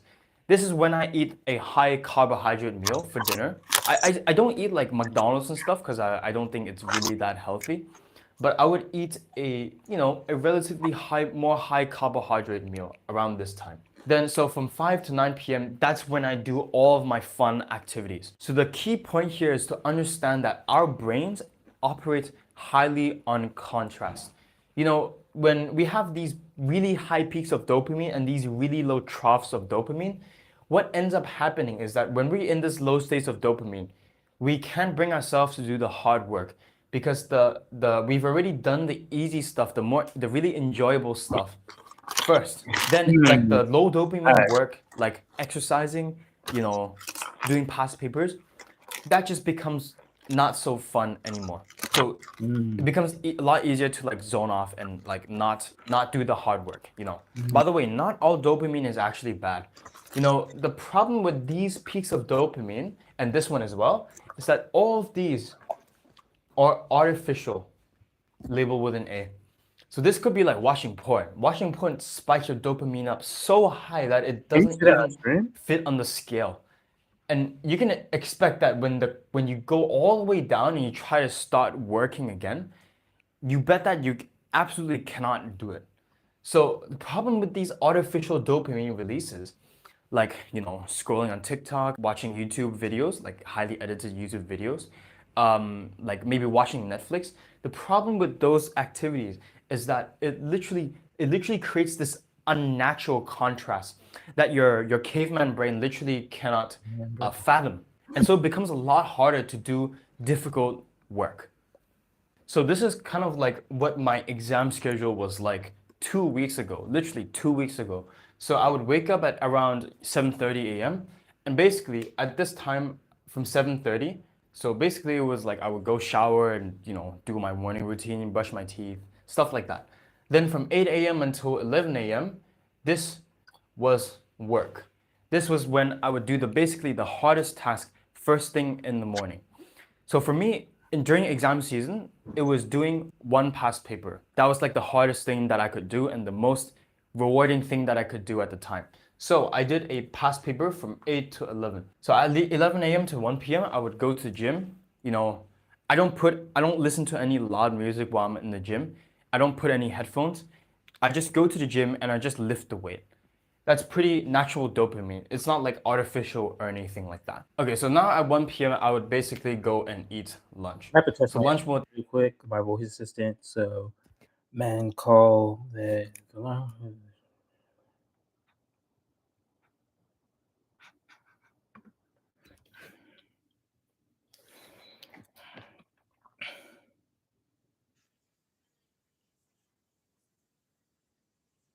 I'm looking to get an alarm system set up.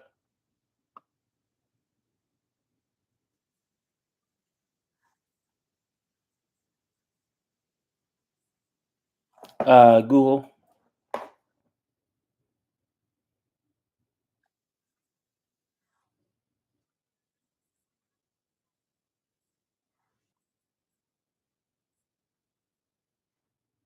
Um, I'm local to Mississippi.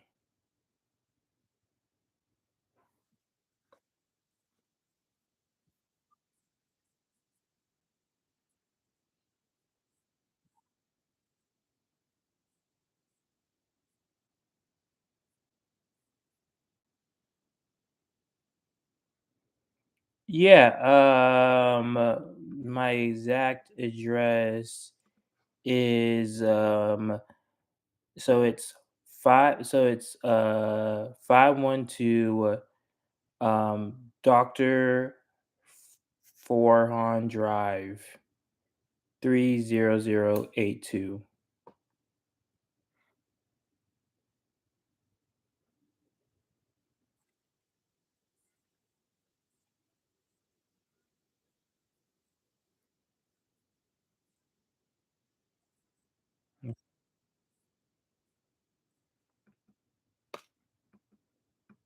Mm, yeah, I have actually do do do do do do do do do do do do. Okay, here.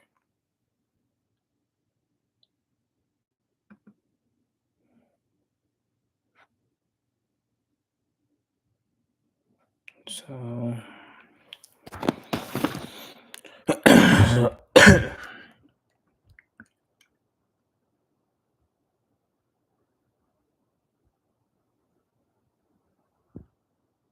so I really have to kind of fix up this prompt. So annoying.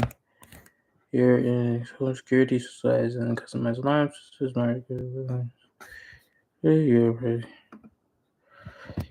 was suing your code colors and other needs. Get that no sale. Okay.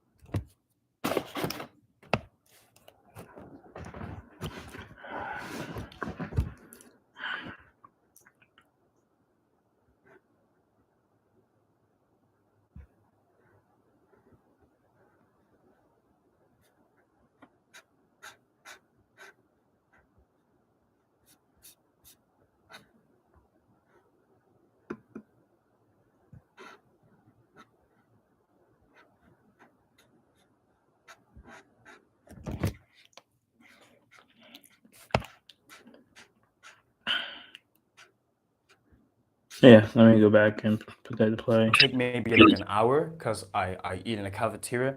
And basically, this is the time where I just kind of go and socialize with my friends and, have a little bit of fun because in exam season, everything is so stressful. So around this time, I would basically have lunch for 1 hour. Then after 2 p.m. to 7 p.m., that's when I do my final block of work. This is like a really, really big chunk of work. So I would maybe do maybe like a Steven, you just invested in my life's work. Yeah. Why would you do that? Technically, I'm a digital creator, and it's made all of the dreams that I another past paper or something like that. And so yeah, after 7 p.m., then this is the time where I actually start to dopamine load. So around this time, 7 p.m. to 10 p.m., I would basically have my dinner. So my dinner, usually it's like rice, chicken, maybe it's like fish, whatever like the cafeteria serves. It rotates every week. So basically, around this time, I'm eating a more high carbohydrate meal. I'm loading myself up with carbs because around this time, I don't have to worry about not being able to do any work because this time is my free time. It's the time where I basically just load up all my dopamine and stuff. So after I eat dinner, I basically, this entire time, I remember I would go into the library, sit on the couch, like away from where I was working, and I would watch like a couple of episodes of anime. So like I remember I was watching Bleach Thousand Year Blood War, and I was just finishing up like the third season. I was sitting down in the library and I was just watching that stuff. Honestly, I didn't mind. That was completely fine for me. It didn't matter that I was having this artificial dopamine at this time because I've already done all of my work beforehand. Sometimes instead of watching anime, maybe I will basically just go on the couch and read a book for a little bit. The point here, the key thing I want you to understand here is that when you do all of the work beforehand and do the fun stuff at the end of the day, then it becomes a lot easier to trick your brain into doing hard things. Plus, a little bit of a bonus when you do this dopamine loading, right? Like when you wake up, it becomes a lot easier to get into that habit of doing hard work in the morning because you know that at night you can have all of these fun stuff at night. So you literally your days will look so much more fun and cheerful and more enjoyable. Like you don't even have to worry about work anymore. By the way, if you want like extra advice, extra tips, more personalized help from me and other students, you might want to check out A-Star Students. The link is in the description below. I basically cover highly advanced study tips just like this one. But as always, may God guide us on the right path, and I'll see you in the next video.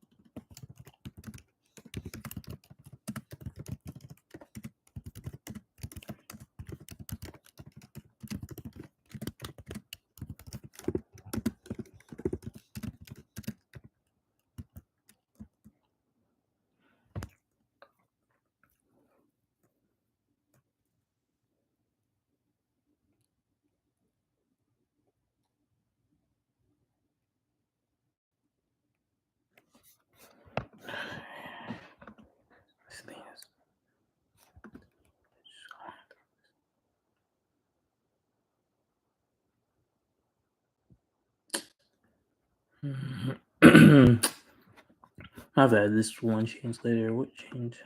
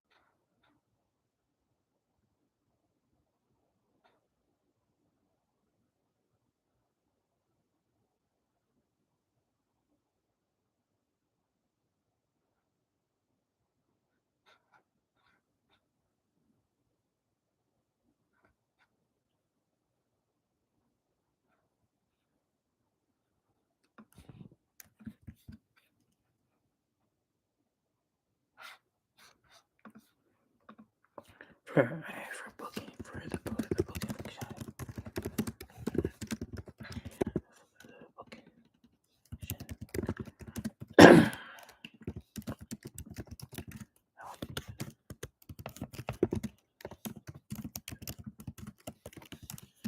And that step is one where the plan is about booking. It being too early. It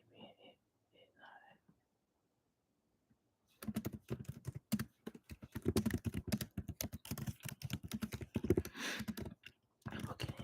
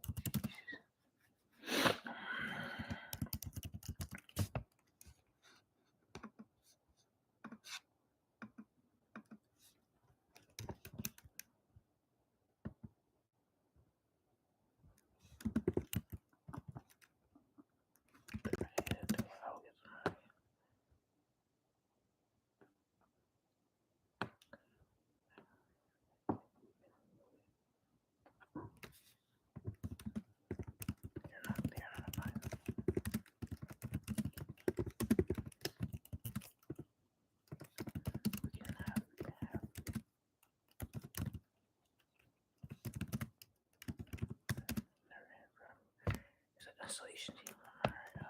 Isolation team. Call you back, and see if they can works on that.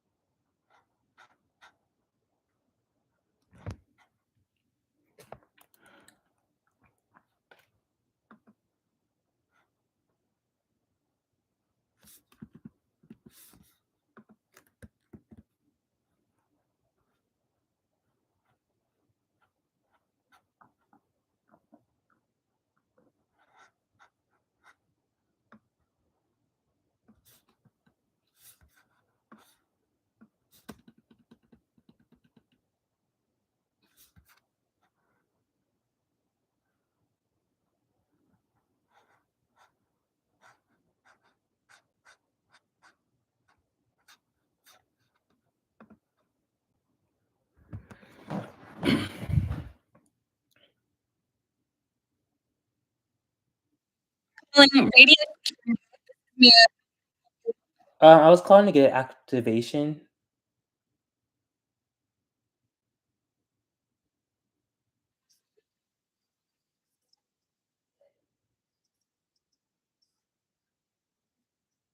Um, I moved in, but I've been there for like a month.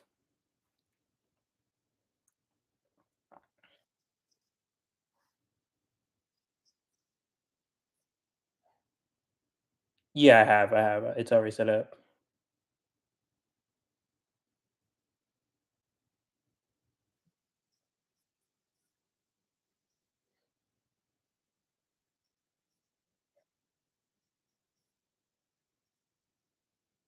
Yeah, Alozie Ibakwe, Alozie Igbokwe.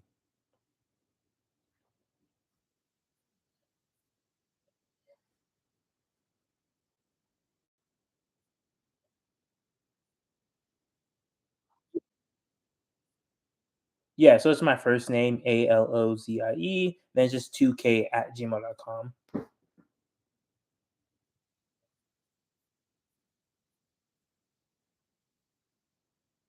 Yeah. Yeah, 470-268-8805.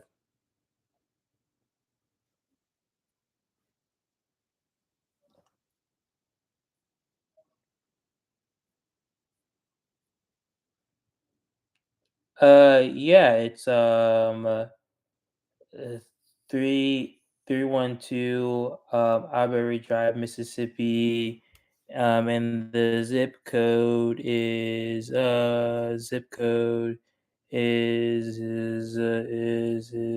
39179.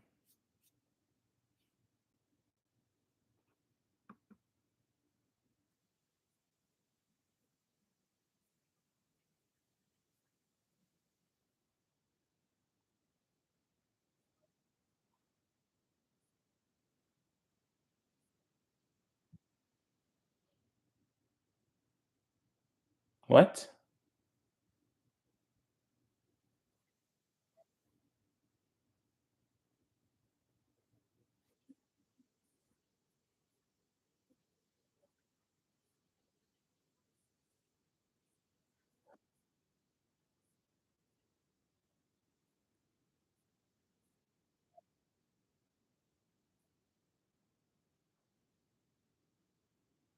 No, do you have something earlier?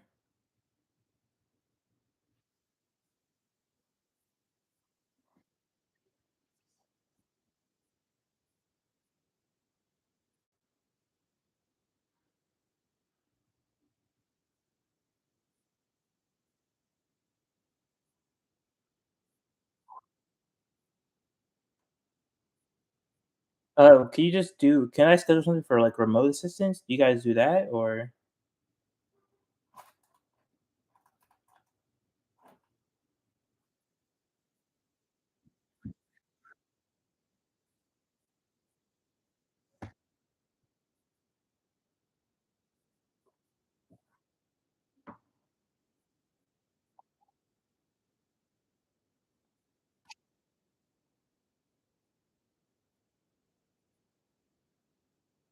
Sure.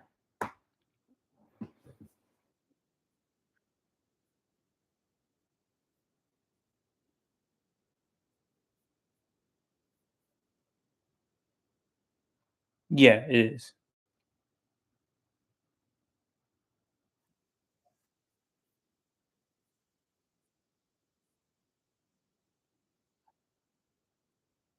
Yes.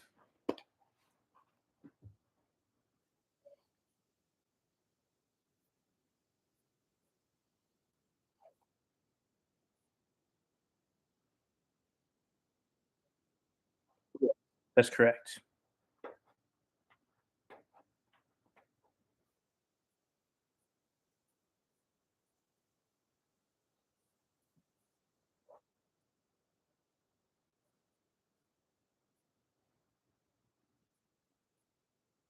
No, that's it.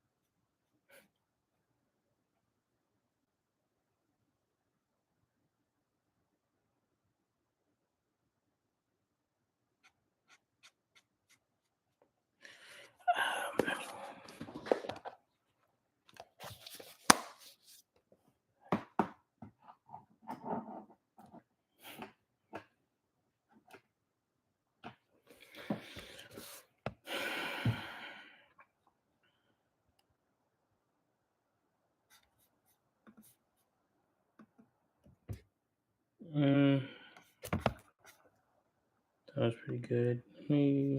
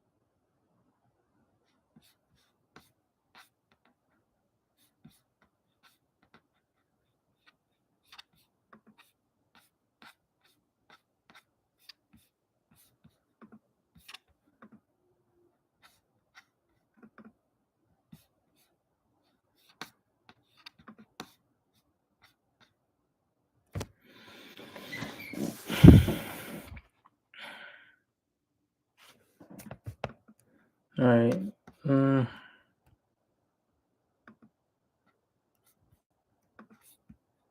I put something on.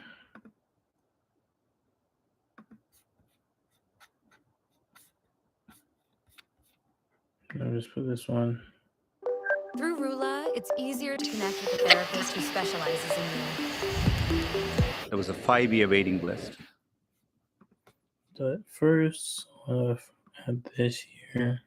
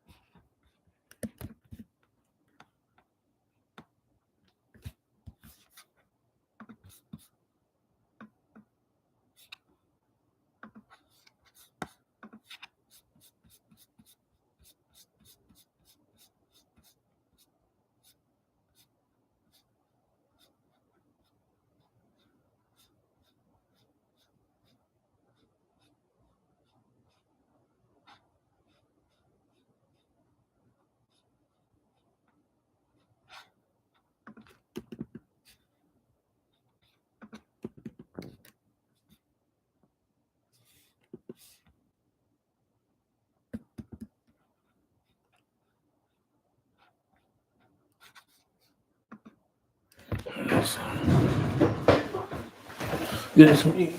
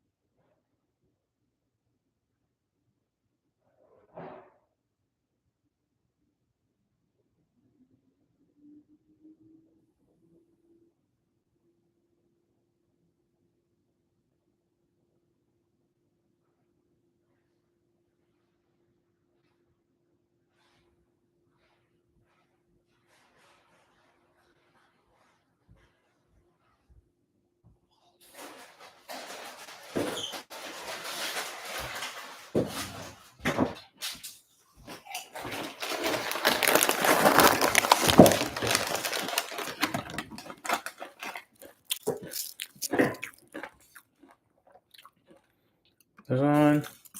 And we got a rotary telephone. But it dramatically changed our lives.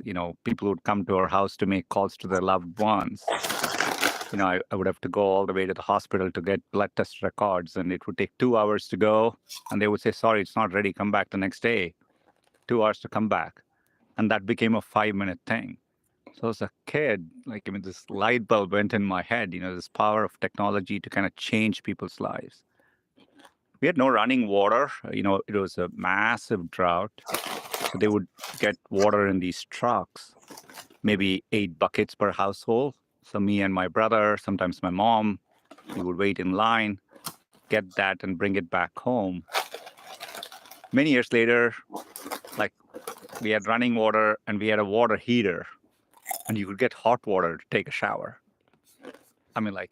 So, for me, everything was discreet like that. And so I've always had this thing, first-hand feeling of how technology can dramatically change your life and the opportunity it brings. I think if freedom is actually high, at some point, all of humanity is aligned in making sure that's not the case, right? And so we'll actually make more progress against it, I think. So the irony is, so there is a self-modulating aspect there. I think if humanity collectively puts their mind to solving a problem, whatever it is, I think we can get there. So because of that, I think I'm optimistic on the PDOOM scenarios. But that doesn't mean I think the underlying risk is actually pretty high. But I have a lot of faith in humanity kind of rising up to meet that moment. Take me through that experience when there's all these articles saying you're the wrong guy to lead Google through this. Google is lost. It's done. It's over.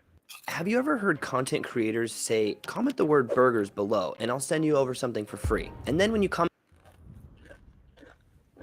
The following is a conversation with Sundar Pichai, the CEO of Google and Alphabet, on this, the Lex Friedman podcast. Your life story is inspiring to a lot of people. It's inspiring to me. You grew up in India, whole family living in a humble 2-room apartment, very little, almost no access to technology. And from those humble beginnings, you rose to lead a $2 trillion technology company. So if you could travel back in time and told that, let's say, 12-year-old Sundar, you're now leading one of the largest companies in human history, what do you think that young kid would say? I would have probably laughed it off.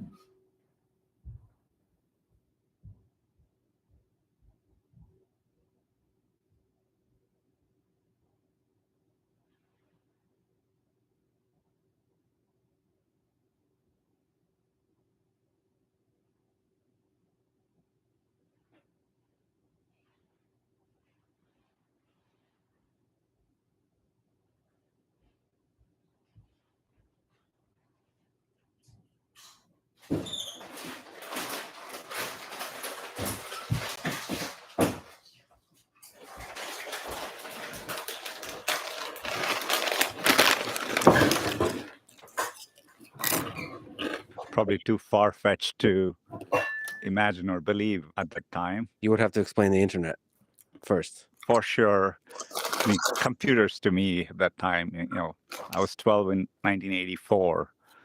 So probably, by then I had started reading about them.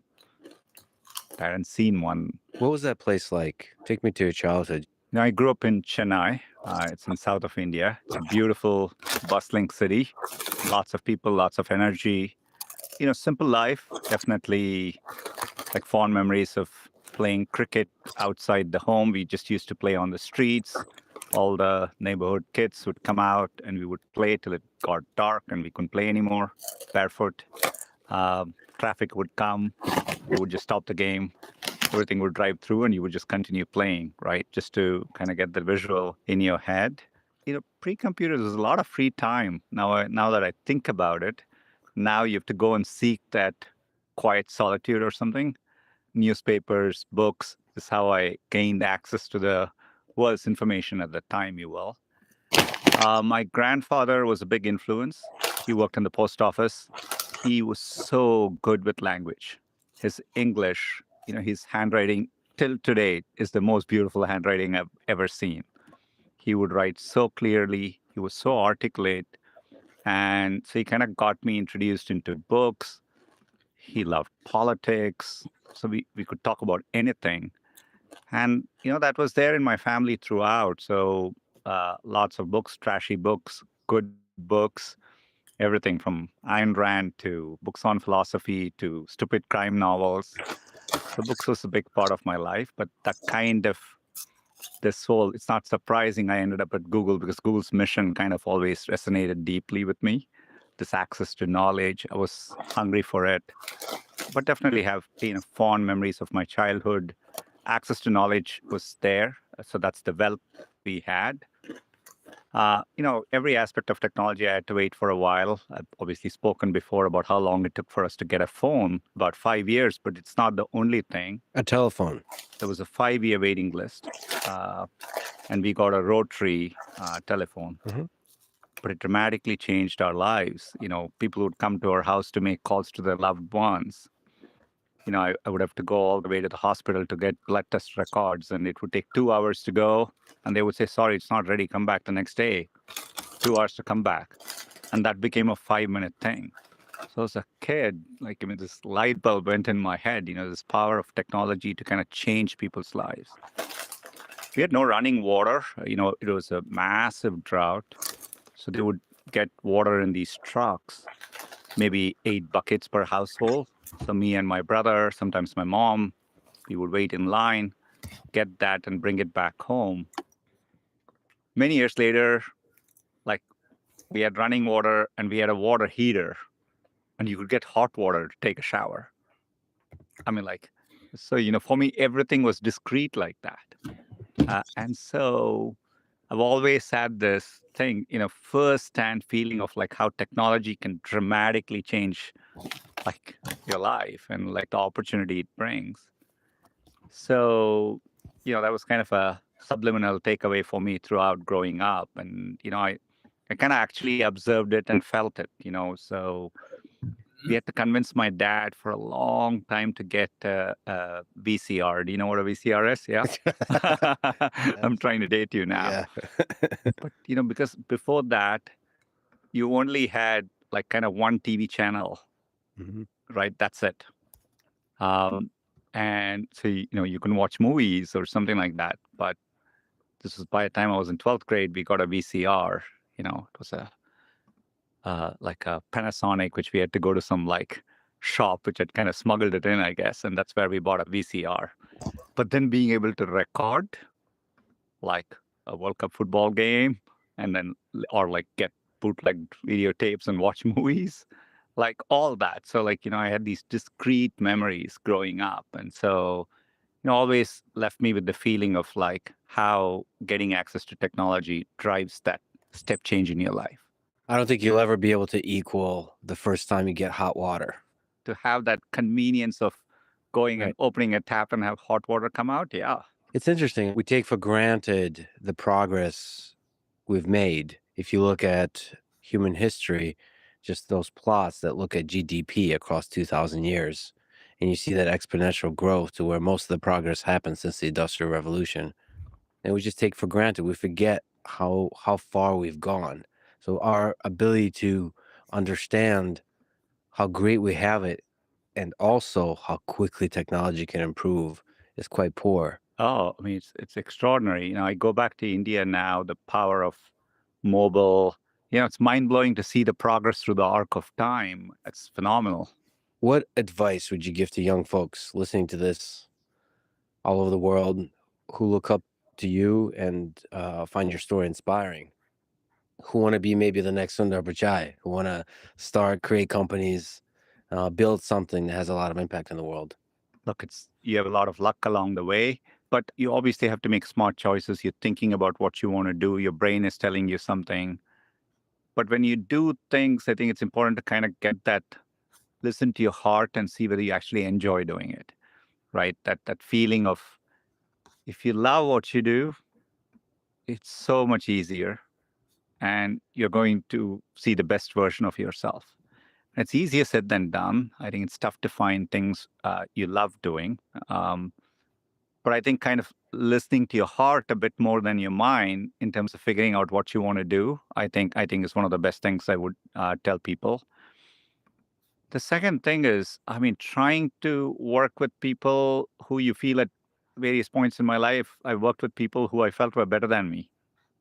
Right? Kind of like, you almost are sitting in a room talking to someone and they're like, wow, like, and you want that feeling a few times, trying to get yourself in a position where you're working with people who you feel are kind of like stretching your abilities is what helps you grow, I think.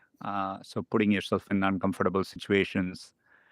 And I think often you'll surprise yourself. So I think being open-minded enough to kind of put yourself in those positions is maybe another thing I would say.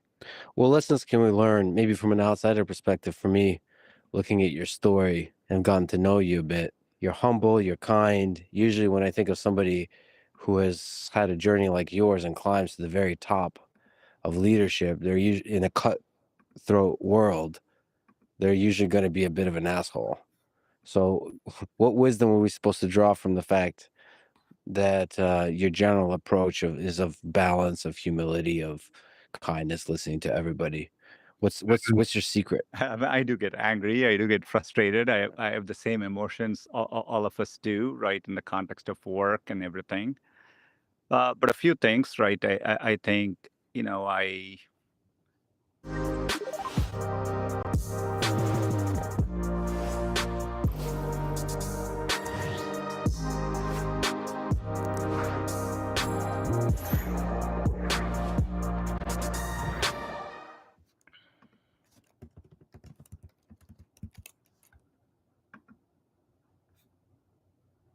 Why can't you stay organized? I've experienced this myself, and it's called chronic impulse control, where you prioritize short-term actions like gaming and social media until it's the end of the workday, and you still haven't gotten anything done. And I'd waste the day prioritizing my short-term pleasures over my long-term goals. So let me show you how I solved that. See, this isn't like any other tool. After using it, I had the most productive month of my life. Sorry, that's my impulse control. But thanks to this tool, I am now in control of my impulsive ideas. All I have to do is brain dump my to-do list, add my deadlines and how long it will all take, and Motion takes care of the rest. I basically just wake up and do what Motion tells me, and so should you. Literally last Monday I spent 10 minutes setting it up, but in that first week alone I gained 11 hours in missed productivity gains. So try out Motion and unlock your dream life.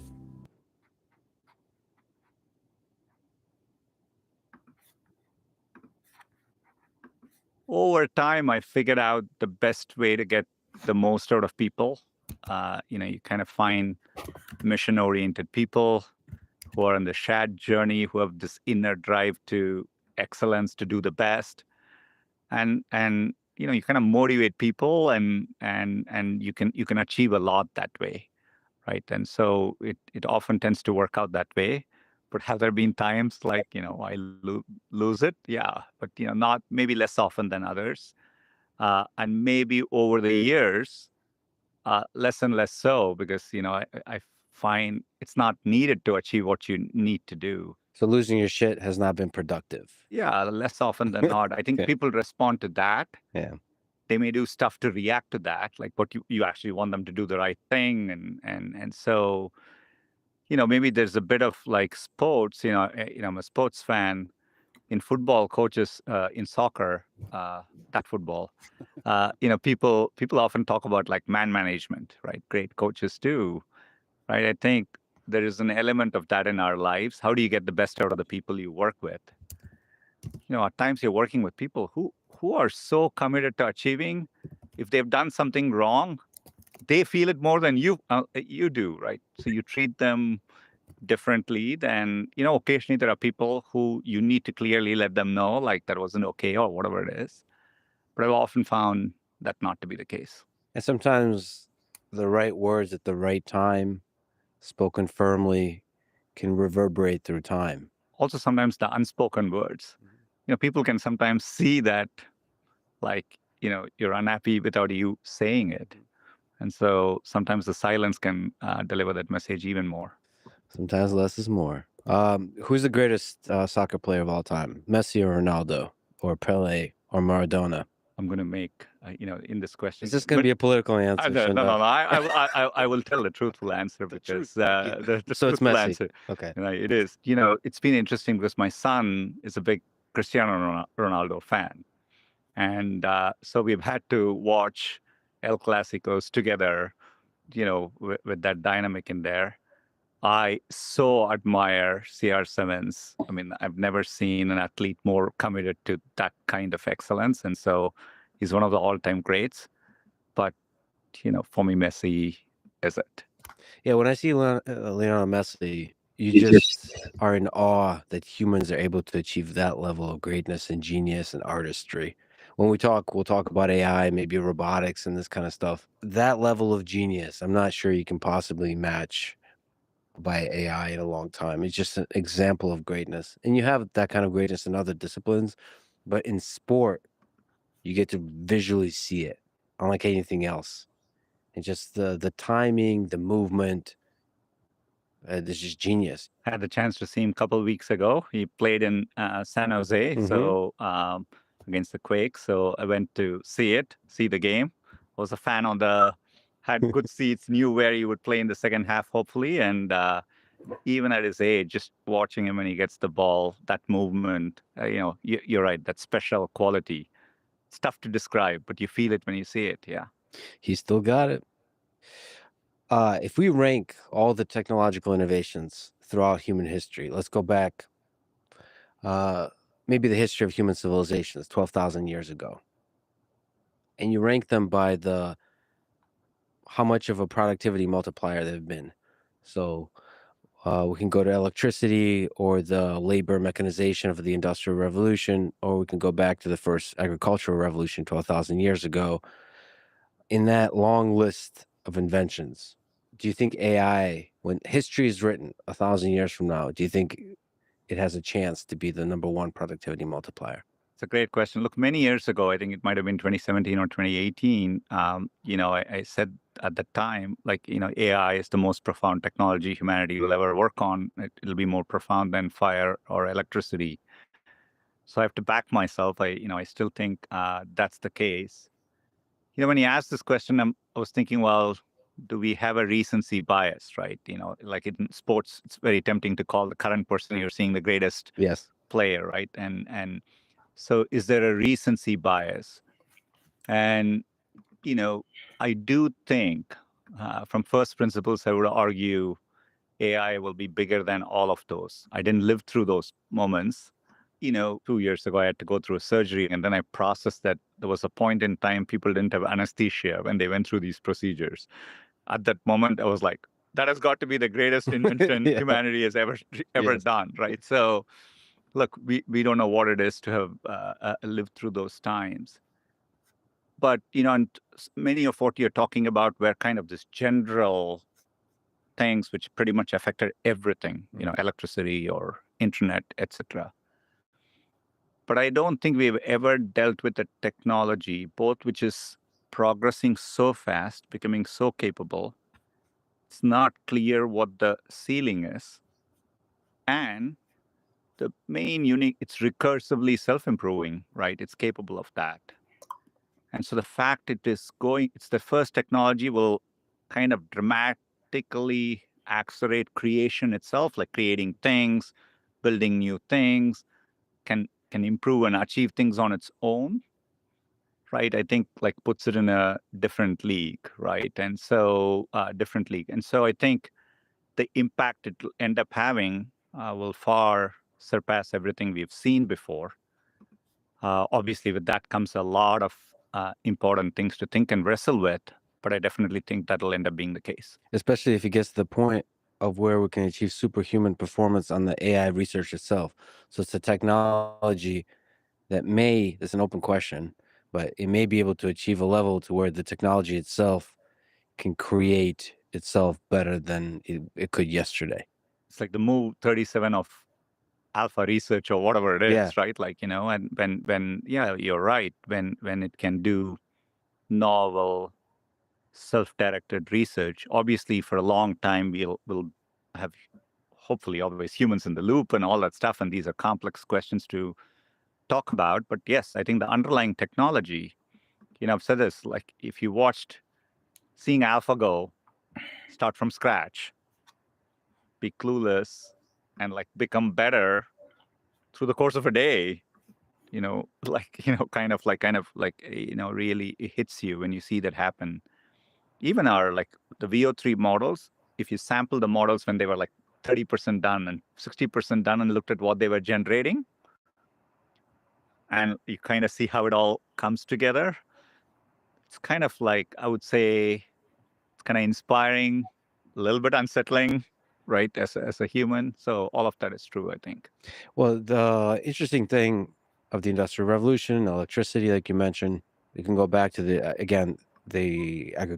first agricultural revolution. There's what's called the Neolithic package of the first agricultural revolution.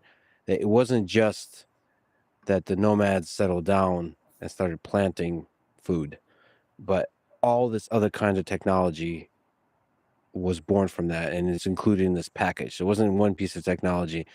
There's these ripple effects, second and third order effects that happen. Everything from something profound, like pottery, it can store liquids and food, to something we kind of take for granted, but social hierarchies, and political hierarchies. So like early government was formed because it turns out if humans stop moving and have some surplus food, they start coming up with they get bored and they start coming up with interesting systems, and then trade emerges, which turns out to be a really profound thing. And like I said, government there's just second and third order effects from that, including that package, is incredible, and probably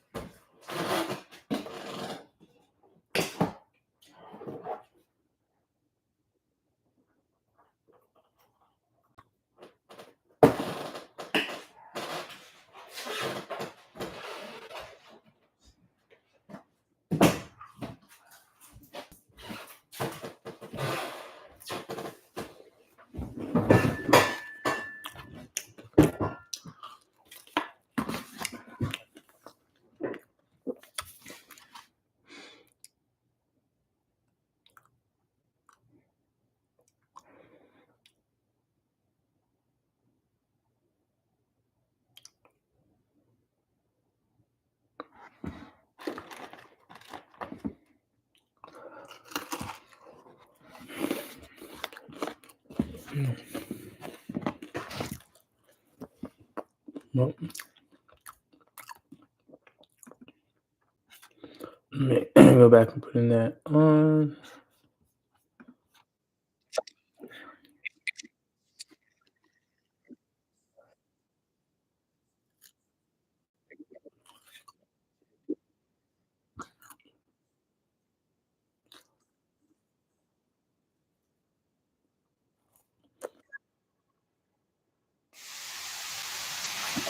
Let's see this.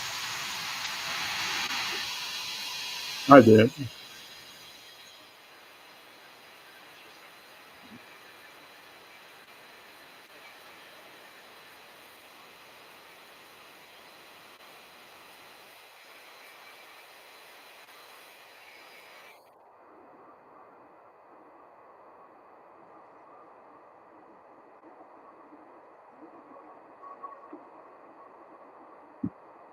Mm.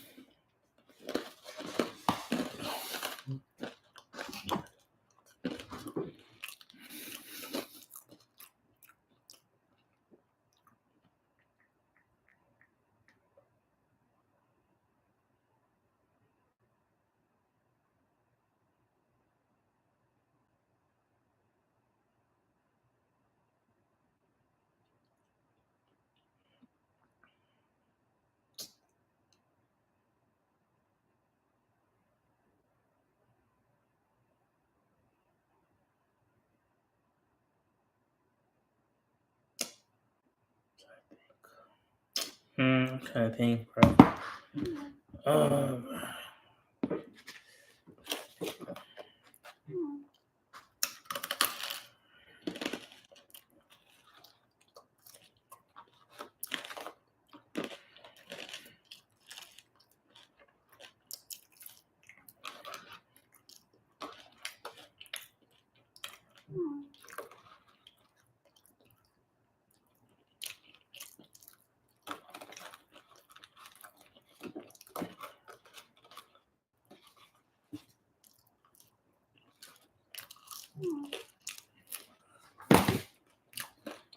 Oh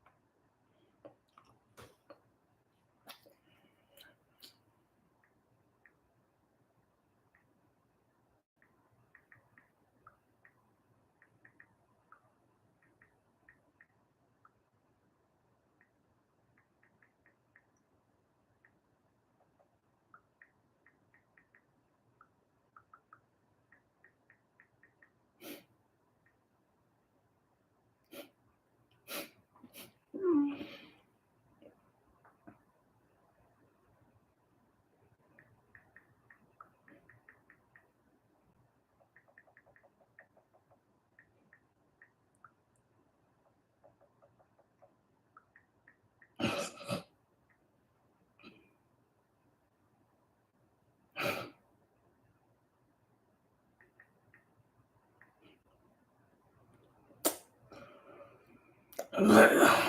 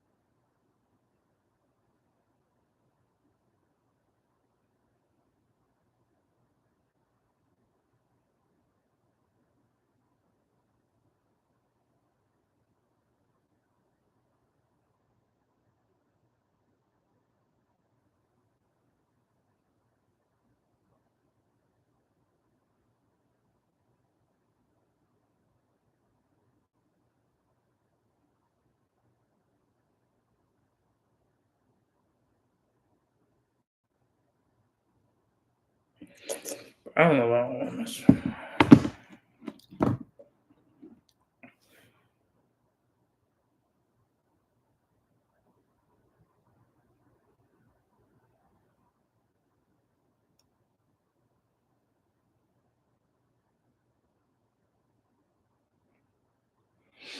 Right, let me go.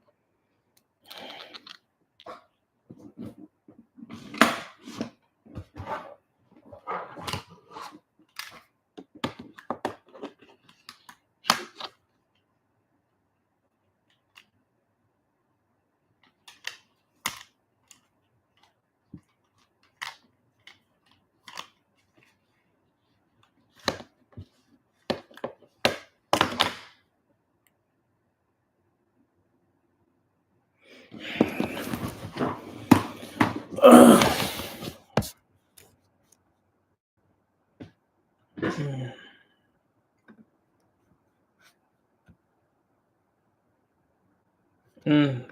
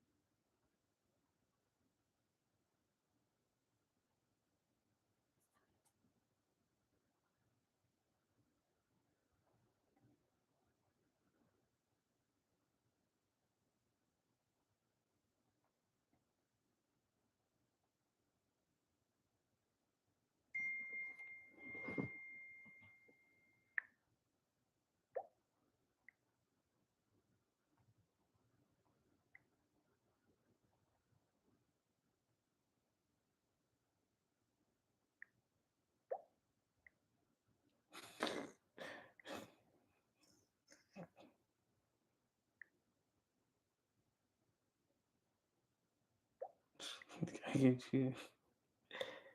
So,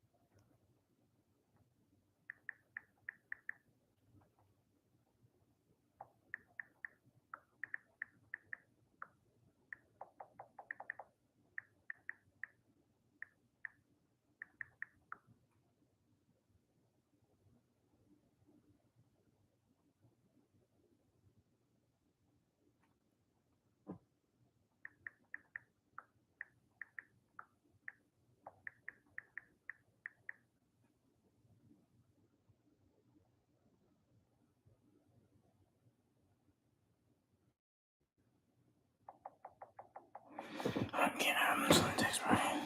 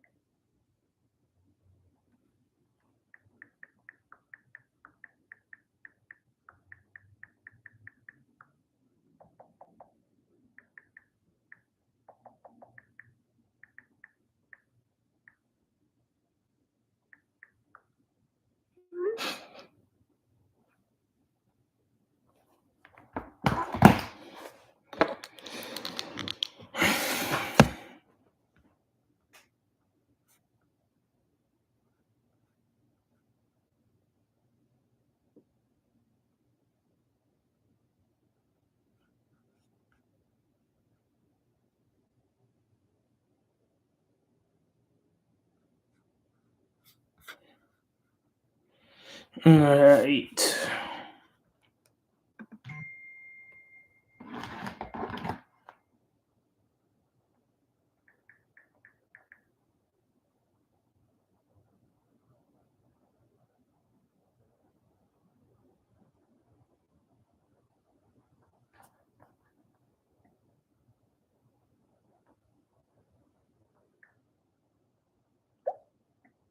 All right. This is.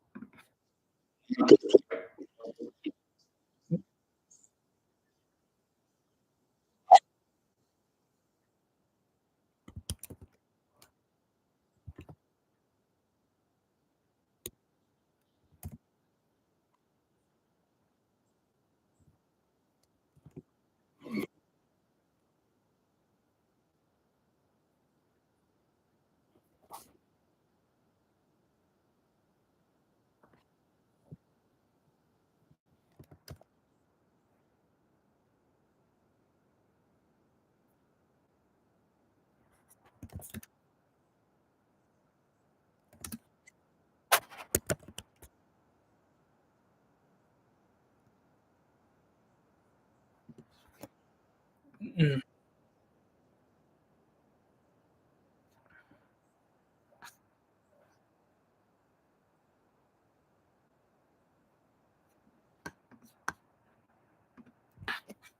So let's go talk to this thing.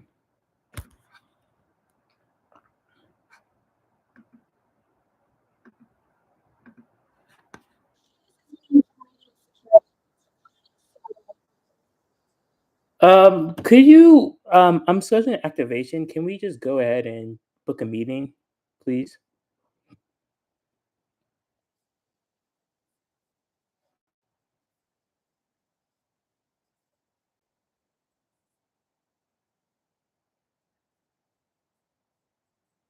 Yeah, I'm local to Mississippi.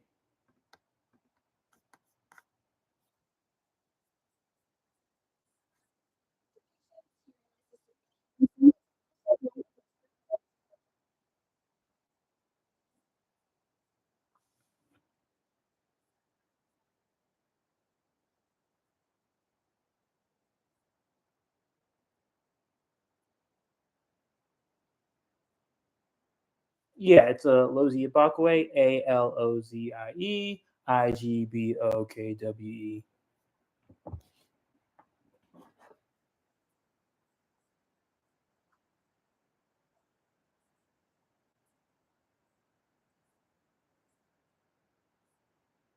Yeah, it's Alozie2k at gmail.com. So it's my first name, Alozie, then 2k at gmail.com.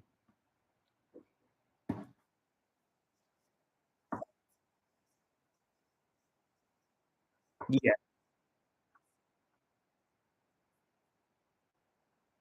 470-268-2231.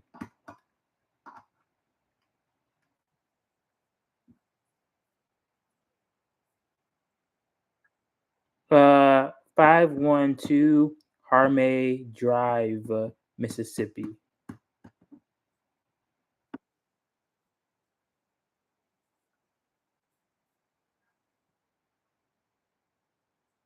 No.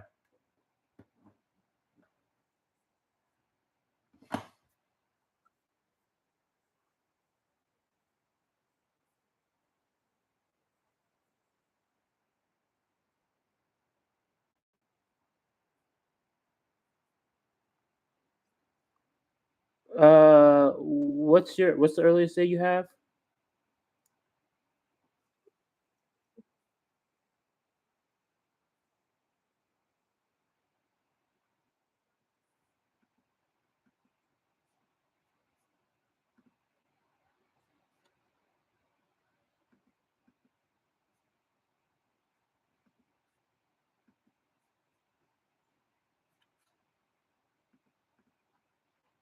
Okay, I have this here. So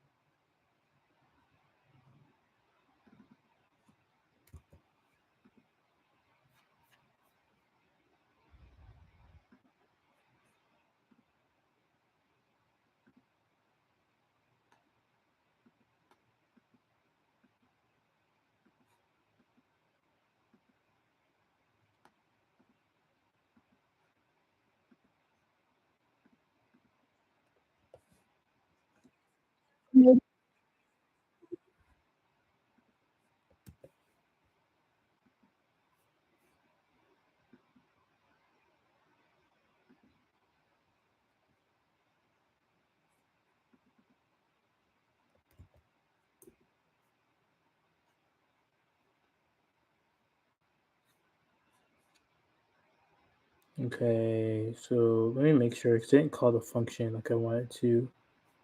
I make sure did I save it? Okay.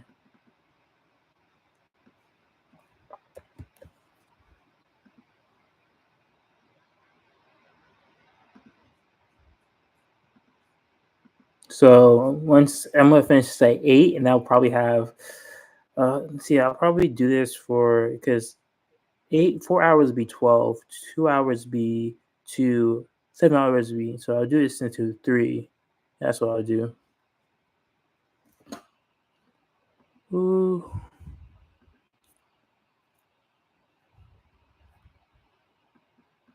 So I'll call this tool and check all my available times in the calendar.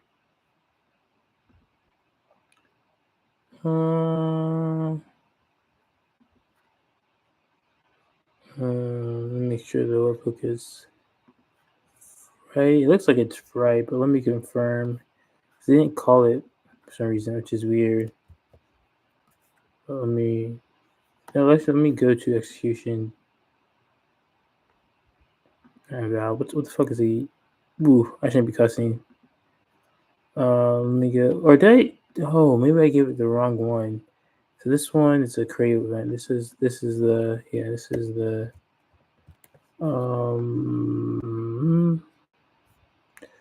just make sure that is the right one. That is the right one. Book a meeting.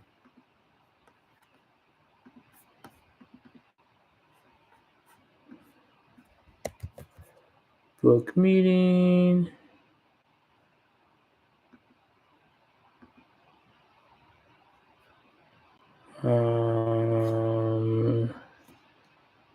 Okay, that seems like it was different. Let me just make sure.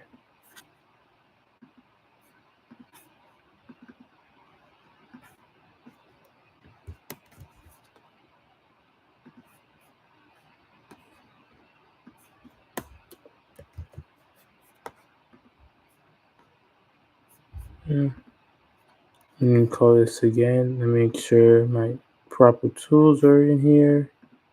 That's the book meeting getting availability one. Okay, that should be in the prompt. Let me go call logs. Message. I think it did call it. It definitely did call it. Okay.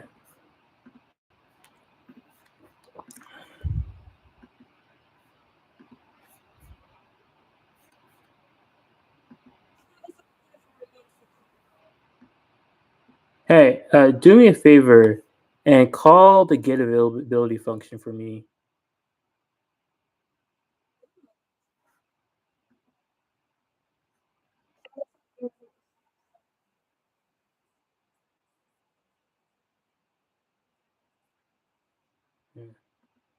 Yeah.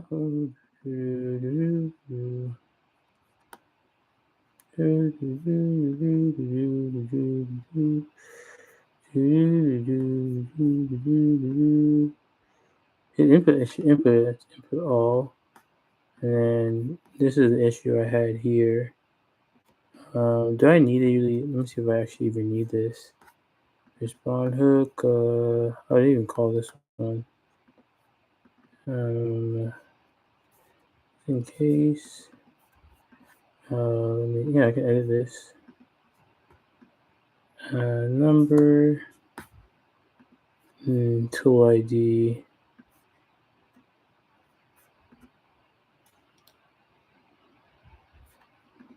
Okay. Oh,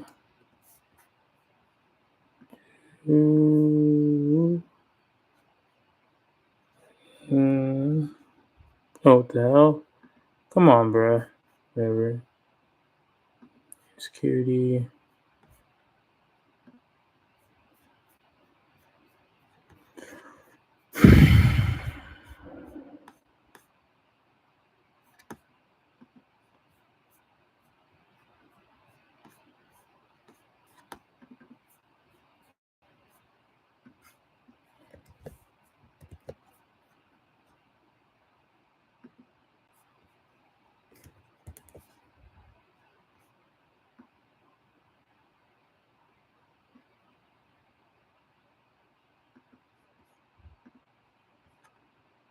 Same thing. So let me just confirm. Okay. So now that one should work. Save. Now it's just the book a meeting one. Okay.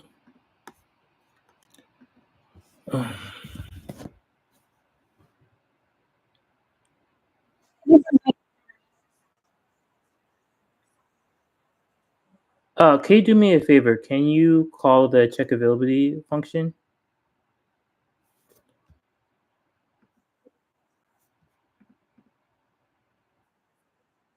Call it, call it, call it again. Call it again for me, please.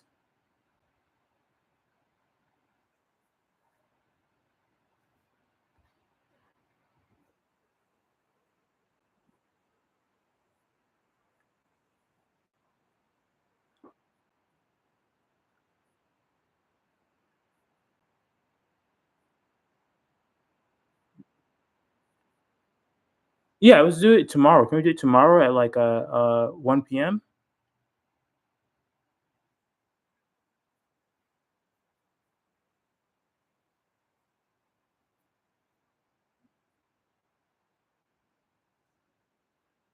Alozi Ibakwe?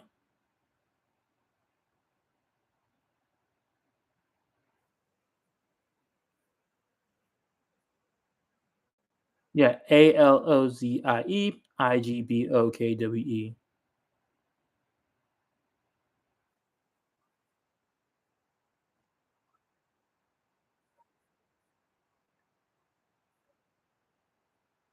Yeah, alozie2k at gmail.com. ALOZIE2k at gmail.com.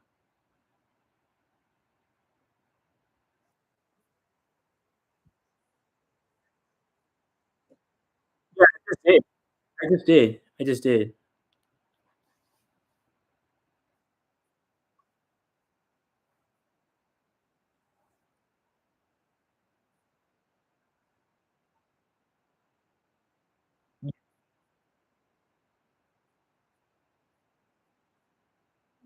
Yeah, 470-268-8805.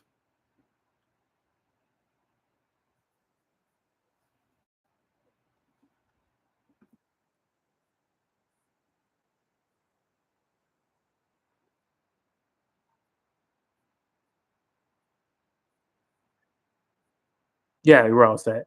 Bye.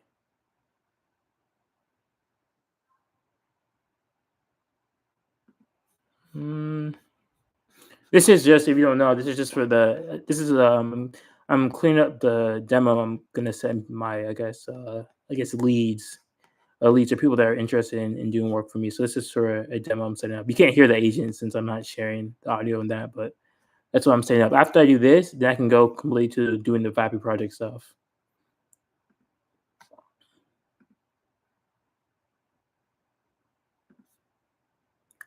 How many hours? It's been already been 7 hours. Not that much. Ooh, you.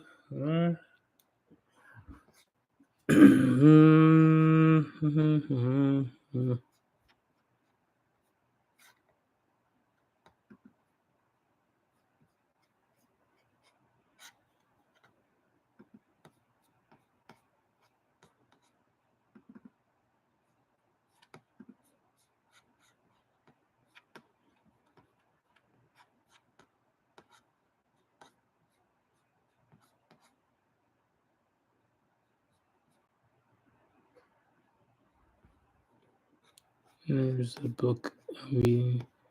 Okay, here's it. There it is. Okay, so attendees.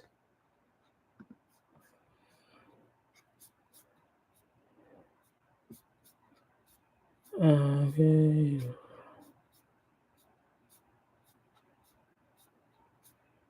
Arguments. This is to send arguments to send the actual tools. Oh, let me.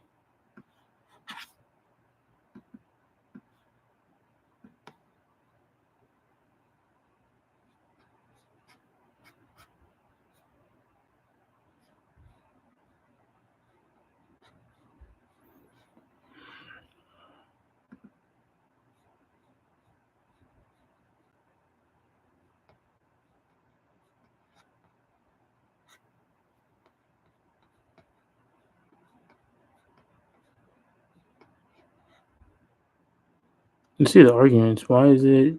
Oh, why is it like that? Usually.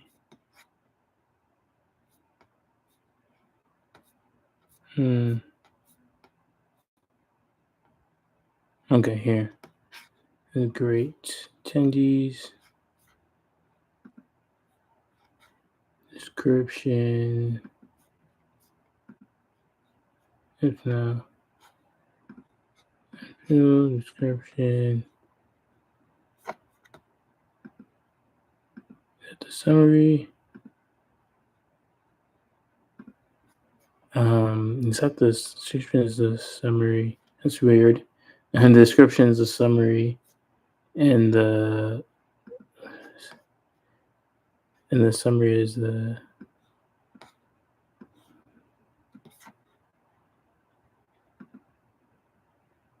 Yeah, what the fuck? Why did I have that like that, bro? Did I put it the wrong way? Maybe I put it the wrong way. Whatever.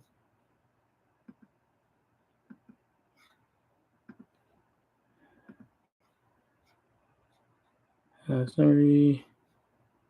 Did I put it the wrong way? It's so weird. Why did I have the description? Okay, and then start.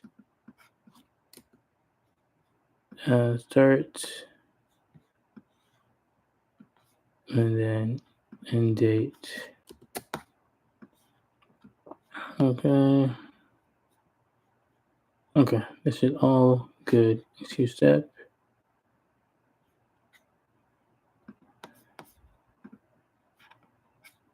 Let's see if I get something here.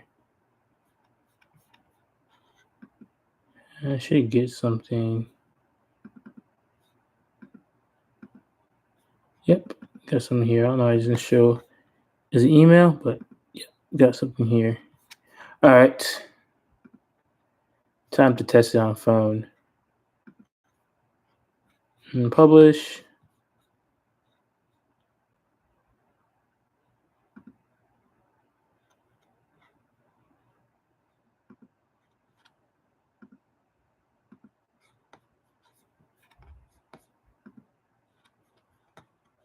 Oh, I gotta test everything. I gotta turn everything to production. Save. Oh yeah, I have to test this. Well, I don't have to technically test it.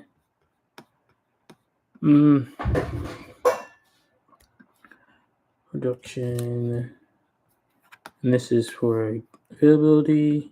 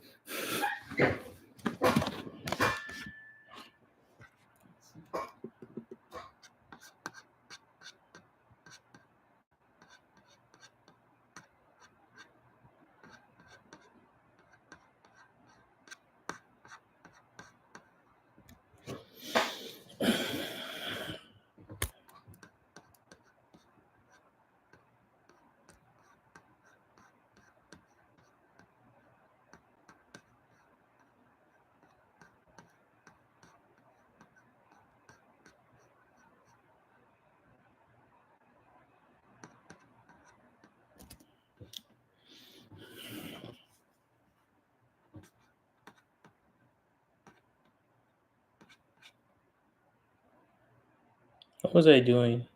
Oh yeah.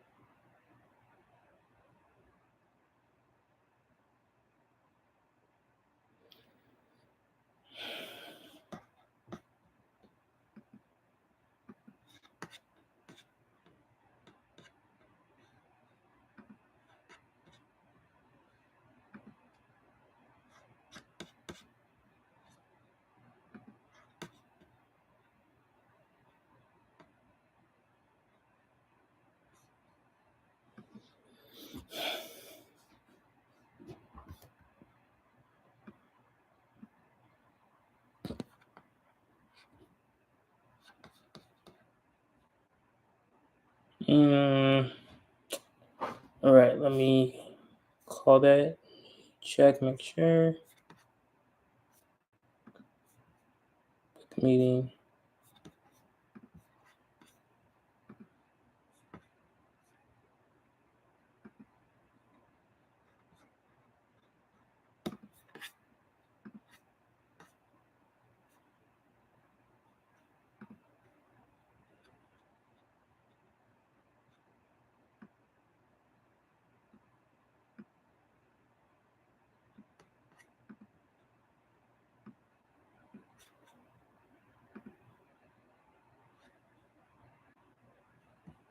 All right, let me call this number.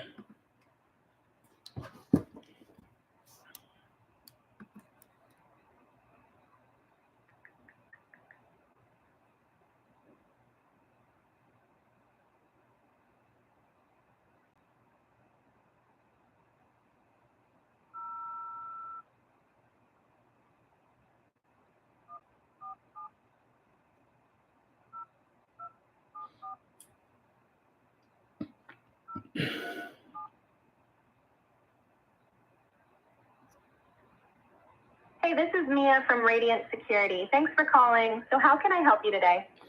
Yeah, I was interested in getting an alarm system. Great, glad you reached out. Just so I know, where did you hear about us? I saw you guys on I think a Facebook ad or something, or some type of promotion. Okay, gotcha. Thanks for letting me know. It's always cool to hear when someone finds us through Facebook. Are you looking to set up a brand new alarm system or just updating something that's already in your house? Brand new alarm system. Perfect. Thanks for clarifying. Are you located here in Mississippi or somewhere else? I'm in Mississippi. Awesome. That works out perfectly. We actually provide full professional installation here in Mississippi, so you wouldn't have to mess with anything yourself. How long have you been in the house? Did you just move in, or have you been there for a while? I would say it's been like 5 months, so I guess a while technically. Gotcha. So you've had a little bit of time to settle in. Just to check, do you already have your Wi-Fi and internet all set up at home? Yeah, everything's set up. Perfect. That makes things super easy. And just so I can help you best, are you looking to secure your home with just an alarm system, or were you thinking about including cameras as well? I was planning to just do alarm system for right now. All right, sounds good. So most homes benefit from having cameras too, just for that extra layer. You can actually see what's going on when you're not there. But starting with an alarm system is a solid choice. Just curious, was there a specific reason you're holding off on cameras for now, or is it just wanting to keep things simple at the moment? I guess I was just trying to keep things simple. I didn't think there was a need for me to have alarm and a camera system. I think alarm system would be good enough. That totally makes sense. A lot of people start with the basics, just to get the house protected and then add cameras down the road if they feel like they need more coverage. Just to tailor a system that makes sense for your place, how big is your house? Like roughly how many square feet? Like 2,400 feet, I guess. All right. right, about 2,400 square feet. Good size. Next up, how many windows and doors are you thinking about securing with the alarm system? I'm not sure. I think I have 4 doors and like maybe 8 windows. No problem at all. A lot of folks aren't sure off the top of their head. Let's just start with those numbers as a baseline, and we can tweak the setup once you've had a chance to double check later if needed. Do you have any sliding doors at your place? I ask because sliding doors usually need a glass break detector, since people can just shatter the glass and walk in without the alarm actually going off. Maybe one. I think maybe I have one. Got it. So possibly one sliding door. That's helpful. With sliding doors, to be safe, you'd usually want a glass break detector for that spot, just because, like I mentioned, alarms won't go off if someone just breaks the glass instead of opening the door itself. Okay. Now, what kind of windows do you have? Are those vinyl, the kind that slide up and down? Casement windows you crank open, or just fixed glass that doesn't open? If you're not sure, I can help describe them a bit. Yeah, I'm not sure, to be honest. No worries at all. That's super common. Just so you know, vinyl windows are the ones that move up and down. Casement windows are the crank out kind with a handle, and fixed glass means it doesn't open at all. With casement or crank out windows, you'd need a glass break detector in those rooms. The good news is, even if you have a bunch in one area, you typically only need one glass break detector for the whole room. Does that help give you a clearer idea of what you might have? Or do you want to just check after and let me know later? I'll check after and let you know later. That works perfectly. Just text me once you've had a chance to look. It's not a rush. So here's usually what I recommend for your kind of setup. Our premium kit is $299, and it comes with 3 door contacts, 1 motion detector, a doorbell camera, and a touchscreen keypad. Wi-Fi monitoring is $35 a month. And if you end up needing glass break detectors for windows or sliding doors, those are a one-time cost of $98 each. If you're wanting to go for a cheaper option, there's a basic kit for $199, but it leaves out the touchscreen keypad. Let me know when you're ready for a full price breakdown, or if you want to talk more about the setup. Yeah, you just gave me a price breakdown, I guess. I'm not sure. What else were you trying to talk about? Yeah, fair point. I just wanted to make sure you knew all the options in case you ever decide to expand or tweak things later on. Not trying to sell you on extras you don't want. I just like folks to feel confident they have all the info and can pick whatever fits best. Since you mentioned you're sticking with just an alarm system, are you interested in having us come out and handle the installation for you? Or were you hoping to set it up on your own? We do both, so whatever's easier on your end. Yeah, it would be nice if you could come and install it for me. Perfect. That's what we're here for.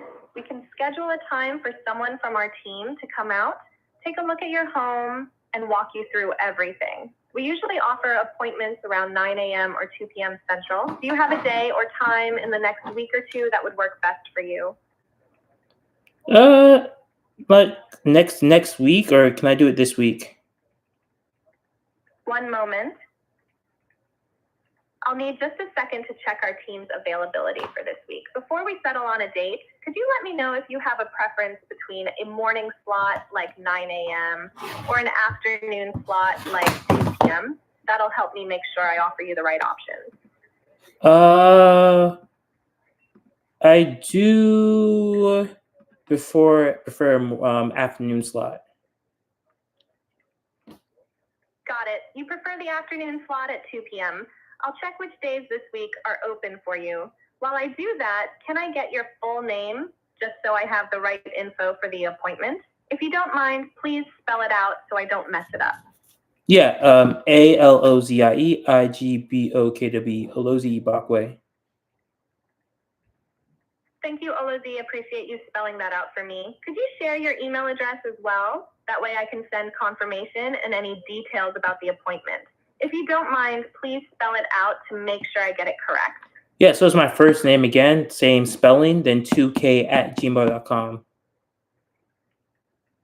Thanks for that. Just want to be extra sure. So your email is olozii2k@gmail.com. No, Let me know if I missed any. it's ALOZIE2k@gmail.com. Thank you for correcting that. So your email is ALOZIE2k@gmail.com, right? Got it. And lastly, what's the best phone number to reach you at for confirmations or follow-up? 470-222-3452. Thanks for that. I've got your name, email, and phone number locked in. Just need your exact home address for the installation. Could you share that with me as well? Yeah, 512 Almary Drive, Mississippi.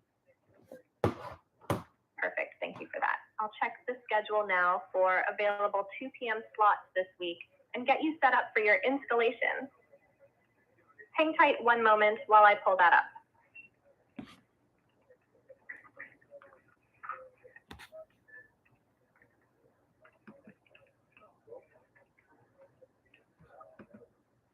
Okay. This will just take a sec. All right, here's what's open for installation this week in the afternoon.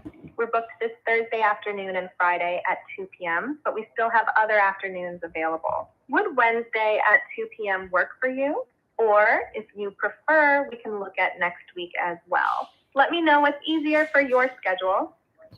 Okay, isn't today Tuesday? I mean, isn't today Wednesday?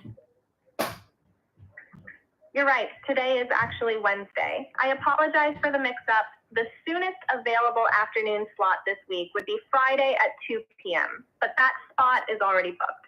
So the next available would be next week. Would Monday or Tuesday at 2 p.m. work for you? Or do you have another day in mind for the install? We can do Monday. What the heck? Somehow it ended, but I think that's... I think it reached the... which they probably reached the maximum limit. Yeah, reached the maximum limit. Let me just take this transcript.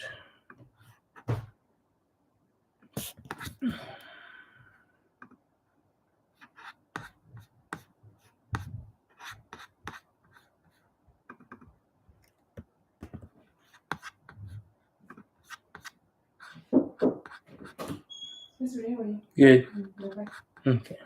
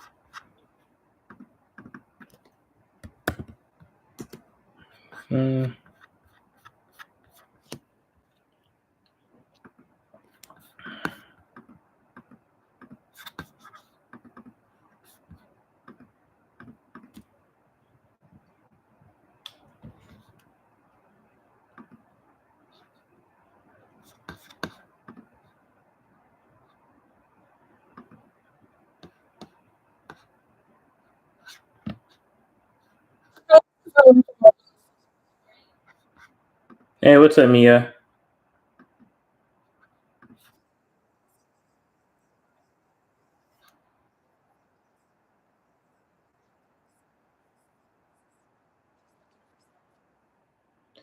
Uh, just looking for some info.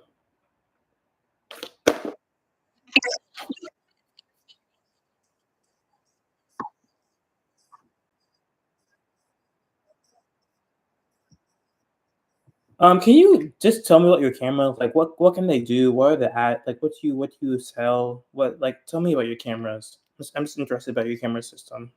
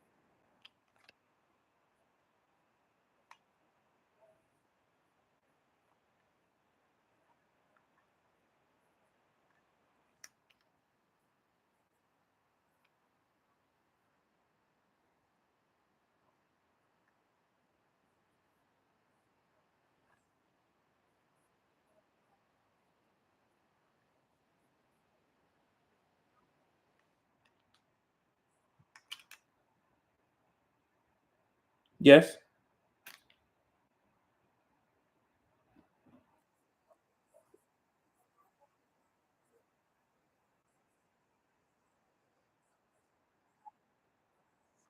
RV actually.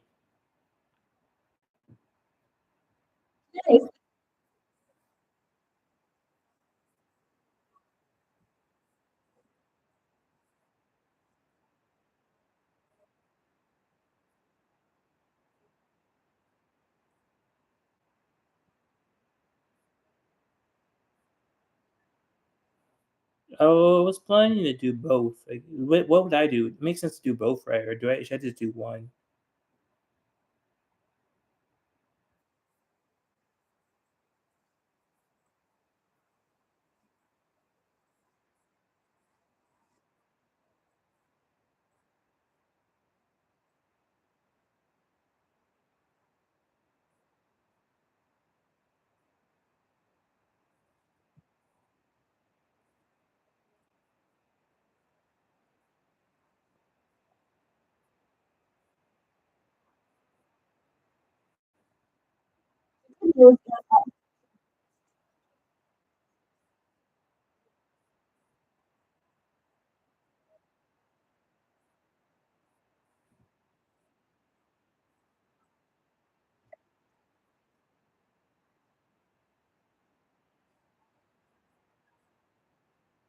Yeah, I guess how would I how did they install?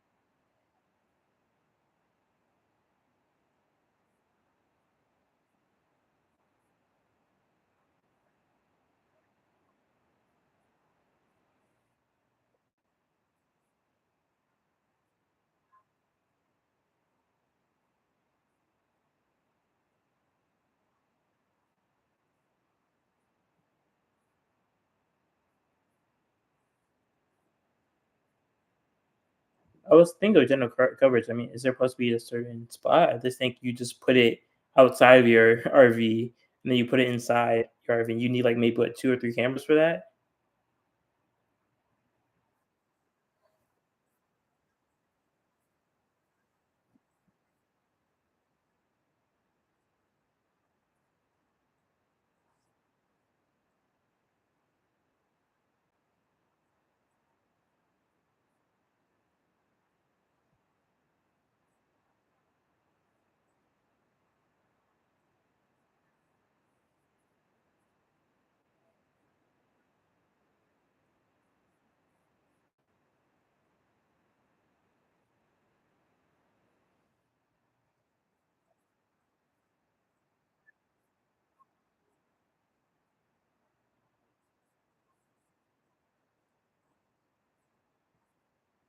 general peace of mind. That's pretty much it.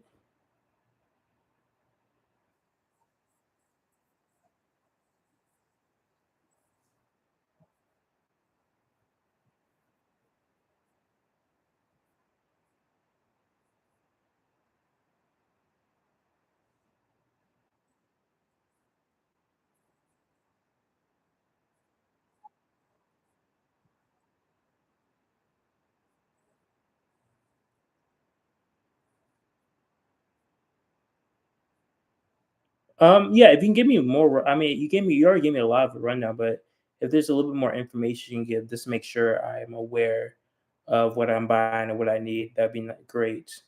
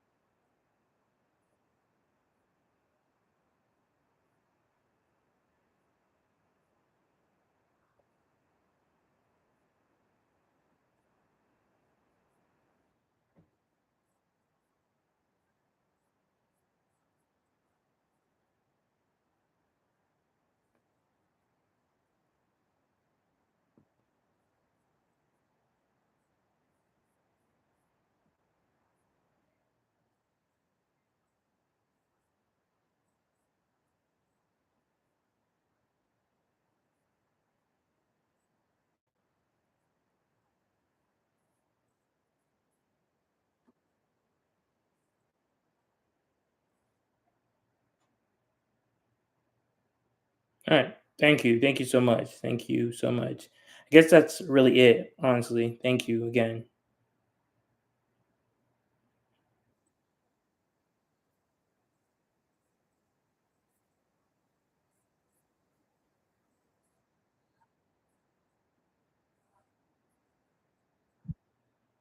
All right.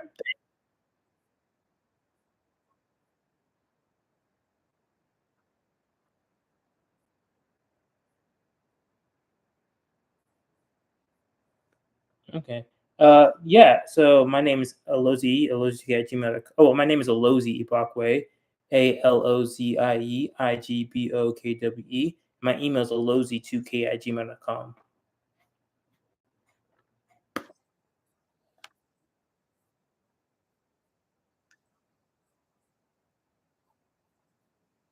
Yeah. So it's ALOZIE IGBOKWE. Oh yeah, say my email too. My email is ALOZIE2k at gmail.com.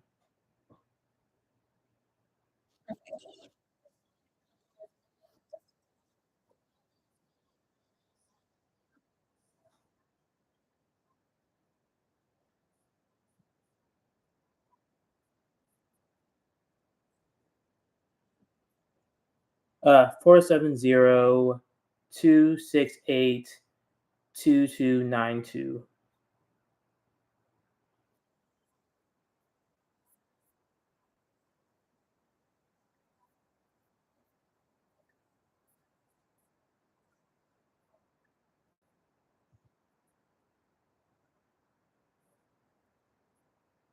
All right, bye.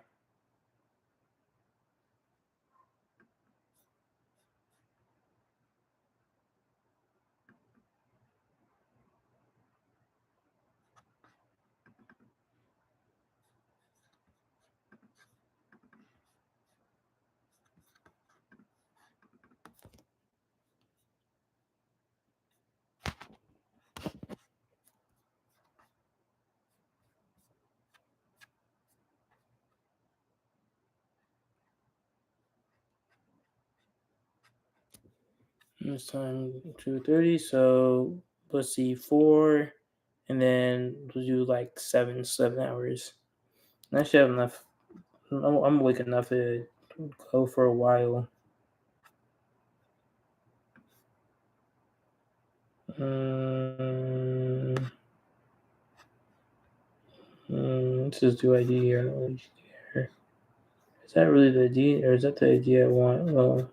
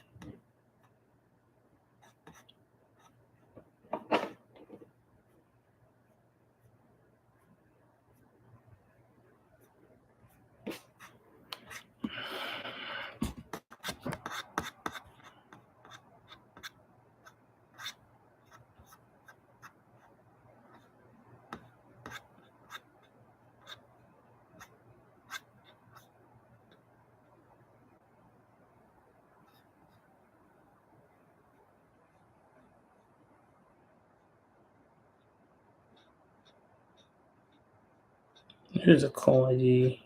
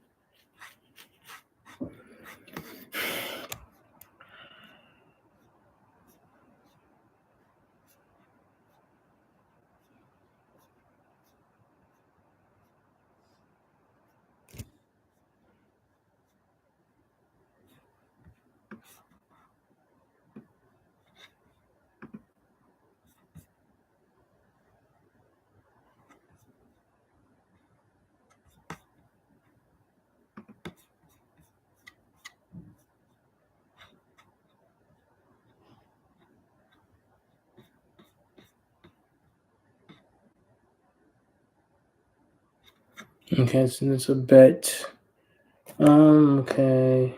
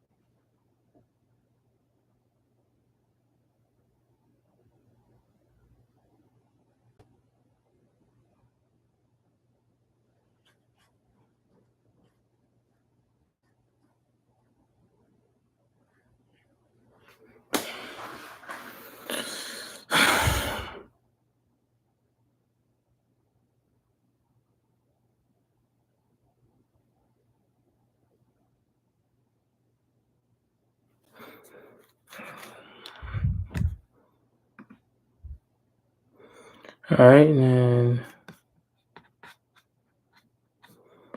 okay, I better start soon. 34, 8:42.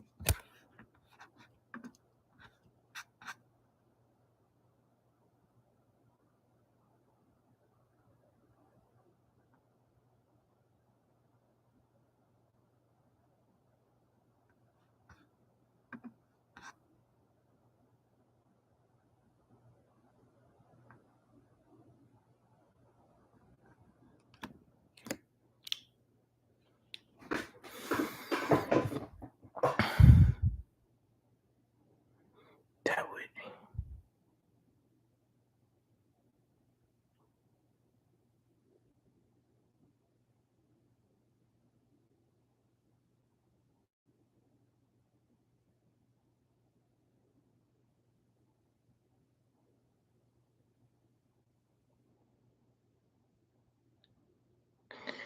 That would be demand. That would be that one. 8, 2, it would demand.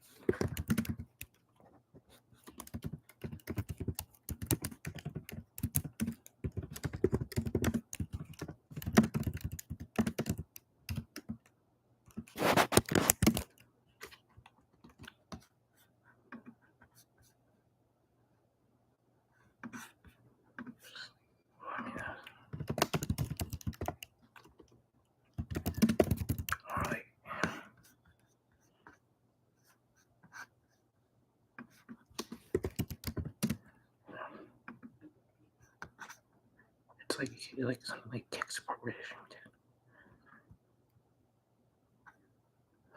Like something like I did tech support for that, I think.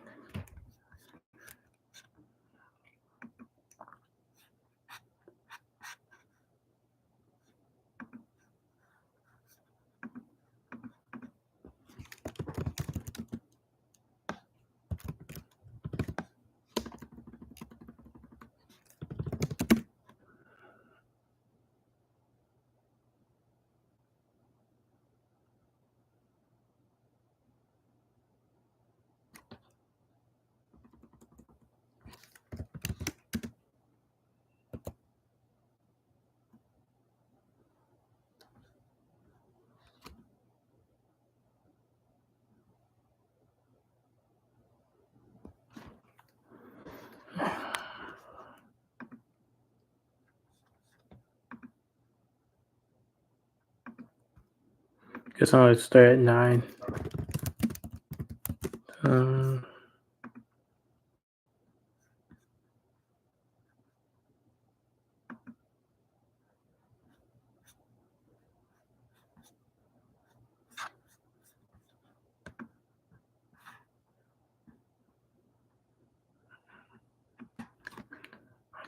Like super ridiculous.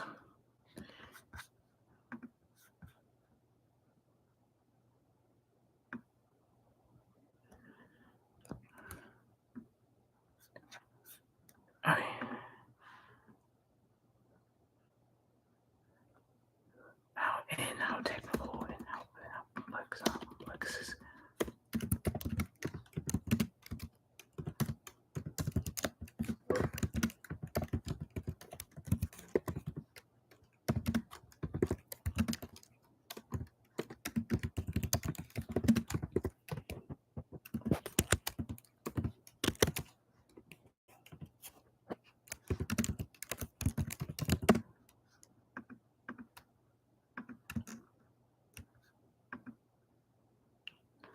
For example, you can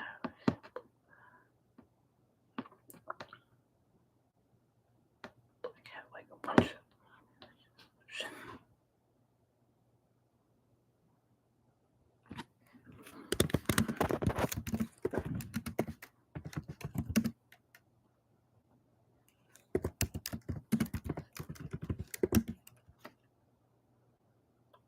simple one though. It's like for the customers.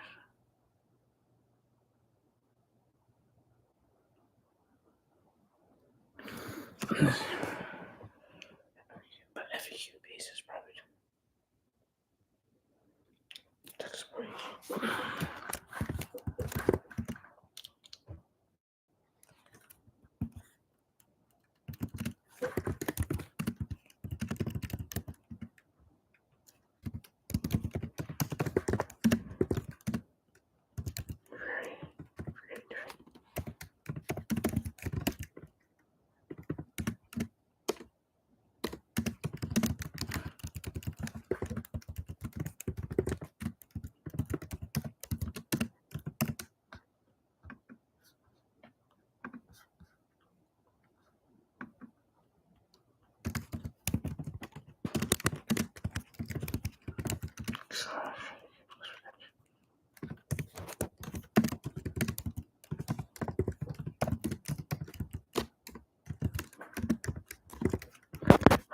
Something like something.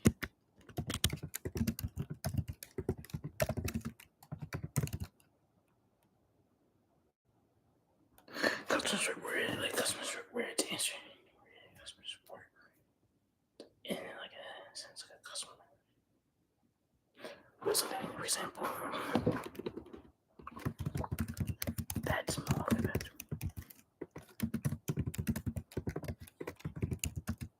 Like iterative customer.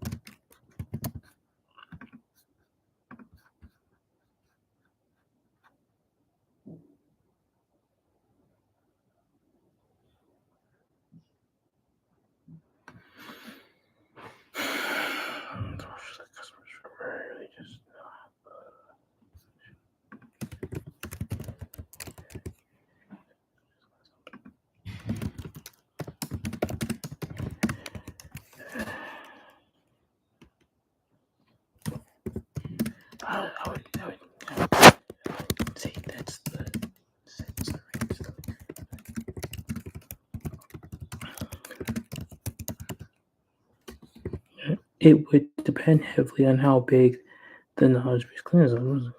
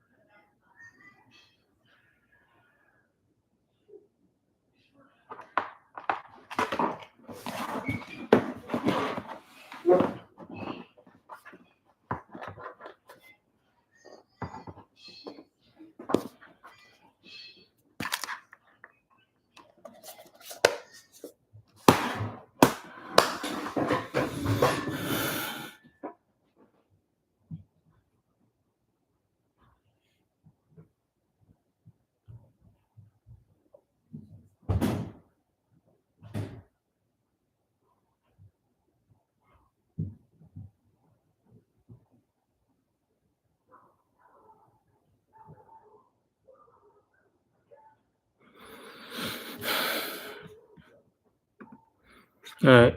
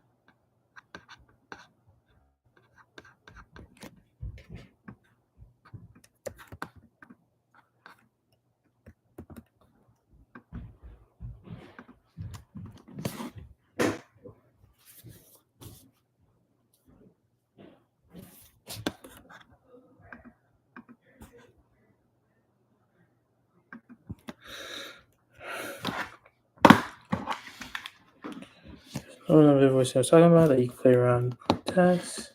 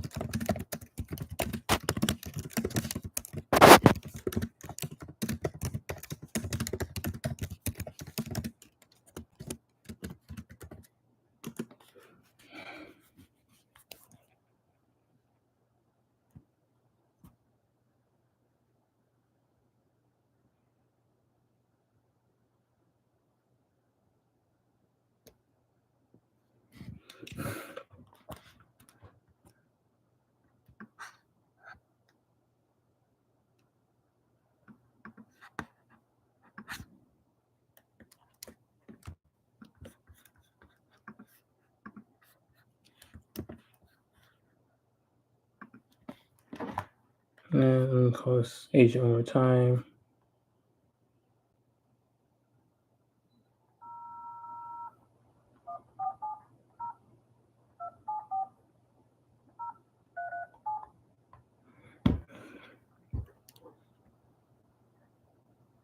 Hi, this is Mia from Radiant Security. Thanks for calling. So how can I help you today? Yeah, I just wanted to get a quote for your security cameras. Absolutely, I can help with that. Just before we dive in, where did you hear about Radiant Security? Heard about you guys from Google. Just a Google search. Thanks for letting me know. Google brings a lot of folks our way. So just to give the most accurate quote, are these cameras for your home or another type of property? For my home. Perfect, thank you. And where in your home were you thinking of placing the cameras? For example, front door, driveway, backyard, any particular spots in mind? Just just the front door, I guess. Just the main entrance, I would say. All right, just the main entrance, got it. For the front door, I'd suggest looking at our video doorbell camera, which gives you clear video, motion alerts, and even two-way talk right from your phone. That one is $198.99. Is there a specific reason you're thinking about adding a camera at that location right now? Peace of mind. I just want some security coverage in my house. Totally understand. Most people want that peace of mind, especially with everything going on these days. You're not alone. Front door cameras are our most popular for that reason. So since you're just thinking about the front door for now, quick question. Any reason you weren't considering coverage for spots like the driveway or back porch? Sometimes folks add one there later when they realize it helps cover packages or see what's going on out back. Just curious. I guess I didn't want to spend too much. I wanted to just focus on where most people would come from and where would be the best decision to put cameras there. I get it. Budget absolutely matters. And you're thinking exactly like most people do. The front door is definitely the main highway for visitors and deliveries. So you're starting at the right place. Honestly, plenty of folks begin with just a doorbell camera, then add driveway or backyard coverage over time as needs or budget allow. If you ever decide to expand, we have outdoor cameras at $289.99 and indoor cameras at $189.99 each. Pressure, just letting you know you can always add on later. Would you like a quick overview of the other camera options and add-ons now, or are you good sticking with just the front door for the moment? I'll just stick for the front door at the moment. That works. Starting with the front door camera is honestly the main thing most people do first. It covers the basics and gives you peace of mind right away. If you ever want to expand, everything's on myradiantsecurity.com, but no rush at all. Is there anything else you were hoping the front door camera would cover or do for you? No, that was it. All right, sounds good. I'll text you the direct link for that doorbell camera after our call, so you've got it handy. And if you decide you want to expand coverage down the road, just let me know. Happy to walk you through the options, no pressure. Before we wrap up, just so I can make sure your info's saved in case you need help or decide to order later, could I get your name? Yeah, it's Alozie Bakwe. Thank you, Lodi. Could you please spell your last name for me, just to make sure I've got it right? Yeah, you said Aludi. It's Alozie, and my last name is Igbokwe.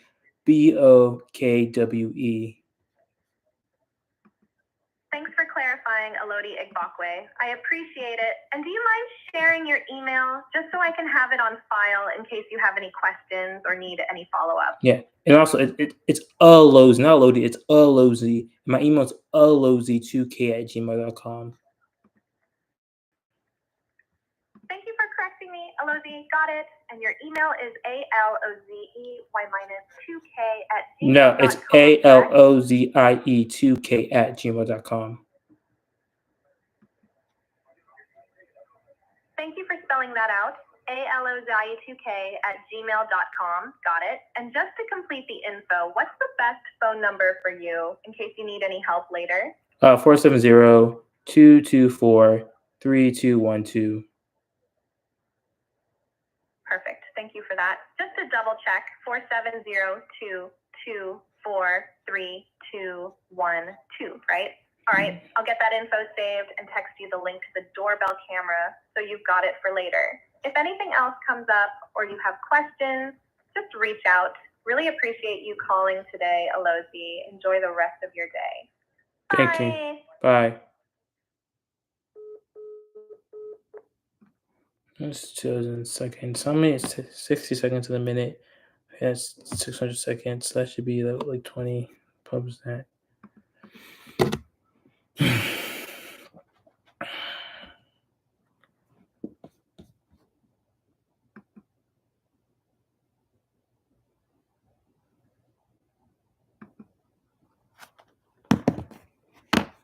All right, now finally time to go to my VAPI stuff.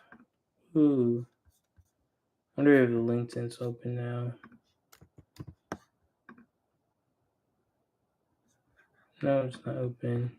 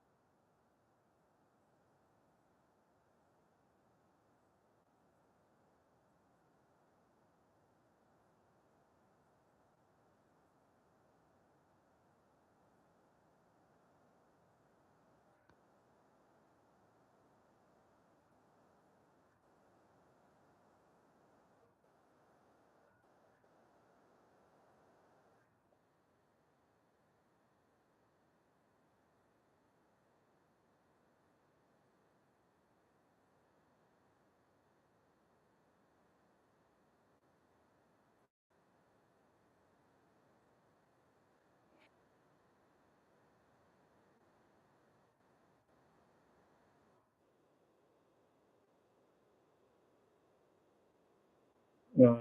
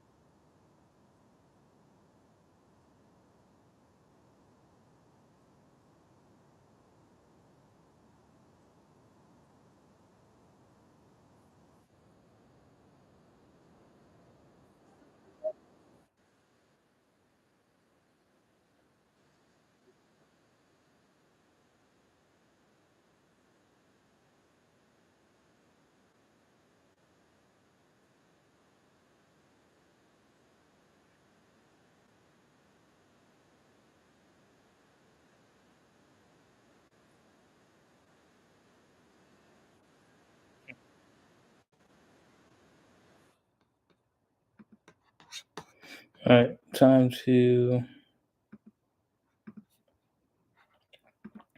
All right, was a little distracted for like 20 minutes. Time to start working on the VAPI stuff that I was supposed to work on. I want to put some music on. Or should I put some music on? Or should let me put some music on? I think it has to be music that's not copyrighted. I think, which I just figured out that I was probably playing music that low key I should have been playing before. So I don't know if I can like, what's the word? Mute that or whatever out of my stream. Let's see. Let me ask you a question.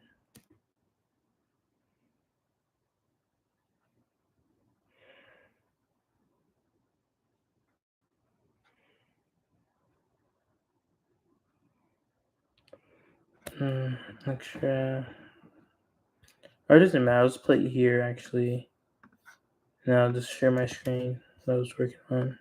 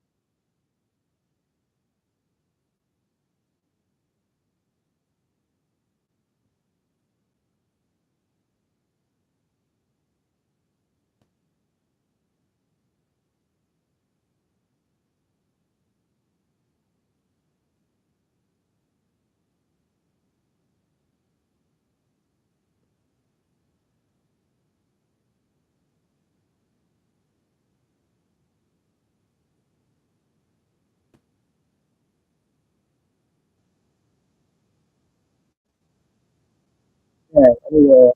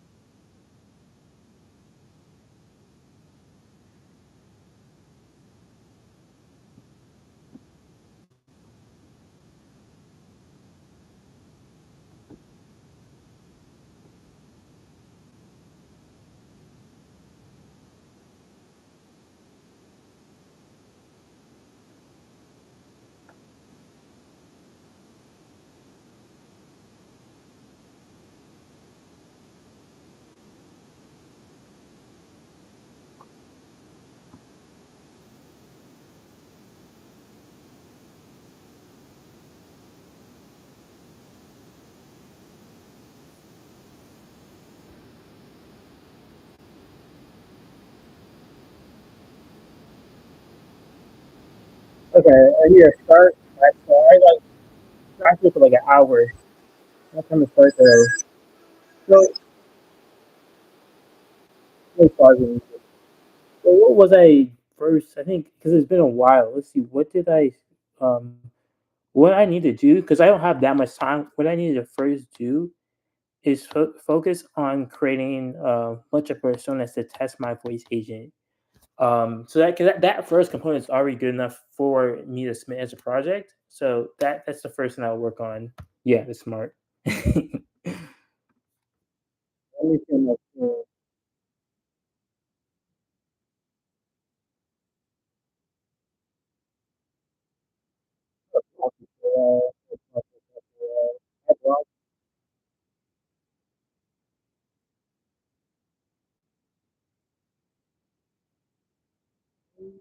Okay, demo. All right, let me share my screen.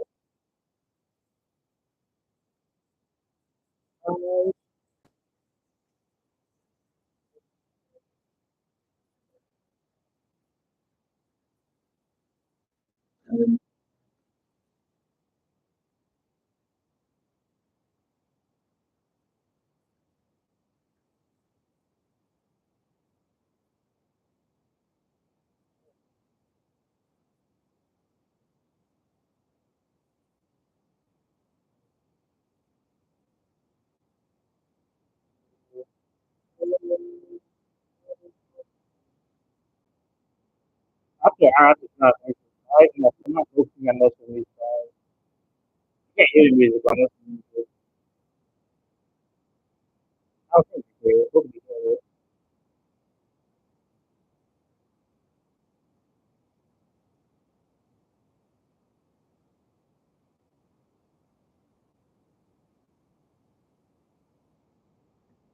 Okay.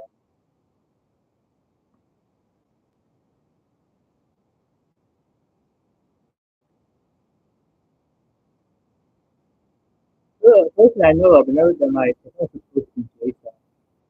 So this thing should be able to take my JSON. But it's not taking any JSON. These things need to take my JSON. So let's go to, let's see, when click main pie is supposed to create the, oh no, it doesn't. Okay, so it's dot prompt dot transcript, generate person dot transcript, okay, dot prompt. What's, okay, this is the information I would send it, right? So that would be the prompt, that would be the dot transcript. So that's how I would start it, and I would create the assistant. I forgot.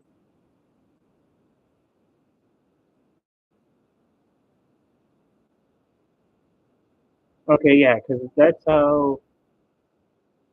Well, how is it sending in the? Okay, I'm so confused, bro.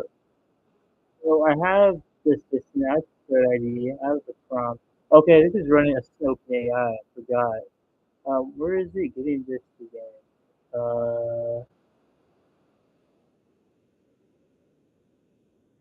Utils. So it's getting this from Utils. Okay, this is where everything is. So third ID, user input prompt as transcript, user while true, price personas, says. Okay. So what should I do now? I need to start the music for that. I'm gonna do after. Won't be able to concentrate on what I have to do. So first, let me test this. Actually, let me go to Postman and let me how this thing even works. Ooh, ChatGPT. Let me get something to eat real quick. Also,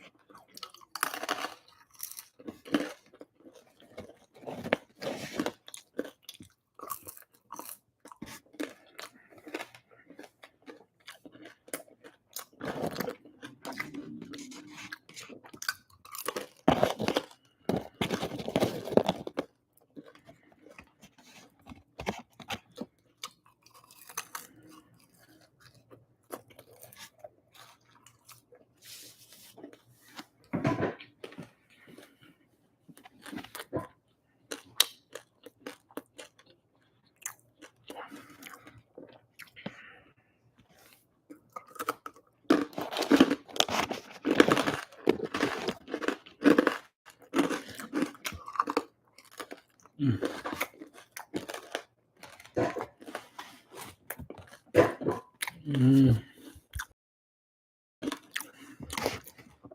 Let's see. Let's run. I guess I would have to run main.py, right? Yeah. So let me just run this.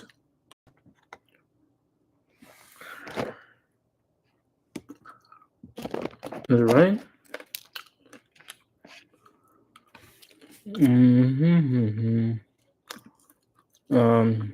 So where's my? I think the error happened. Okay. What error was that? From VAPI. Well, I don't need any of the bullshit right here.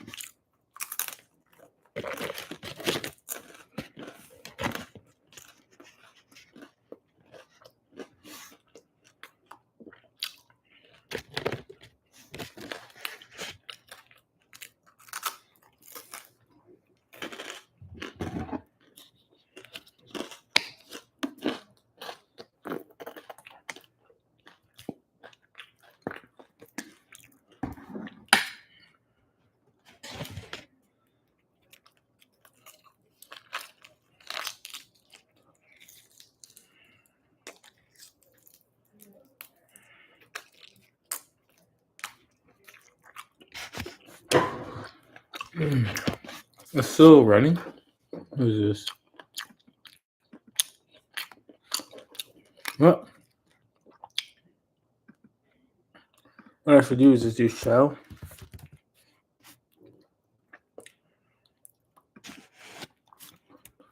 Python main.py.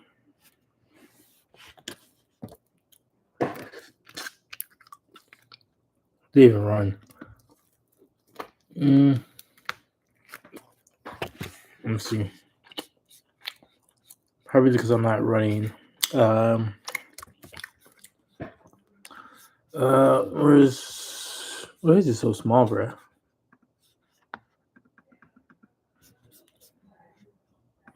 See more.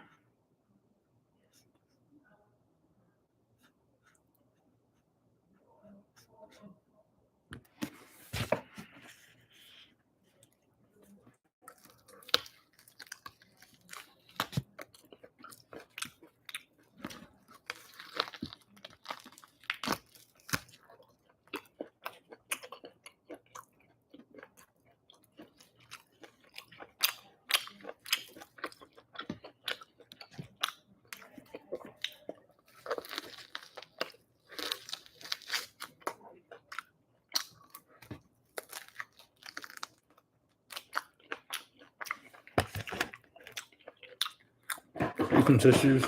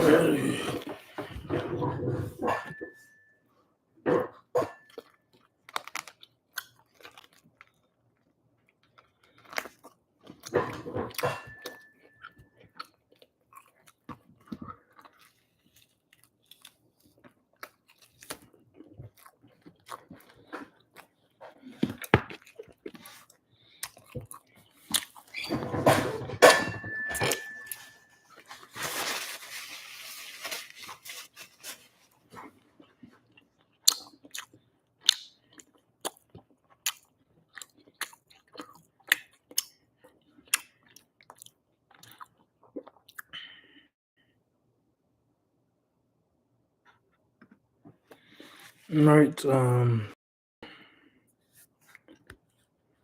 Let's see. Can you add a server for this to run? The end of the code. End of the code. Check out this.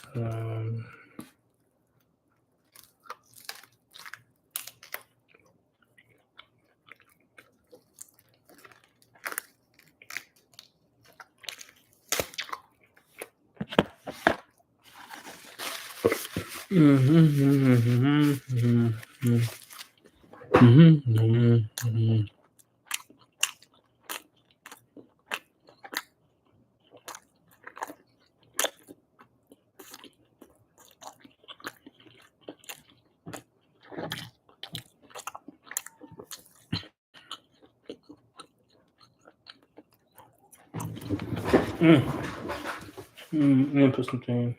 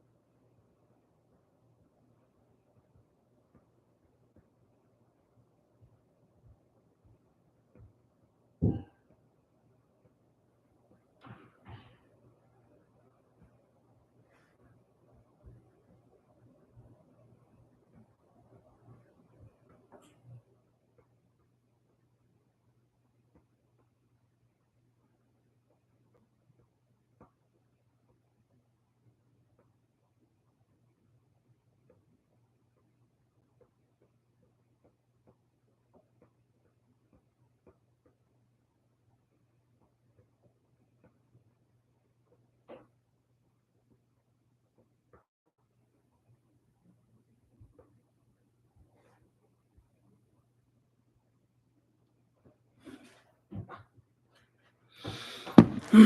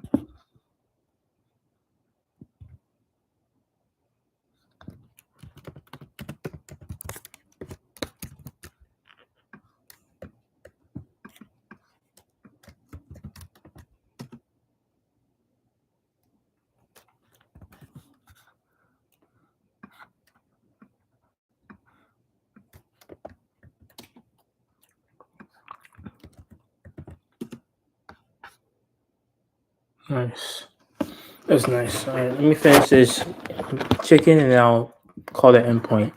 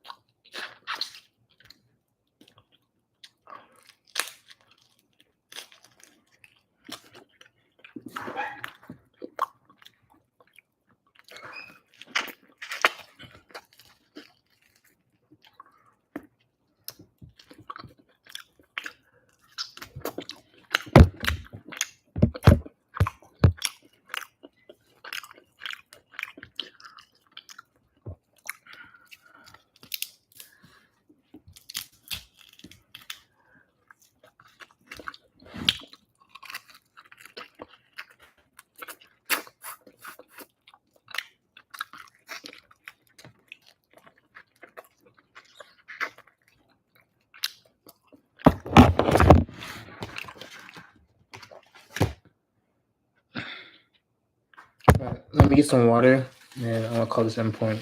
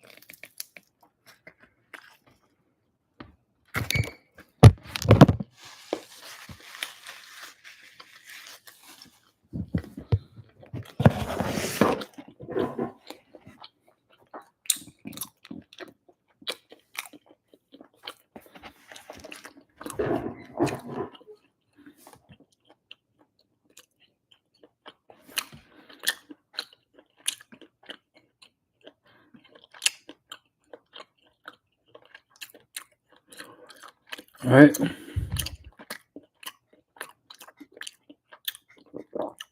So what I need to do is take a prompt in the transcript. Let's see. I'm gonna take a prompt. What prompt should I take? It's not my account.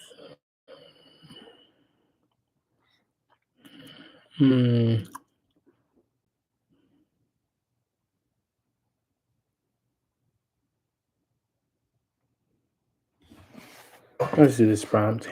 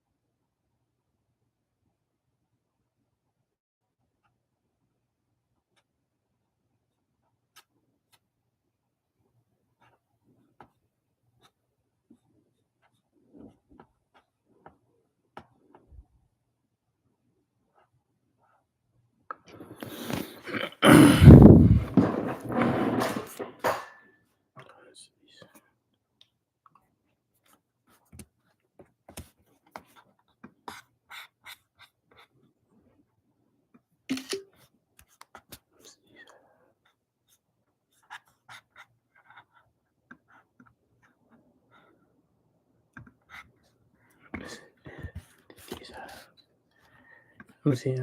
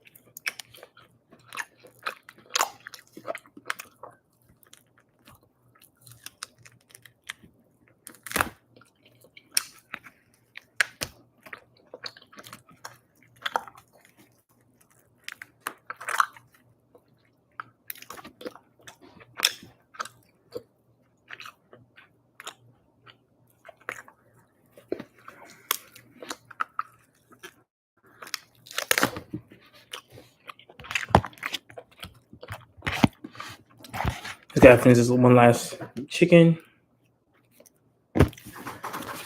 First, let me let's go. Oops. Oh.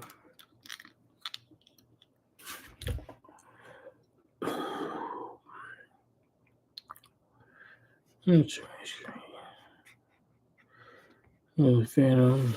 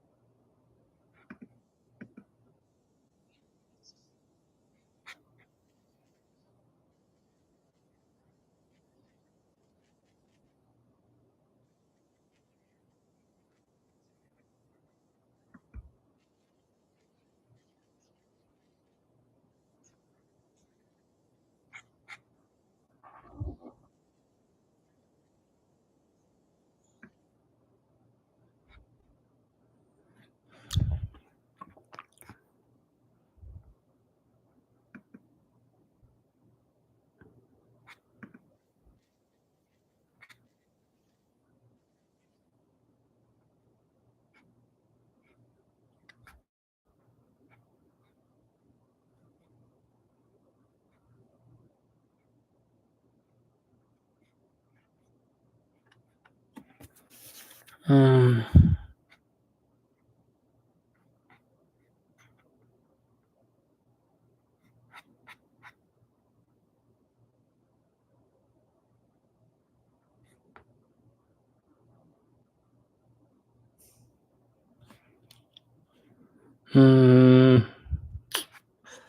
okay, let me change the prompt I was going to do.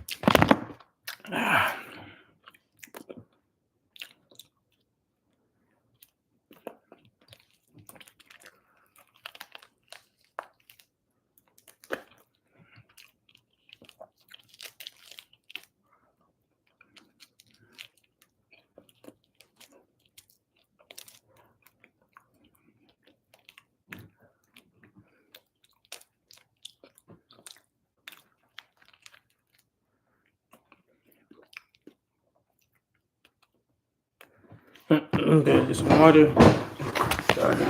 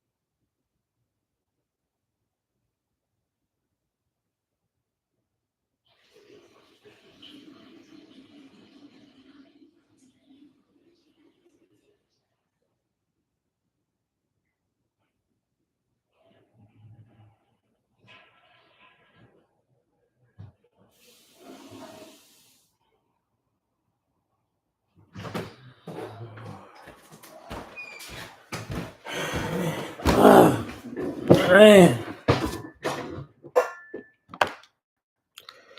Let me see if I can put some music on for me to listen to.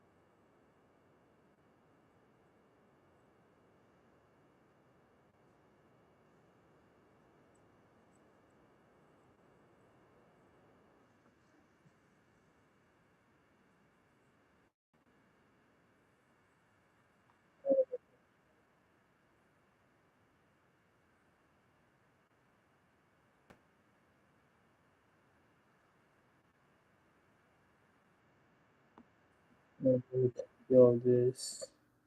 The only thing is that it won't be able to take.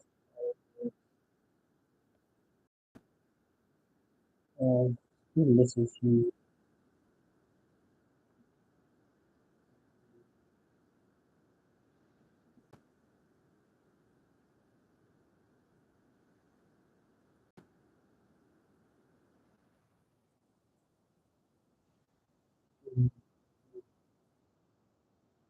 Yeah.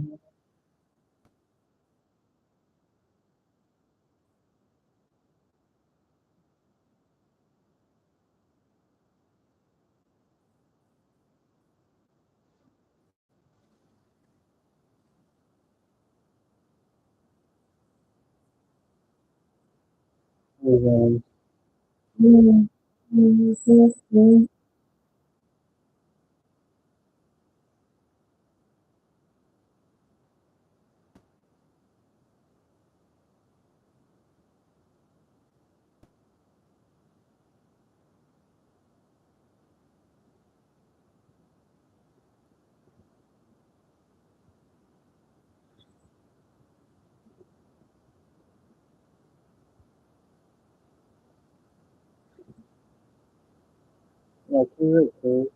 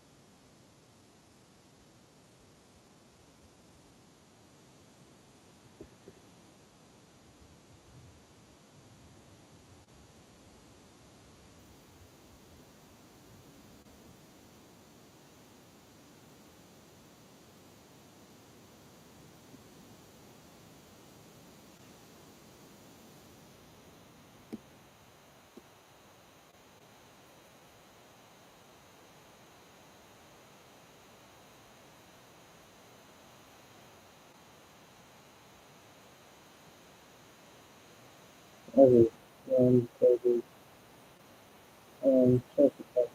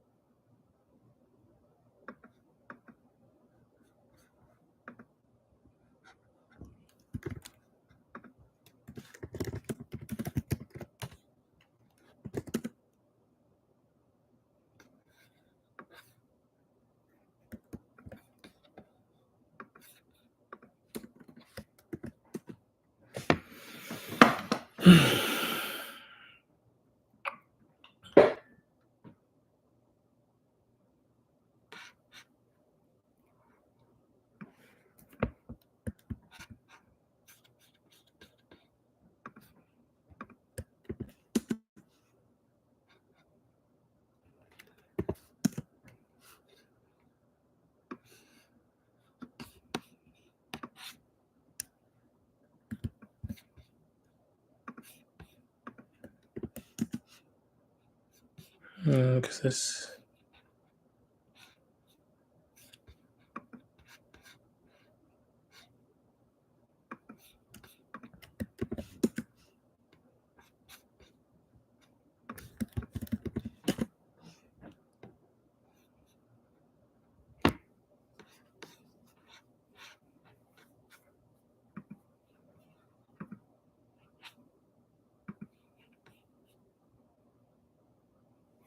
I got 5 internal error. Why did I get 100 internal error though?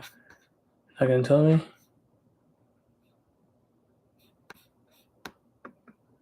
Oh, run that retrieve.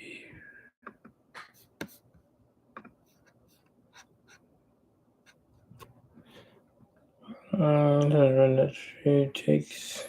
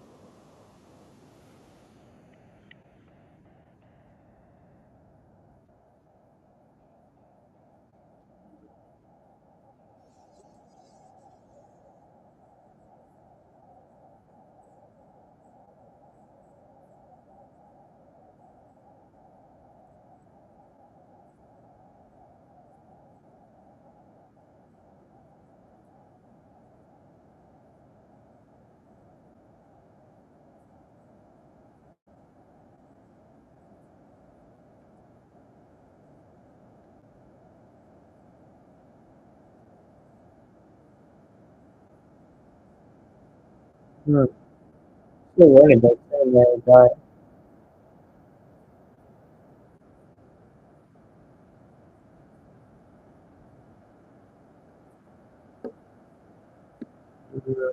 okay, yeah.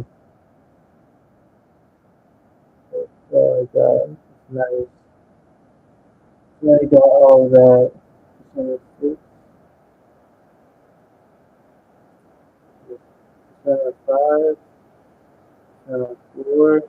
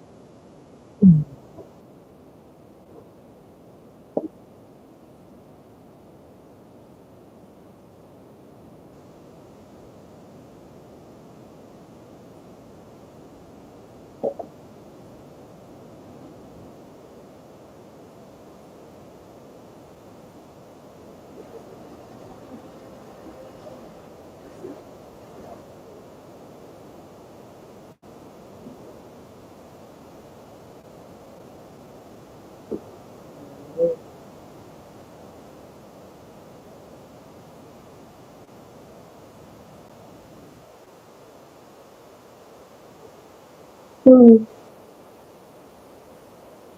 so if you want, so in terms of pronouns, I guess you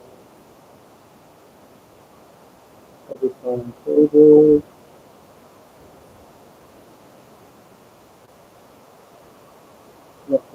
so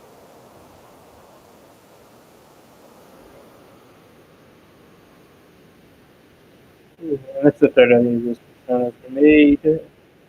So next thing I should do is that I need to have a base that can separate all these pronouns.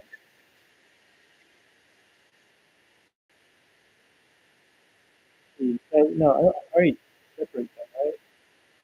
So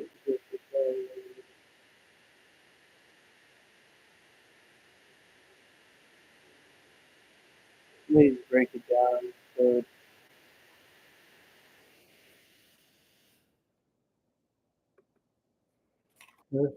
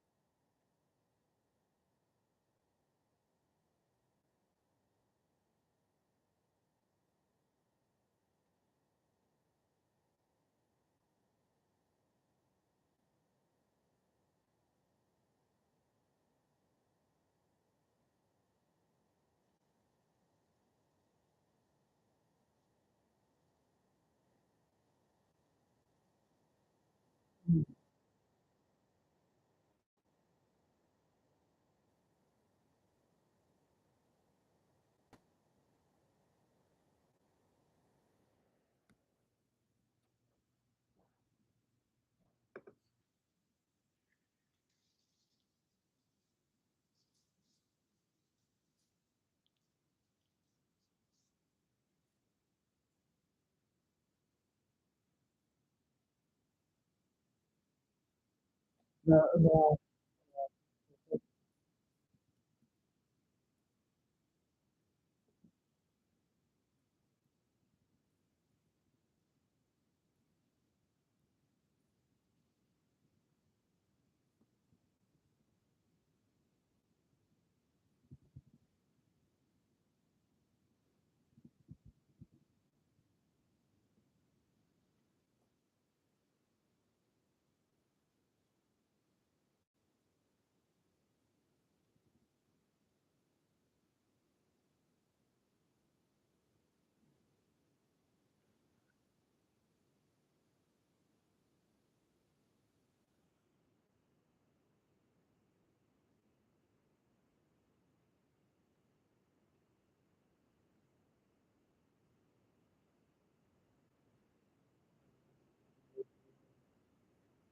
doesn't matter.